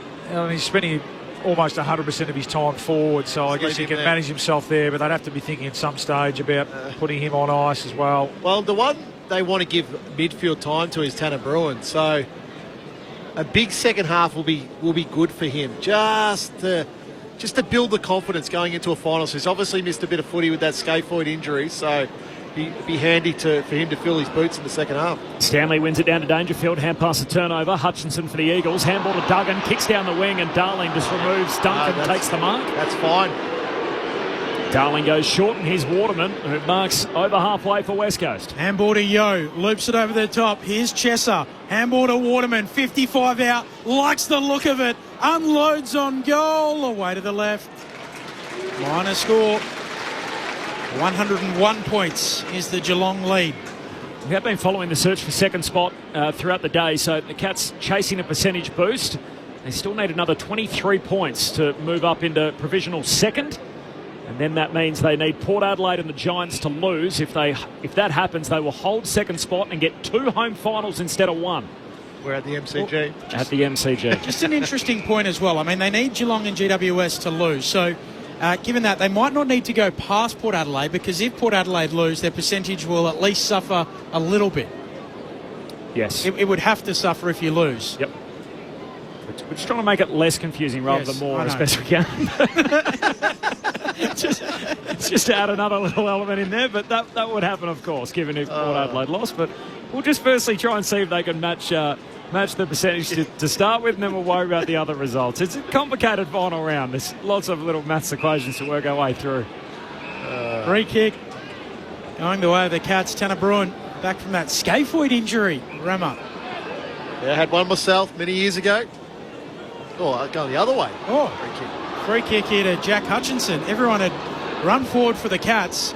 Hutchinson looks into the pocket and either kicks it out on the full or straight to Jed Buse. Back pocket for the Cats. Chips it short. Mark taken by Kolajasny. Kicks across the goal mouth. Defensive goal for the Cats. Players stand end of the ground.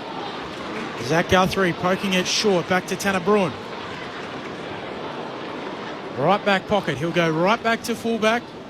Kolajasny out of contract for next year. We've discussed that throughout the afternoon. On to Bose, who just pokes it cleverly over the top and releases blitz halves. A hand pass away to Myers. Kicks down the wing. Tui's got it. He's getting a huge cheer every time he touches it, the retiring Cat. Hand pass over to Myers. Draws 2 Eagles. Hand pass to Stanley. 70 out at half forward. Kicks for Jezza. Marek spoils. All okay. Ball spills down. Picked up by Myers. Hand pass close to the boundary line. Marek's going to get it again. Just bangs it forward. High up and under down the wing. And Jack Henry takes the intercept mark for Geelong on the wing. Looks corridor to Buse. Buse able to gather the ball in the middle. He'll just chip it over the top for the men in hoops. Mark taken by Bruin. He'll go wide out to half forward. And it's marked there by Dempsey. 48 metres out, in line with the digits, right half forward. Just looks like the most natural wingman, Ollie Dempsey. So gets back hard in defence to help out. Pushes forward into little pockets to find a little bit of space. Can mark the ball, obviously, on centre wing. Does he have this in him? Oh. He takes on the man on the mark. Now he's going with the banana from 40. That is missing. Behind. That was Stevie Milne-like there, Bally. It was. Just take the man on the mark on. Geelong back out by an equal game high, 102 points. 24 minutes played in the third. Saturday footy on ABC Sport. Off the SMS, Corby and Co. How good is footy when a full forward kicks a bag? Andy from Wodonga. We do love that, don't we? And the big key forwards starting to fill their boots. Long kick from Hunt up to the wing, and it's punched out of bounds by Blitzarps. Throw in right on halfway. Best bag you've been a part of, Ram? Surely Lloydie kicked a few. Yeah, a lot. I'm just trying to think. Sound memorable. Yeah. You know it's coming your way in a minute, Bally. Yeah, no, I've got one. Well, Rammer just mentioned his name there. Milne kicked 11. Yeah, that's right. Brisbane against Brisbane. Yeah. At Docklands. As Manor gets a little kick down towards half forward. Neal knocks it to Myers, tried to soccer it forward. Marek intercepts, doing well behind the footy. Hand pass to Reid, takes on a few, runs the gauntlet. Hand pass away to Cripps, he chips it short, and Jack Williams marks in the middle of Cardinia Park. He'll chip it inside 50. Dewar didn't think it was for him. It bounces for him, gathers in the pocket. Handballs over his head, doesn't find Cripps. Soccers it out towards Duggan, tackled, taken to ground safely. And a ball upcoming. Well, they made a meal of that. They were out. Should have scored. Young Jury worked hard. Poor kick. Yeah, it's a difference. Another difference between those two teams. Skill execution. Stanley wins the hit out. All trapped in the end by Duncan as he falls to ground. Got it out by hand to Myers. Hand pass to Guthrie. Gives it to Manor. Kicks in the middle of Cadinia Park. Ollie Henry falls over as Bailey Williams takes the intercept mark, bangs it forward. It's played downfield. Right, yeah, so it's coming back to Ollie Henry, but it's not his free kick. It's a downfield free, as Bally mentioned. What did Jimby do? Just pushed him after the kick. Discipline. Heads out wide, Henry. That's Ollie, finds Manor. Short kick to Myers, who marks on the boundary line eastern side of the bright sunshine. Geelong lead by 102, by the way, as we tick towards three-quarter time. And earlier today it was Hawthorn by 124 full-time over North. They are in the finals. Myers goes short and a tumbling Dangerfield marks. Now looks into the pocket. Jezza overshoots him. Tumbles out, throwing right forward pocket for the Cats. Gold Coast by 4 points over Richmond, by the way, as they tick into time on at G. So the Suns lead that 3 straight to Richmond 2-2. So Tigers farewell to a few of their premiership stars. Yeah. Dusty back from his golf trip in Thailand and parading around the MCG. Throwing Stanley and Bailey Williams. Stanley slaps it down. Manor swivels in the tackle, gets a kick away. The Eagles pinch it. Chesser loops a handball away towards Clay Hall, who gives it back to Chesser, is zigging, zagging, kick smothered. Live footy inside 50 for the Cats. Reed's there for West Coast, slips Tui and gets away with it. Hand pass to Hall, he wants it back. Hand pass passes him by. This is Johnston, who kicks it down to high half forward. Jack Williams all alone marks. Hand pass for the Big Birds, gives it to Kelly. Kelly goes long into the forward pocket, running downhill. Darling back over his shoulder, takes the mark. He's got it left forward pocket for the Eagles. It's good footy. It's been few and far between the Eagles' ability to be able to chain the ball out of their back half. It was just Reed coming back inside, wasn't it? Being strong enough to stand up in the tackle. Darling across the body. He's got it. He's got his second. And the West Coast Eagles bring it back under 3 figures, and they're edging the quarter. 3 minutes before three-quarter time. It is Geelong 21-8-134. West Coast 5-8-38. It's Geelong who lead it by 96 points. Saturday footy on ABC Sport. Corbin Middlemaz, Ben Cameron, Jess Webster on the boundary. Luke Ball and Adam Ramanauskas, our premiership pair. Yeah, 3-6 to 3-2 for the quarter, Rammer. It really started from that first bounce, didn't it? So no doubt that they've increased their effort. I'm sure they would have got a stern talking to on that front at half-time. So you give them some credit there for being able to respond. Kelly there, just some hard running. He certainly hasn't been the worst. He's tried pretty hard for the Eagles. And Jack Darling, good enough to get on the end of it. So a good effort if they can hold on and win the quarter here. That is a win, albeit the Cats are probably just starting to take the foot off the gas a bit. Bailey Williams slapping it down to Kelly, the man involved in that chain moments ago. Off to Yoda, Chesser kicking inside 50. Reed can't mark. Coming through Duggan, gathers half forward for West Coast. On top of him quickly, Blitzarves. And the umpire wants to ball it up. Like Chesser's game, he's got a bit about him, hasn't he? He was a reasonably high pick, remember, wasn't he, from memory? Yeah, He's got some serious wheels. Hasn't shown all of his capabilities yet at West Coast, but good to see it today. Yo tackling there on Holmes and a ball up. Centre half forward here for West Coast. 96 points is the advantage to Geelong. Cats need about another 20 points or so to move into second spot on the table with their percentage leap. And then they'll need Port Adelaide and the Giants to lose as Jimby from the stoppage kicks inside 50 and Blitzarves takes the intercept mark. Also keeping in mind that if Port get beat, their percentage will come down, Ben. And it will. Maybe they won't need to get all the way there, but there are multiple possibilities. There's a long kick down the wing. Leaping forward is Ollie Henry. No mark and off hands. It spills out of bounds right on halfway. Call available of that other game, by the way, through the ABC Listen app if you're a diehard Tigers or Suns fan. For everyone else, we will take you there for the second half. So you will be hearing that on ABC Radio later today.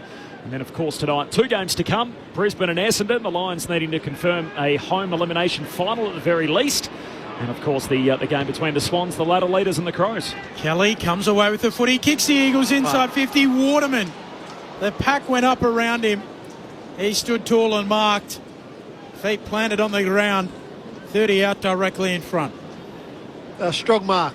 Stand in the middle of a pack and jump and take a mark. It's a good effort there by Jake Waterman. He is one of the positive stories of this year for the Eagles. Out of contract and has been linked to Melbourne. Well, they just couldn't lose him. I mean, there's the family tie there as well. But, yeah, I mean, if they're going to lose Barras, they just can't lose another key post. Waterman comes in and pops it through. Nonchalant, he's got a couple. The same as the number on his back. Handed to him by Mark Lacroix. 21-8, 134 plays, 6-8-44, 90 points Geelong's lead. 31 minutes into the third. I'm not sure they're going to make it to second, the Cats, as it stands at the moment. Luke Ball, Adam Ramanauskas. Well, there's still another 30 minutes to go in this game, Betty, so be careful with the early crow. But it's a much better quarter, I think, just in general by West Coast. So winning the quarter, obviously, now 4 goals, 6. So 10 scoring shots they've had this quarter to 3 goals, 2 to 5 only. Their tackling pressure hasn't been there, but disposal, which was a real issue at half time, they're actually 5 ahead in disposal. So getting their hands on the ball a lot more this quarter, and contested football, they're comfortably ahead of Geelong in this quarter. Back in the middle, Bailey Williams grabs it out of the ruck. Hurried kick forward for the Eagles. Another centre break. Jack Henry tracking it. No mark. He's getting a free. Front on contact against Jack Williams. And plus 18 contested football for West Coast this quarter. New contract for Jack Henry during the week, by the way, extends to 2029. He's a good player. That takes you out a few more years, Henry. So he's only 25 years of age, already a premiership player. And Zach Guthrie as well, who's playing his 100th game today. He extended also. Short to Buse, short to Colajazny. He goes short to Holmes, who's got it at right half back for the Cats. And this man extended earlier in the year, 4 more years till 2028. Or if he'd be winning their best and fairest, Max Holmes. He'd be pretty tired. I mean, Cameron's the obvious one. He'll end up with 50-plus goals, but Stewart's, after a quiet period, is finishing off the year well. Turns it over there as the intercept mark by Waterman on the wing. Sends it down to half forward. Jamie Cripps grabs it, turns, runs towards goal and just dobs it on the run. It's all new West Coast in this third term. And the Eagles winning the quarter. And there is a very, very small pocket of West Coast fans behind the goals of the Bowen River End. And they get a chance to wave those pop bombs up and down. That is Geelong 12, 21-8, 134 leading West Coast 7-8-50. 33 and a half gone in the third term. We both caught plenty of West Coast games, Ben, over in Perth. It feels quieter here, though, doesn't it, when the opposition scores at just about anywhere? Yeah. No, they've, aside from this quarter, they've just been sitting there in the sun enjoying Melbourne's vitamin D, haven't they, the Eagles supporters? But it has been a good response. I mean, in a way, it's a bit of an indictment on their effort at the first half, isn't it? In a sense, you say, where's this been the whole game? But it is a good sign that they're able to respond, and how much of it is Geelong just taking the foot off the pedal, we're not sure, but well done. Pick the last 3 goals in the game. Hutchinson, handball to Kelly, and the siren sounds as the Eagles go forward again. 3-quarter time as it stands. Geelong leading by 84 points. So the goal kickers for the Cats, Cameron with 7, Ollie Henry with 3, all of those in the first quarter. To the way of Stengel and Neal, then singles to Myers, Dempsey, Bose, Holmes, Tui and Stanley. While for the Eagles, their goal kickers are Waterman and Darling, both with a couple, Allen, Cripps and Petruccelli with singles. It is 3-quarter time at Cardinia Park. It felt like it was moving at a hell of a rate in that first half. Geelong have obviously lost 2 players, so just recapping, a left hamstring injury for Tom Stewart. He's been subbed out, club saying it's a precaution. He is the official sub, but virtually Lawson Humphries was also subbed out at half-time. He's done for the day. He's got ice on his right Achilles. So Achilles soreness for Lawson Humphries and a left hamstring injury for Tom Stewart. So maybe that's the reason why the pace slowed down. Jeremy Cameron's kicked 8. The Cats led by 100 points at half-time. They led it at 3-quarter time by 84. Meanwhile, full-time in the earlier game, it was Hawthorn by 124 points over North. So the Hawks are playing finals. They become just the 3rd team in VFL AFL history to overturn an 0-5 start to the season to make it to the final series. More of your thoughts off the SMS coming up next, and the latest from Bawley and Rammer with what they've made of proceedings so far. You're listening to Saturday Footy on ABC Sport. Tune your mood with the ABC Listen app. Get swept away in a podcast. Do you do that? Oh, Richard, of course. Choose the news that suits you. I'm Sabra Lane and you're listening to AM. Call live radio shows. So you were terrified? I don't know. Listening to your show got me through it. And find a playlist that moves you. Anytime, anywhere, every day. Life sounds better with the ABC Listen app. This is ABC Sports coverage of the 2024 AFL season. Every match on the ABC Listen app. Look for the AFL button. Williams kick back in. Well, there's going to be a free here. Clumsy over the top. Chera, he knocks it down. And Zach Tui gets his moment as he takes the advantage and hooks it through for a goal. And every Geelong person in the house is up on their feet to pay tribute to the great Irishman, Zach Tui. Dangerfield soccers it forward. Close. Comes up from half forward. Collects. Handball to Bose. Hand pass threads it through to Myers. Kicks inside 50. Cameron marking in front of Dempsey. The young blondie thought it was his and just said, I'll have that. Jeremy Cameron for his first of the second half. It's number 8 for the day. Kelly comes away with the footy. Kicks the Eagles inside 50. Waterman. The pack went up around him. He stood tall and marked. Waterman comes in and pops it through. Nonchalant, he's got a couple. Turns it over there as the intercept marked by Waterman on the wing. Sends it down to half forward. Jamie Cripps grabs it, turns, runs towards goal and just dobs it on the run. It's all new West Coast in his third term. And the Eagles winning the quarter. The 2024 AFL Premiership season. On your radio. ABC Sport Digital. And on the ABC Listen app.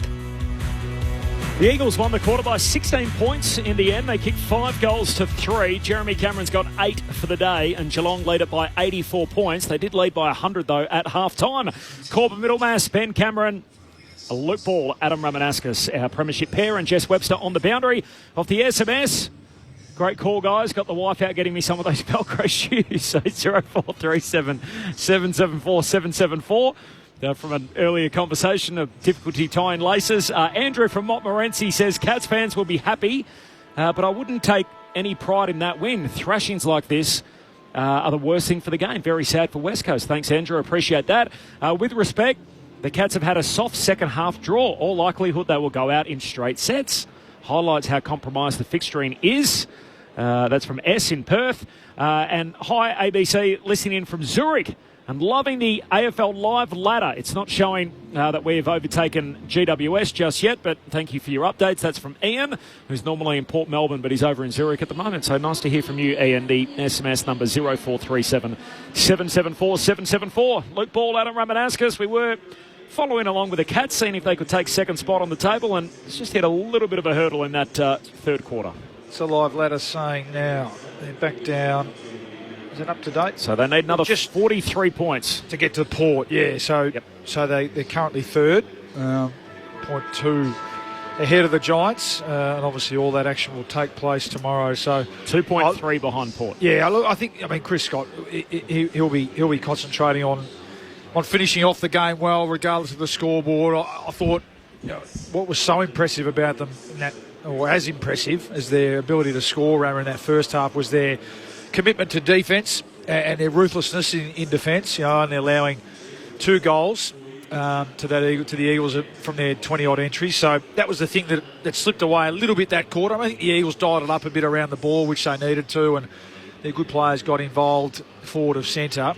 And so that would have disappointed Chris and the defensive coach, James Kelly, I think it is, as I see down there. They were able to, they ended up leaking 5 goals, 6 that quarter.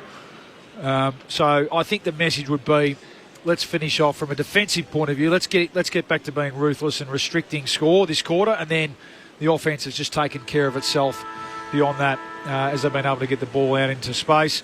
There'll be a management issue, no doubt, this quarter. It looks like Paddy Dangerfield's going to start in the centre bounce. The message might be, look, go hard for 8 or 10 minutes, Paddy, and then that'll do you for this game, and we'll put him on ice. We'll keep an eye on that.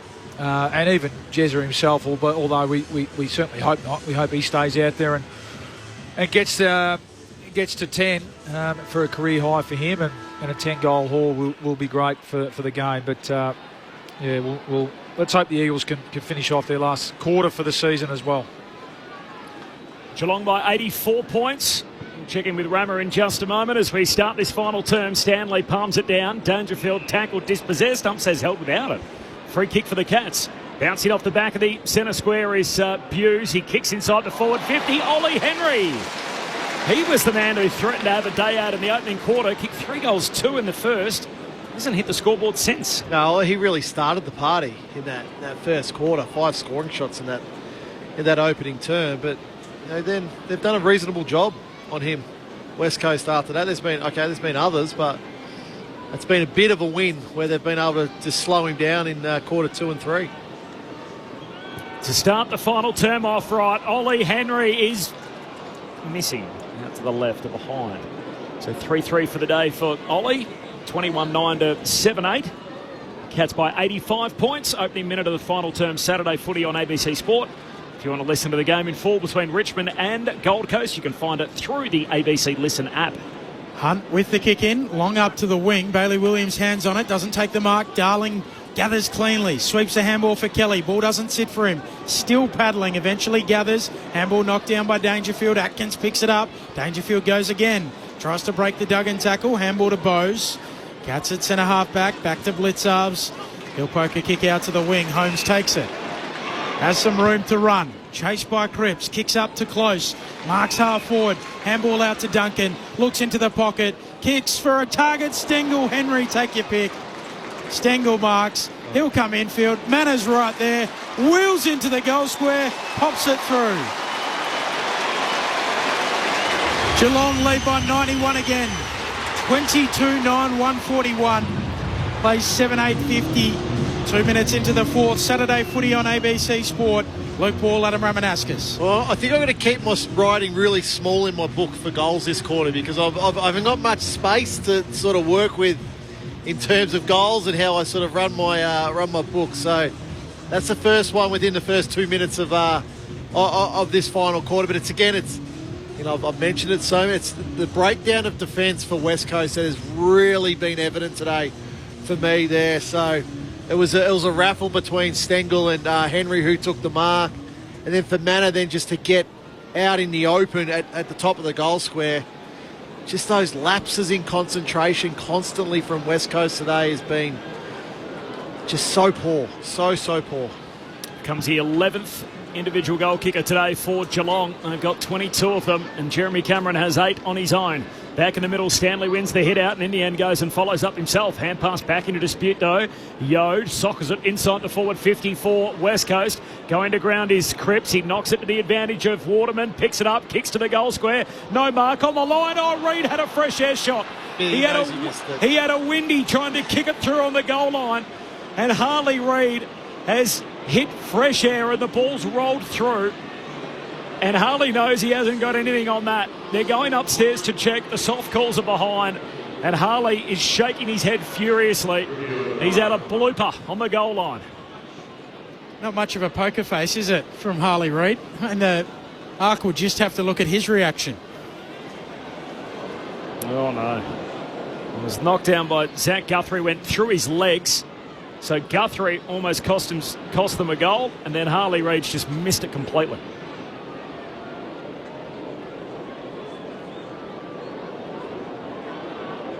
It's been that kind of day, hasn't it, for the West Coast Eagles, despite their 5-goal third term, 100 down at half-time. First time we've seen that in an AFL fixture in 13 years. And now there's a long analysis as to who touched this last. I think the last clean touch was off the back of Zach Guthrie's leg. He was laughing, Harley. Then he was trying to suggest it was a goal. Looking at this angle, these angles, we can see the ball comes off hands and then doesn't hit any players prior to crossing the back. There we go, nothing on it. So no boot involved for Harley Reid. It will be a behind. And it'll be a 90-point advantage for Geelong at the 4.5-minute mark of the final term. Earlier today, Hawthorn beat North by 124, so the Hawks into the final series. Meanwhile, there's one game going on at the moment between Richmond and Gold Coast. There's a call available for that through the ABC Listen app. Early in the second term, Suns by 9 over Richmond. Zach Guthrie with the kick in, and Dangerfield just juggling it, but eventually marking. Now on the burst away. Surging kick up to half forward, looking for a marker. Ollie Henry can't take it. Bose hits the ball at pace, spins out of trouble. Handball to Holmes. Cats on the wing. Duncan.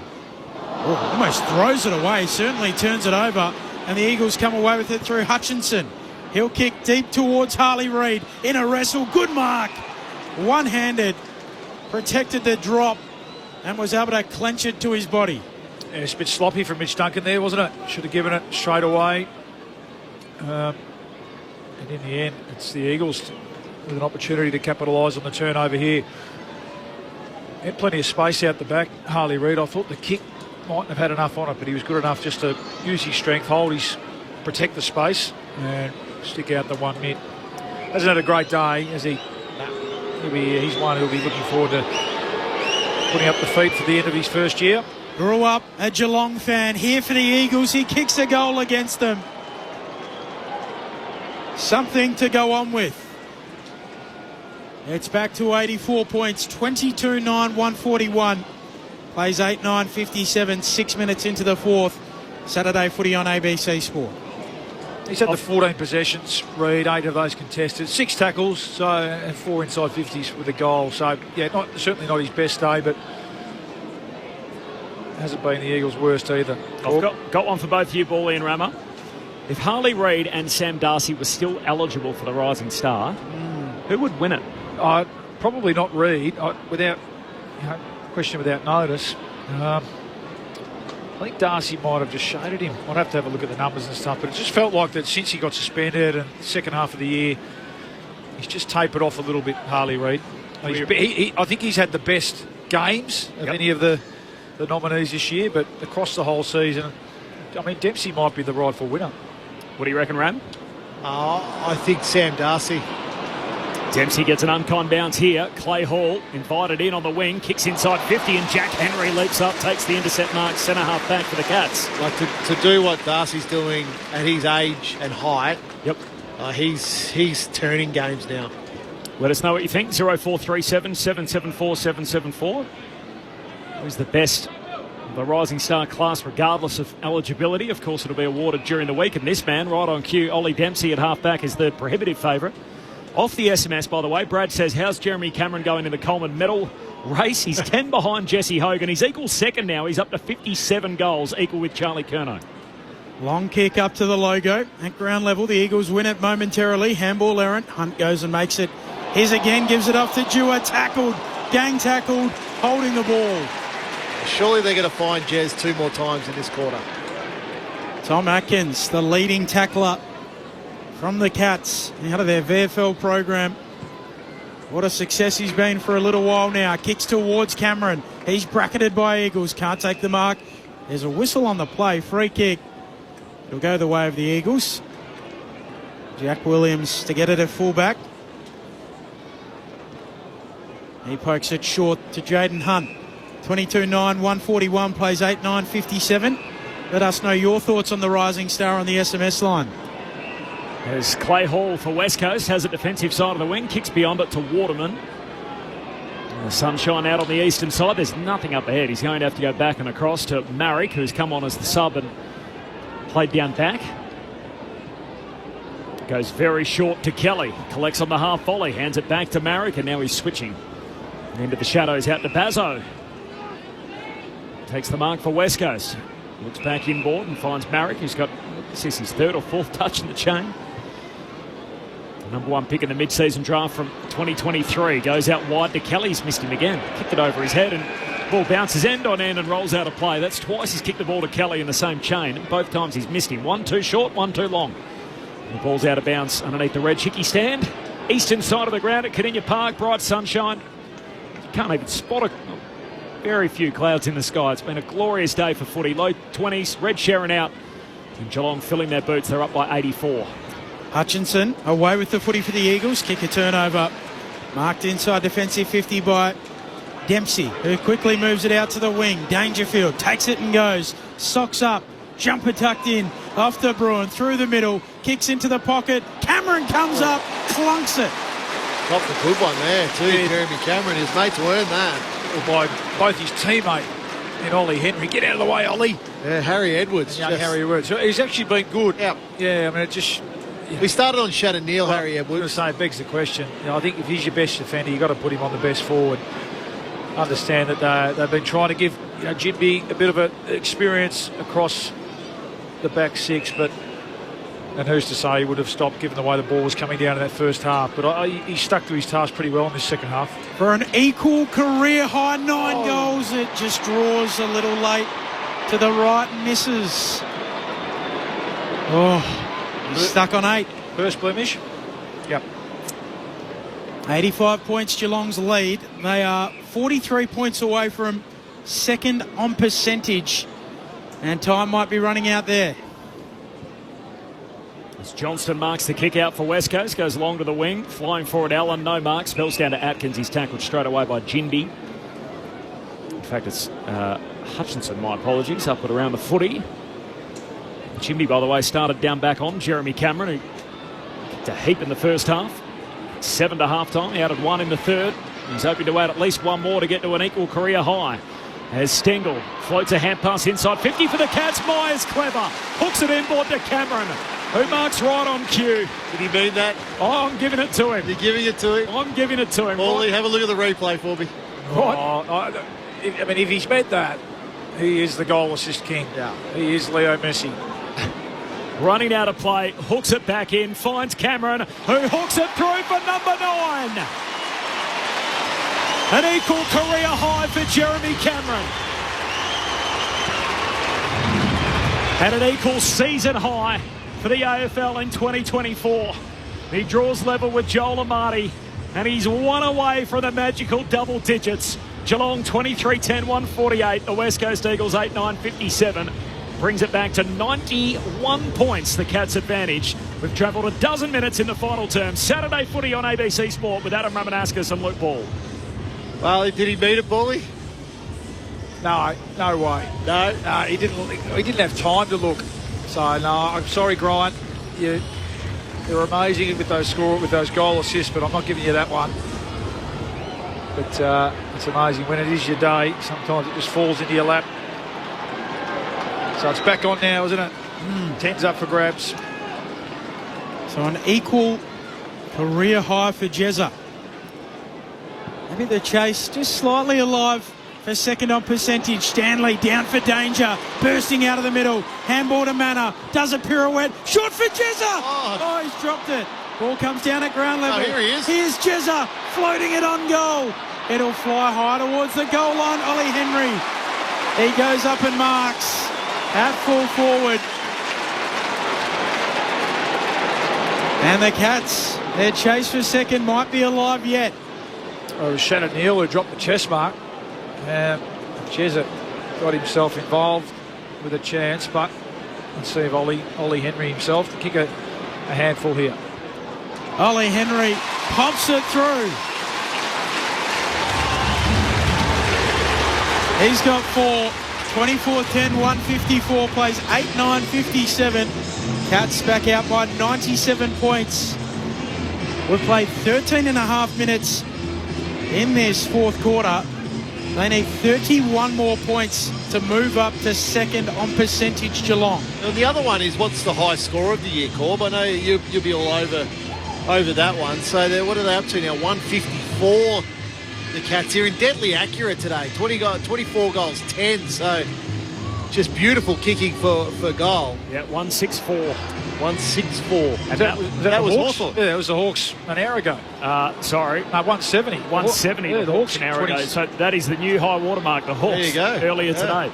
The previous best was 164 Geelong on the wrong side of it to the Gold Coast earlier this year up in Darwin. That Thursday night game during Sir Doug Nicholls' round. But the Hawks have gone past it today. 170 points they put up on North. Can Geelong run that down? Here's Stanley out of the middle, taps it down to Bruin. Hand pass away to Danger, gives a handball off to Manor. Manor takes on Hall, hand pass back to Dangerfield, kicks inside 50, puts it out on the full. West Coast free kick at half back, 14 and a half minutes gone in the final term. It is Geelong, who lead it by 97 points. Jeremy Cameron has 9 goals. So that is the interest here. Plus, the Cats are chasing second spot on the table. They need another 31 points to go past Port Adelaide.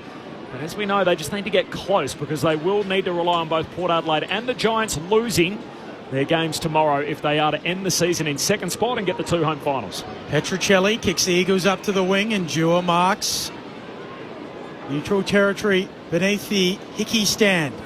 Shorts it to Bailey Williams, the big ruckman, sweeps it out wide to Tommy Cole, looks into the pocket for the Eagles. Allen going back, hand to it, doesn't mark. Hughes roves it, Cats in possession, back pocket. Handball to Blitzarves, moves it on to Tui. Cheer for him, handball to Dempsey. Runs back into traffic, just has to get a kick away out on the full. Bit off a little more than he could chew there, Dempsey. Eagles with it, right half forward flank, sunny side of the ground. And the Cats leading by 97, Jezza chasing 10. Chesser, long kick towards the hot spot. They all climb on the way down to earth. Harley Reid hangs onto it. He was about full back. He leapt early. And he almost had both feet back on planet Earth by the time he took it. He's got it at full forward, 15 out. It's a great mark, isn't it? Well, it begs the question.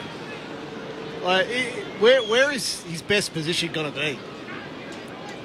Like, if he's a 45-plus goal kicker a year, they're very hard to find.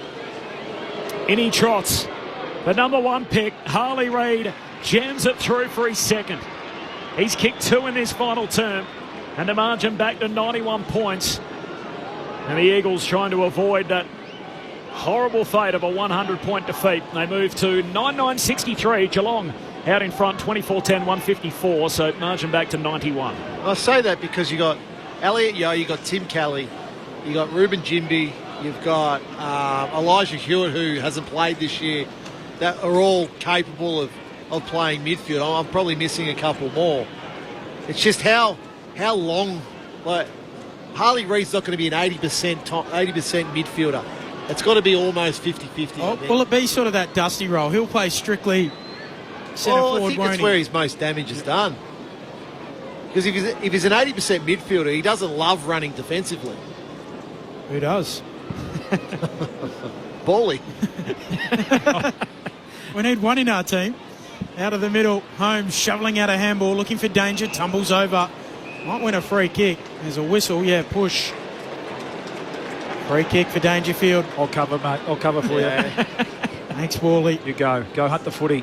Long kick inside 50. Neil goes up, punched away from him by Bazzo. Now to play for a throw-in. They're the teammates you want to play with. Left half forward. Still 10 minutes left in the game. Geelong leading by 91. Can Jeremy Cameron get to 10? Plenty of time still. 10 minutes remaining on the clock. Boundary throw-in. Stanley palms it down. Scooped up here by Bowes. Away to Manor. High up and under into the forward pocket. Here comes Cameron. Jimby stands in front of him. Knocks it out of play and the ball spills out. Left forward pocket. Unlike John Longmire with Amati earlier in the year, Jeremy Cameron is still out there on 9 goals. Well, how long does he give him? At what stage does he say, righto, Jez, I can't risk you getting hurt either? Off you come. You've had your chance. Bailey Williams wins it down to Hutchinson at the Eagles. Hand pass away to Bailey Williams. Jams it on the boot out of the defensive 50. Bounces on the wing, evades a couple. Tyrell Dewar's out after it. Paddles it in front of himself. Picked up by Buse. He kept his feet. Dewar goes to ground. Buse wins the footy. Hand pass over to Blitzarves. Blitzarves tries to swing a handball out wide. He turns it over. And Cole has it for West Coast. Hand pass to Kelly. His kick isn't good. Another turnover. Jack Henry marks on the wing, eastern side. Wants to switch it. Moves it out to Atkins. Broadcast side of the ground. Still inside the centre square. Goes short. Manor marks.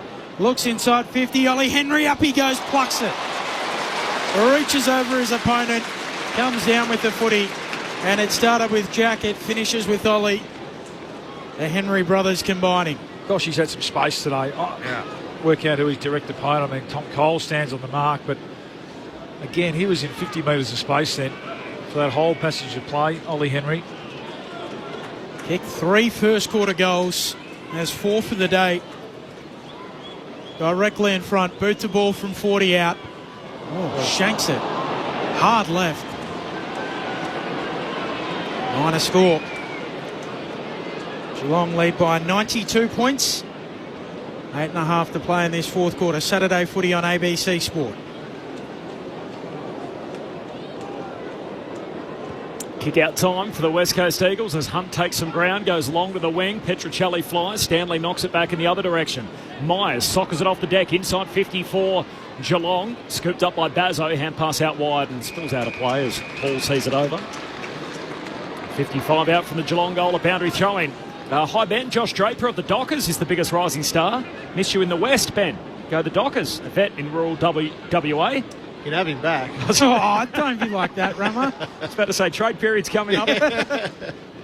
Great to see Cameron himself kick more than the West Coast Eagles combined from Anthony. That's not our Ben Cameron, that's Chezza, of course, who's on 9 from the boundary throw-in, almost back out of play. Manor whacks it back in, but straight to Hutchinson of the Eagles. Hand pass to Hall, back to Hutchinson. He sweeps it back towards Jimby, picks it up, worried out of it by Myers. Atkins gets involved, sweeps it to Manor, in the pocket, tight angle, and just hits the post. Good, eh? Had it bending the wrong way from the right forward pocket, but still nearly found the major opening. Jezza wanted that one. Yeah. Little forward handball, Bally.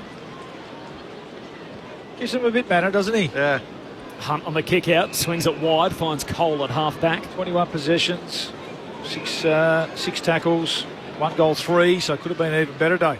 93 the margin. Geelong haven't made up the percentage gap on Port Adelaide yet in second spot. They also need the Power and the Giants to lose tomorrow, so the percentage gap at the moment 1.9. Geelong behind Port Adelaide in second.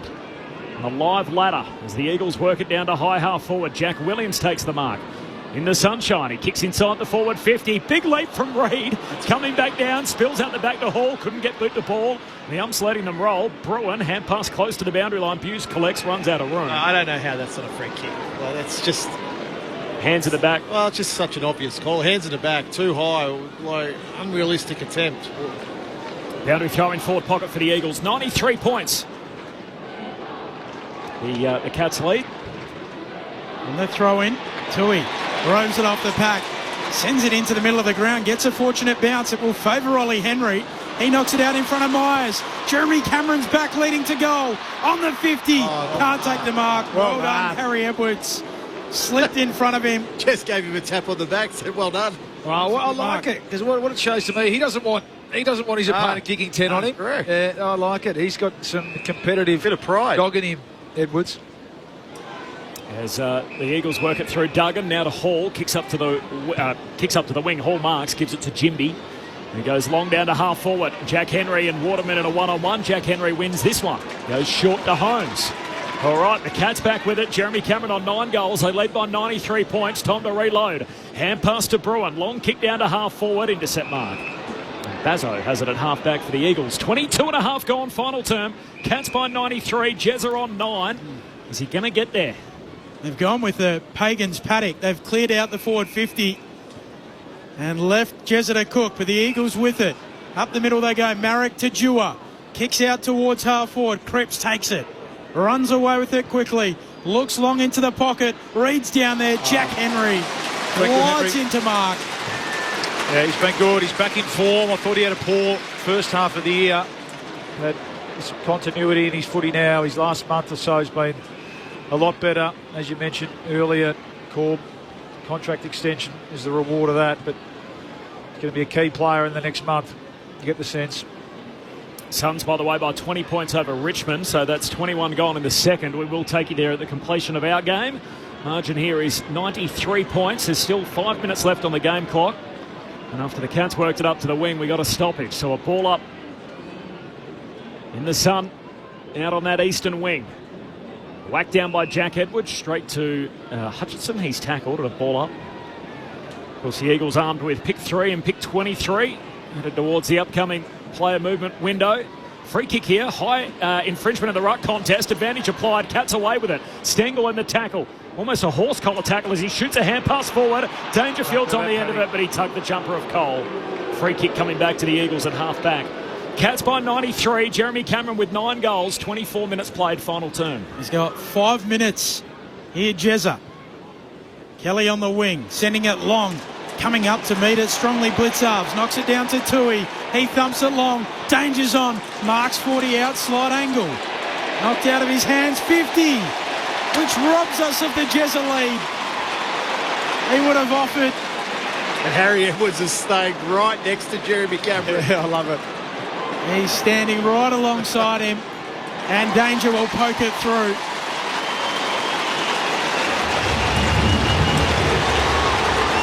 His first of the afternoon. The Cats lead by 99. 25-12, 162, plays 9-9-63. 25 minutes played in this final term. Percentage watch. Looks like they've still not enough. Yeah, will be falling short, but He just had a solid game, hasn't he, today, Danger? Yeah, 25 possessions, 10 contested, yeah, 9 inside 50s, 11 score involvements, and a goal. He's played within himself. Yeah. I think just to get through it, get into a nice bit of form, and then really attack a final series. Yeah. Actually, I'm surprised he is still out there. I mean, he's deep forward now. He's just in the square, but he's going to be such an important player, isn't he? I think when the finals comes around, when the game closes in, he gets to Pendlebury last year. Exactly, that's right. We'll see him at his best. Last time he played finals, won the Gary Ayres medal as the player of the final series in 2022. Myers in the middle, hand pass picked off. Hutchinson had it, run down by Bruin. Free kick for the Cats. They lead it by 99 points, and Jeremy Cameron has 9. There might be something in that as the kick comes out wide to Dempsey. Dempsey kicks to half forward for Geelong. Mark taken by Stanley. Here we go. Look inside the forward 50. Kick heads in Cameron's direction. Needs a contested mark. Runs underneath it. And the ball slips out of play. And Harry Edwards wearing him like a glove. Will have a boundary throw in right forward pocket for the Cats. Probably doesn't want the ball in Reece Stanley's hands. Kicking it inside 50. If he had the choice, let's see if he can get on the move here at the stoppage, Jezza. Tight. Guy McKenna, the glove, Harry Edwards. Boundary throw in. Williams taps it down. Hutchinson coughs it up. Atkins flicks it out. Straight to Kelly, though. Cameron turns tackler. It was immediate on his opponent. They were still appealing for ball. So ball up.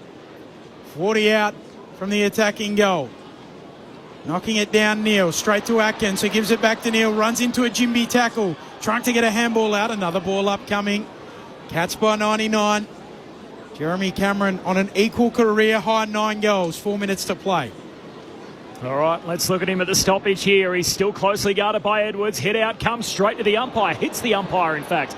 Rolls out towards Jimby. Got a hand pass to Kelly. Handball to Petruccelli. The Roadrunners off with it. Bursts away. Hand pass to Darling. Out of the Cats forward 50 and out of Cameron territory. Handball to Darling. Back to Petruccelli. Short kick along the line finds Jack Williams. Cats by 99. Jeremy Cameron has 9. Dangerous kick inboard, but will turn out okay. 50. Finds Hutchison. He's grabbed on the way through, trying to prevent him moving it on by Duncan. And that was there. 50-metre penalty. Jack Hutchison will be marched inside 50 and a shot at goal for West Coast. No problems with that, Ram? Nah, that's 50. Laurel says, I'm a one-eyed cat. Of course I think Ollie Dempsey will win the Best First-Year Player. It's the Rising Star Award. And Hutchison's another one who's shown a bit. Mid-season draft. He's certainly worth persisting with. As he had today. This will be possession 23. 15 of those contested. So he's had a crack. First game back since the Derby. Unfortunately missed the 2 wins. So 7th game yet to sing the song. Jack Hutchinson. Well done. Kick is good. Straight through it goes. And West Coast get out of the danger zone of the triple figure defeat for the time being. They are winning the second half. They were 100 down at half time. West Coast have it back to 93 points for the time being. Geelong 25-12, 162. West Coast 10-9-69. Cats by 93. Yeah, that's correct. Cats by 93 and Jeremy Cameron's kicked 9. Credit where credit's due. He's a real loyal supporter. He stayed the whole time. He's absolutely loving it. Down there, Liggy he's got the kids down there, the wife's down there. So I thought the mayoral robe was a little bit too much. It was a little bit too much, wasn't it? It's for a Saturday at the footy. Come on, Lingy. Just a recap, by the way, Achilles soreness for Lawson Humphreys and left hamstring precaution, Tom Stewart. So they're the big watchers coming out of the game from a Geelong perspective. Both tapped out at half-time. Crooked bounce in the middle. Both rucks miss it. Bailey Williams, after it bounces, flicks it to Petruccelli, plays for a free kick, wins it. Drones around Kardinia Park. 3 minutes to play. Can Jezza get 10? Eagles go forward through Hunt. High ball. Blitzarves comes out.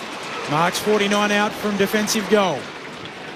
Immediately likes the switch, moves it across to Kolajasny. Oh, here we go. Kolajasny takes the mark and plays on. They got 2.5 minutes to go. Hand pass to Tui.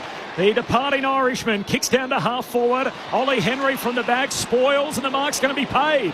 Spoil from the back, took it in front of Marek. Henry 70 out, kicks inside 50. Stanley leaps up, no mark. Spills down to Petruccelli. Stanley tackles him. Got to be holding the ball, and it is.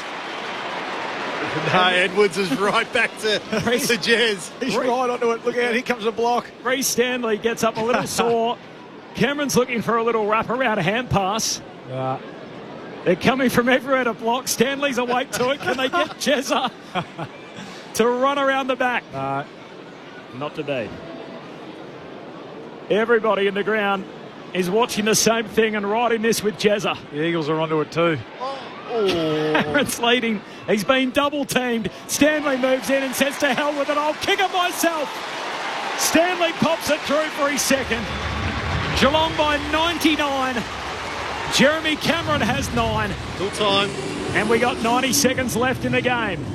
Cats 26-12, 168. They lead West Coast 10-9-69. Saturday footy on ABC Sport. Had a pretty good day, Stanley. Been a good battle because I think that Bailey Williams has tried pretty hard for the Eagles as well. But Stanley pushing forward, kicking his second goal. He's had 12 score involvements.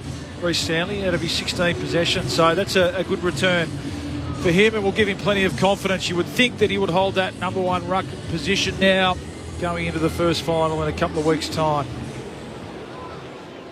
Can he conjure up something out of the centre bounce here with 6-6-6? I'd like Shannon Neal up a bit further too. Right? What's he doing? Get out of there. Get right up high. Bounce back in the middle. Stanley slaps it down. Bowes trying to get it moving forward. Onto it though, Clay Hall for West Coast, off to Petruccelli, shanks his kick, finds Kelly though. Eagles with it, middle of the ground, kicks towards Darling, juggles it, marks it.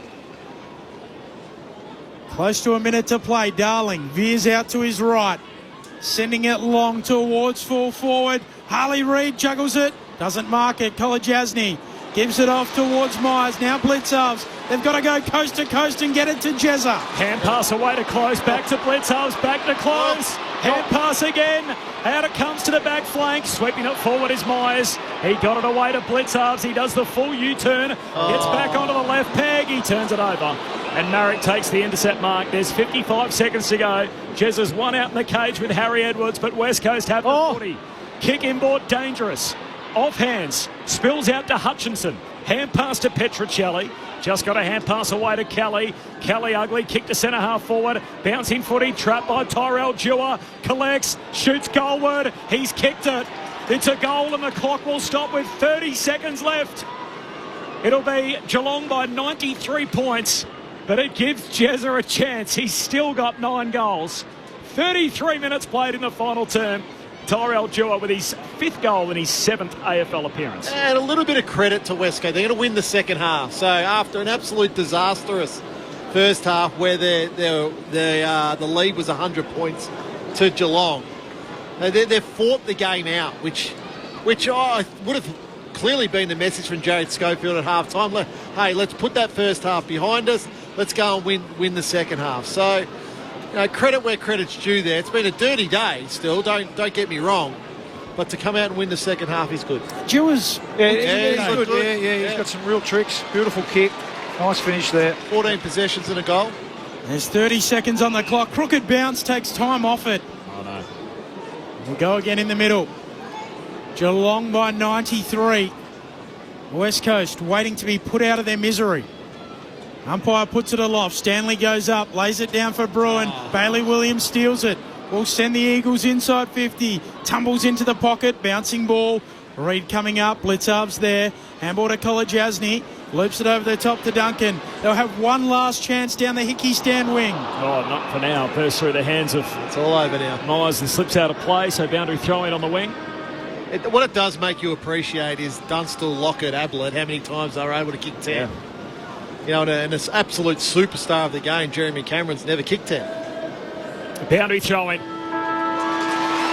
that'll do us. The Cats make a mess of the West Coast Eagles. They get a chance to pay tribute to Zach Tui and Tom Hawkins in style, but it's Jez's day. He finishes with 9 goals. The greatest team of all. We are Geelong. We're always on the ball. We play the game as it should be played. At home or far away. Our banners fly high from dawn to dawn. Down at Cardinia Park. It was an absolute atrocity for West Coast at halftime. They were 100 points down, something we hadn't seen in 13 years. A side be 100 points behind at the half. They worked their way back into it in the second half and went punch for punch with Geelong, albeit the Cats without Tom Stewart, a left hamstring concern, and without Lawson Humphreys, who has Achilles soreness on his right side. But Geelong still winners by a big margin, 93 points in the finish. We are Geelong, we're always on the ball. We play the game as it should be played. At home or far away. Our banners fly high from dawn to dark. Down at Cardinia Park. Tom Hawkins will trot out on the ground. He's there with his kids as he just looks up into the stands, and he's about to be saluted by this Geelong faithful at Cardinia Park. Another bumper crowd, and they've had a pretty stress-free afternoon. Geelong 26-12, 168. West Coast 11-9, 75. The goal kickers, there were 12 of them for the Cats, 9 for Cameron, 4 for Ollie Henry, and then 2 each for Stanley, Stengel and for Neil. Zach Tui got a goal in his farewell game to Cardinia Park. He'll play on, of course, for the remainder of the year and through the final series. However long that goes for the Cats, Manor, Holmes, Bowes, Dempsey, Myers and Dangerfield all with 1. Meanwhile, for the West Coast Eagles, 2 each for Waterman, Reid, Cripps and Darling. Singles for Allen, Dewar and Hutchinson. So apart from a concern around Stewart and Humphreys, Cats couldn't have got much more out of the day. Luke Ball and Adam Ramanauskas, they win by 93 points. And they will be a top 4 team in 2024. Yeah, and look, they deserve to be. So the ladder doesn't lie. In most cases, so they got the job done today, got the job done in the first half of this game. 60 inside, 50 for 38 scoring shots, so enormously efficient when they were going inside forward 50. You know, what was most impressive is taking the ball from one end of the ground to the other. Now that's also against what West Coast were doing. They just allowed that to happen time and time again today, so... Yep, look, there will be concern over Stewart and Humphreys, no doubt about that. Hopefully they're both okay because they're 2 critical players in what could be another successful final series. On the other hand, look, West Coast's first half was horrible. You know, as horrible as it can get, 100-point margin at half-time, but to their credit, they fight out in the second half and win the second half. So, you know, credit there, but they've got a lot of soul-searching to do. They're going to find a new coach. You know, they're going to come back rock hard fit into a 2025 season. So you know they're going to get more draft picks. They're going to get younger players into the club again. How quickly they can be fast tracked to become bona fide AFL players is really up to those guys. So a lot of work to be done for West Coast. But now it's Geelong are where they are probably used to being for so often, playing in another final series with another double chance. Can they win it? Yeah, I think they can. At their very best, they can. Yeah, I think they can. Yeah, I mean, obviously, let's presume Stewart's okay.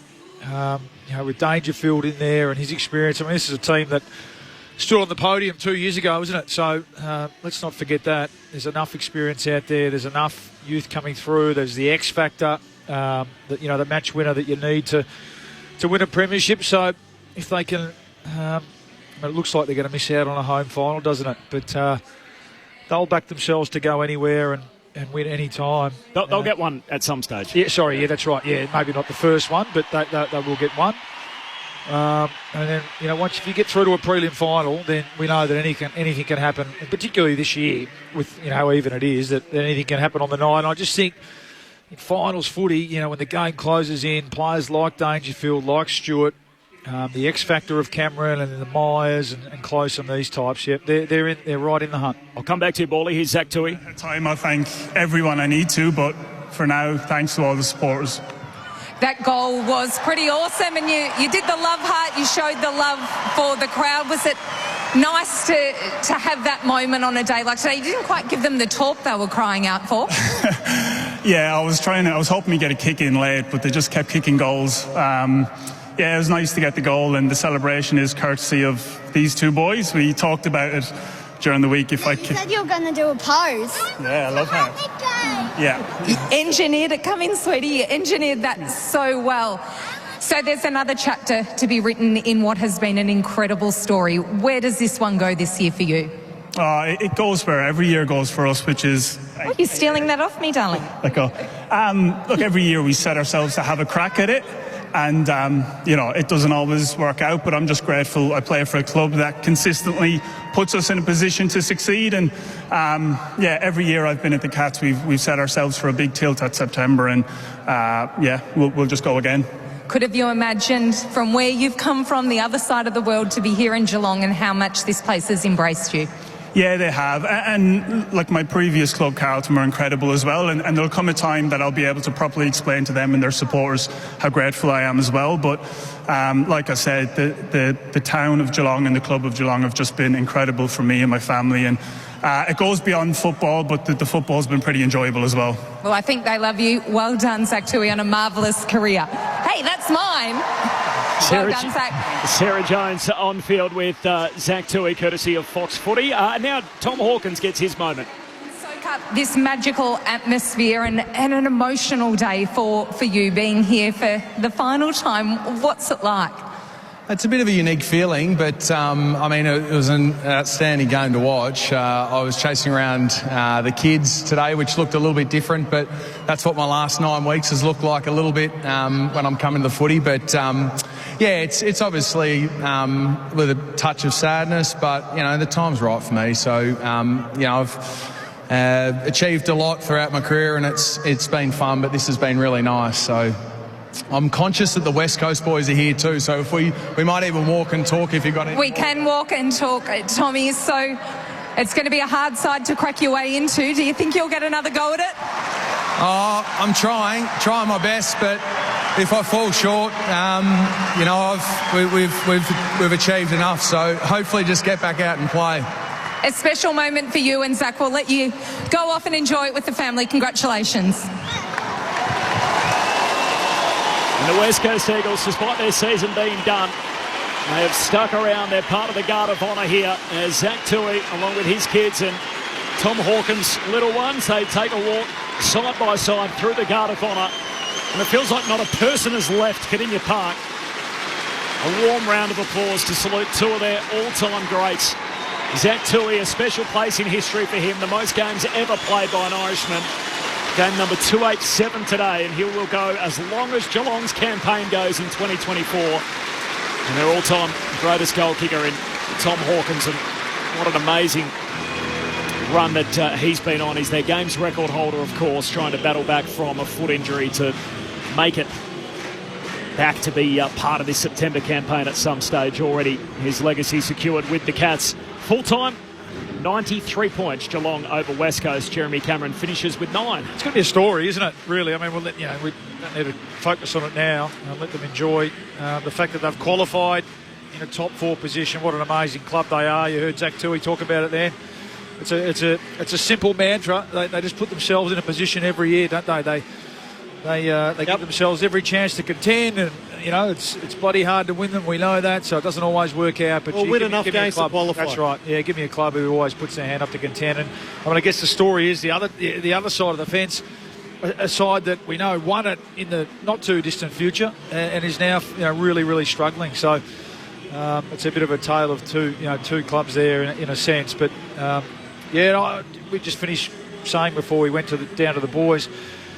They're every chance to win it. Wherever they end up, they'll back themselves to go, and they're seemingly in pretty good health now. The Hawkins thing, it is going to be a story, Rammer, isn't it? No doubt. Yep. But I'm just not sure. Depending on. I'm hopeful for him. Yeah, me too. But certainly for the first final, I'm not sure you could run the risk. We know that those first qualifying finals are red hot in terms of intensity, and the guys that have been out there in the last 4-6 weeks since he hasn't been playing haven't done a lot wrong, have they? So Tom's a realist as well. Yeah, and you heard that, Dan. He's pragmatic. It helps when you got some some medals in the back pocket already, mate, doesn't it? In terms of you being pragmatic about the situation as he walks a well-deserved lap here for the last time at Kardinia Park. It was hoped at some stage that this might have been the opportunity for him to come back, have one before the finals. Apparently, he wasn't close to getting back here today, so he'll be flat out making it back at some stage during their finals campaign. But what a champion he's been, and who knows what it all amounts to for the Cats from here. And Zach Tui, as you heard the Irish jingle in the background, the Irish music that's played after every one of his and Mark O'Connor's goals down here at the Cattery. And gee, those guys, they already have such a special place in the history of the Geelong Footy Club, regardless of whatever happens this year. Zach Tui, by the way, was on ABC AFL Daily with Catherine Murphy during the week and mentioned that he's going to play Gaelic footy at the end of the year, so he's going back home to play a bit of footy. So hoping to play as high a level as possible. He said, look, I'm going to start out playing for my club and just see how it goes, see how quickly I can pick it up. But, geez, it still looks like he can go, Ram. I know you've had a lot to do with him. He can certainly still go. Hasn't lost his power, has he? No, and he's still got the length in his kick and the like. But so why isn't he going on? Well, I think it's more the mental part of it. You know, there just comes a time where, you know, do you want to compete as hard as you possibly can? Do you want to, grind through another pre-season of training? Is there good enough kids coming up behind you? You know, there's multiple factors, not necessarily just body with a lot of these players now. It's the mental grind that they do have to go through week in, week out, month in, month out, year in, year out. So, you know, he's just been a terrific footballer. And as I said to start the game, there's not many better human beings that you'll meet within football. So he's loved here, he's loved at Carlton, and he's loved back home in Ireland. And, you know, Tom Hawkins is no different. Like I said, there'll be a spot around this ground at Kardinia Park with Tom Hawkins' name somewhere in the not too distant future. He's been an unbelievable servant of this club, and he's been a true champion of the game. Full-time here, Geelong 26-12, 168 over West Coast 11-9-75, so 93 points the win to the Cats. Half-time, by the way, the game between Gold Coast and Richmond, it is the Suns by 32 points. We'll take you there for the start of the third quarter shortly as Richmond farewell a number of their champions today. Of course, Dustin Martin and Dylan Grimes both announcing their retirement, so they'll pay tribute to them at full time. But it's the Suns by 32 over Richmond at present.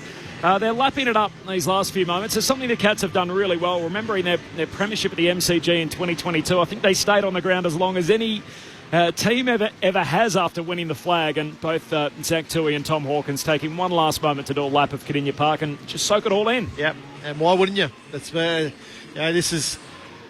really the only home ground advantage in Victoria. The MCG and the Docklands. So many teams play at those two grounds, and this is still the true home of Geelong, and it always will be. So the supporters always come out to support it. There's no doubt about it. So take your time, take every moment you can, because you won't get that. Get that feeling again. Yeah, once you're done, that's it. Yeah. So absolutely.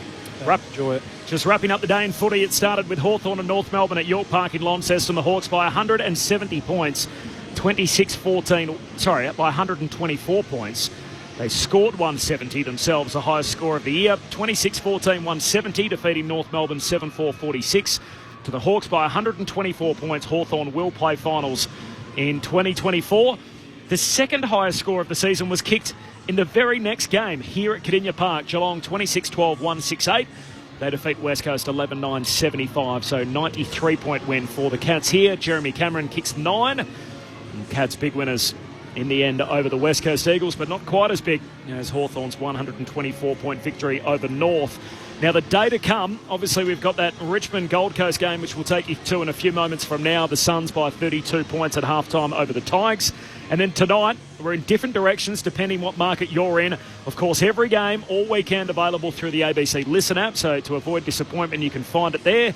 You can download it for free in the App Store. At the Gabba, it is the Brisbane Lions and Essendon.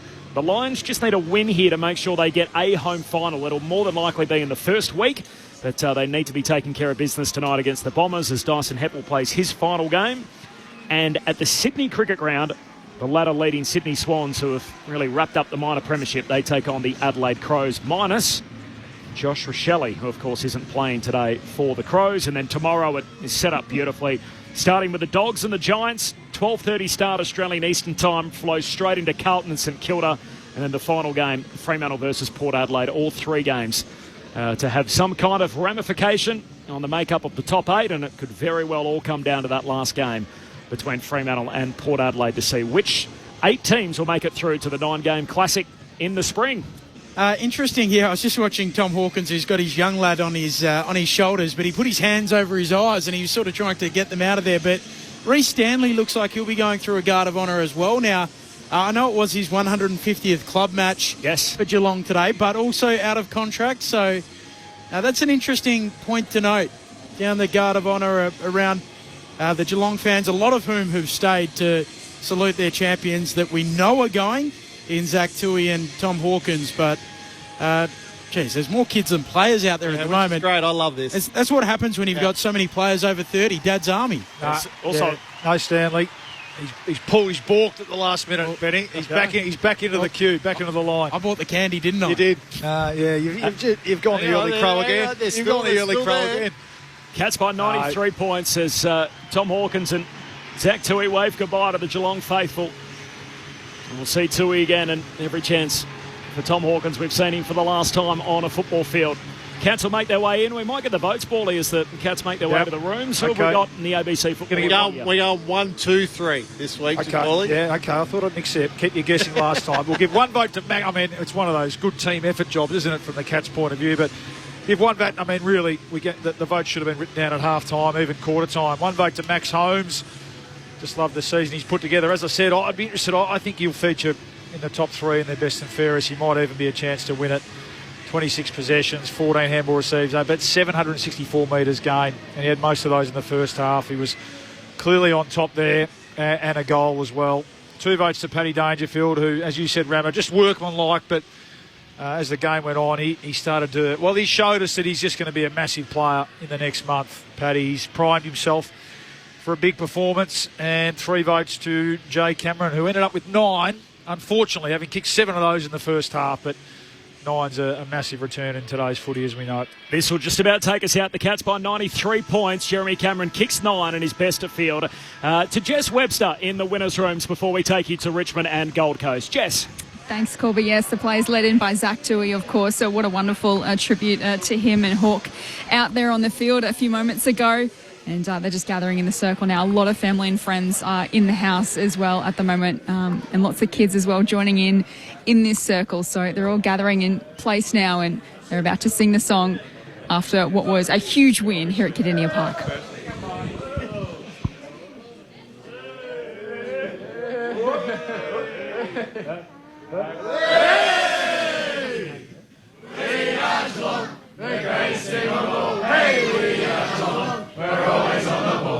We play the game as it should be played. Hey, at home or far away. Our band is flying high. We're going to duck down Kardinia Park.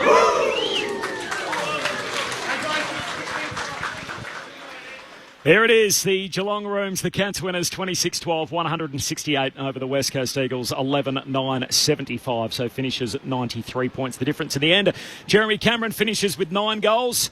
What a day it's going to be tomorrow. I did get your tips earlier, gentlemen, so Ramo, you don't think the 8 will change? You've got the same 8 teams, just a different way of getting there? Yep. Yeah, I've got, who have I got? Giants? GWS.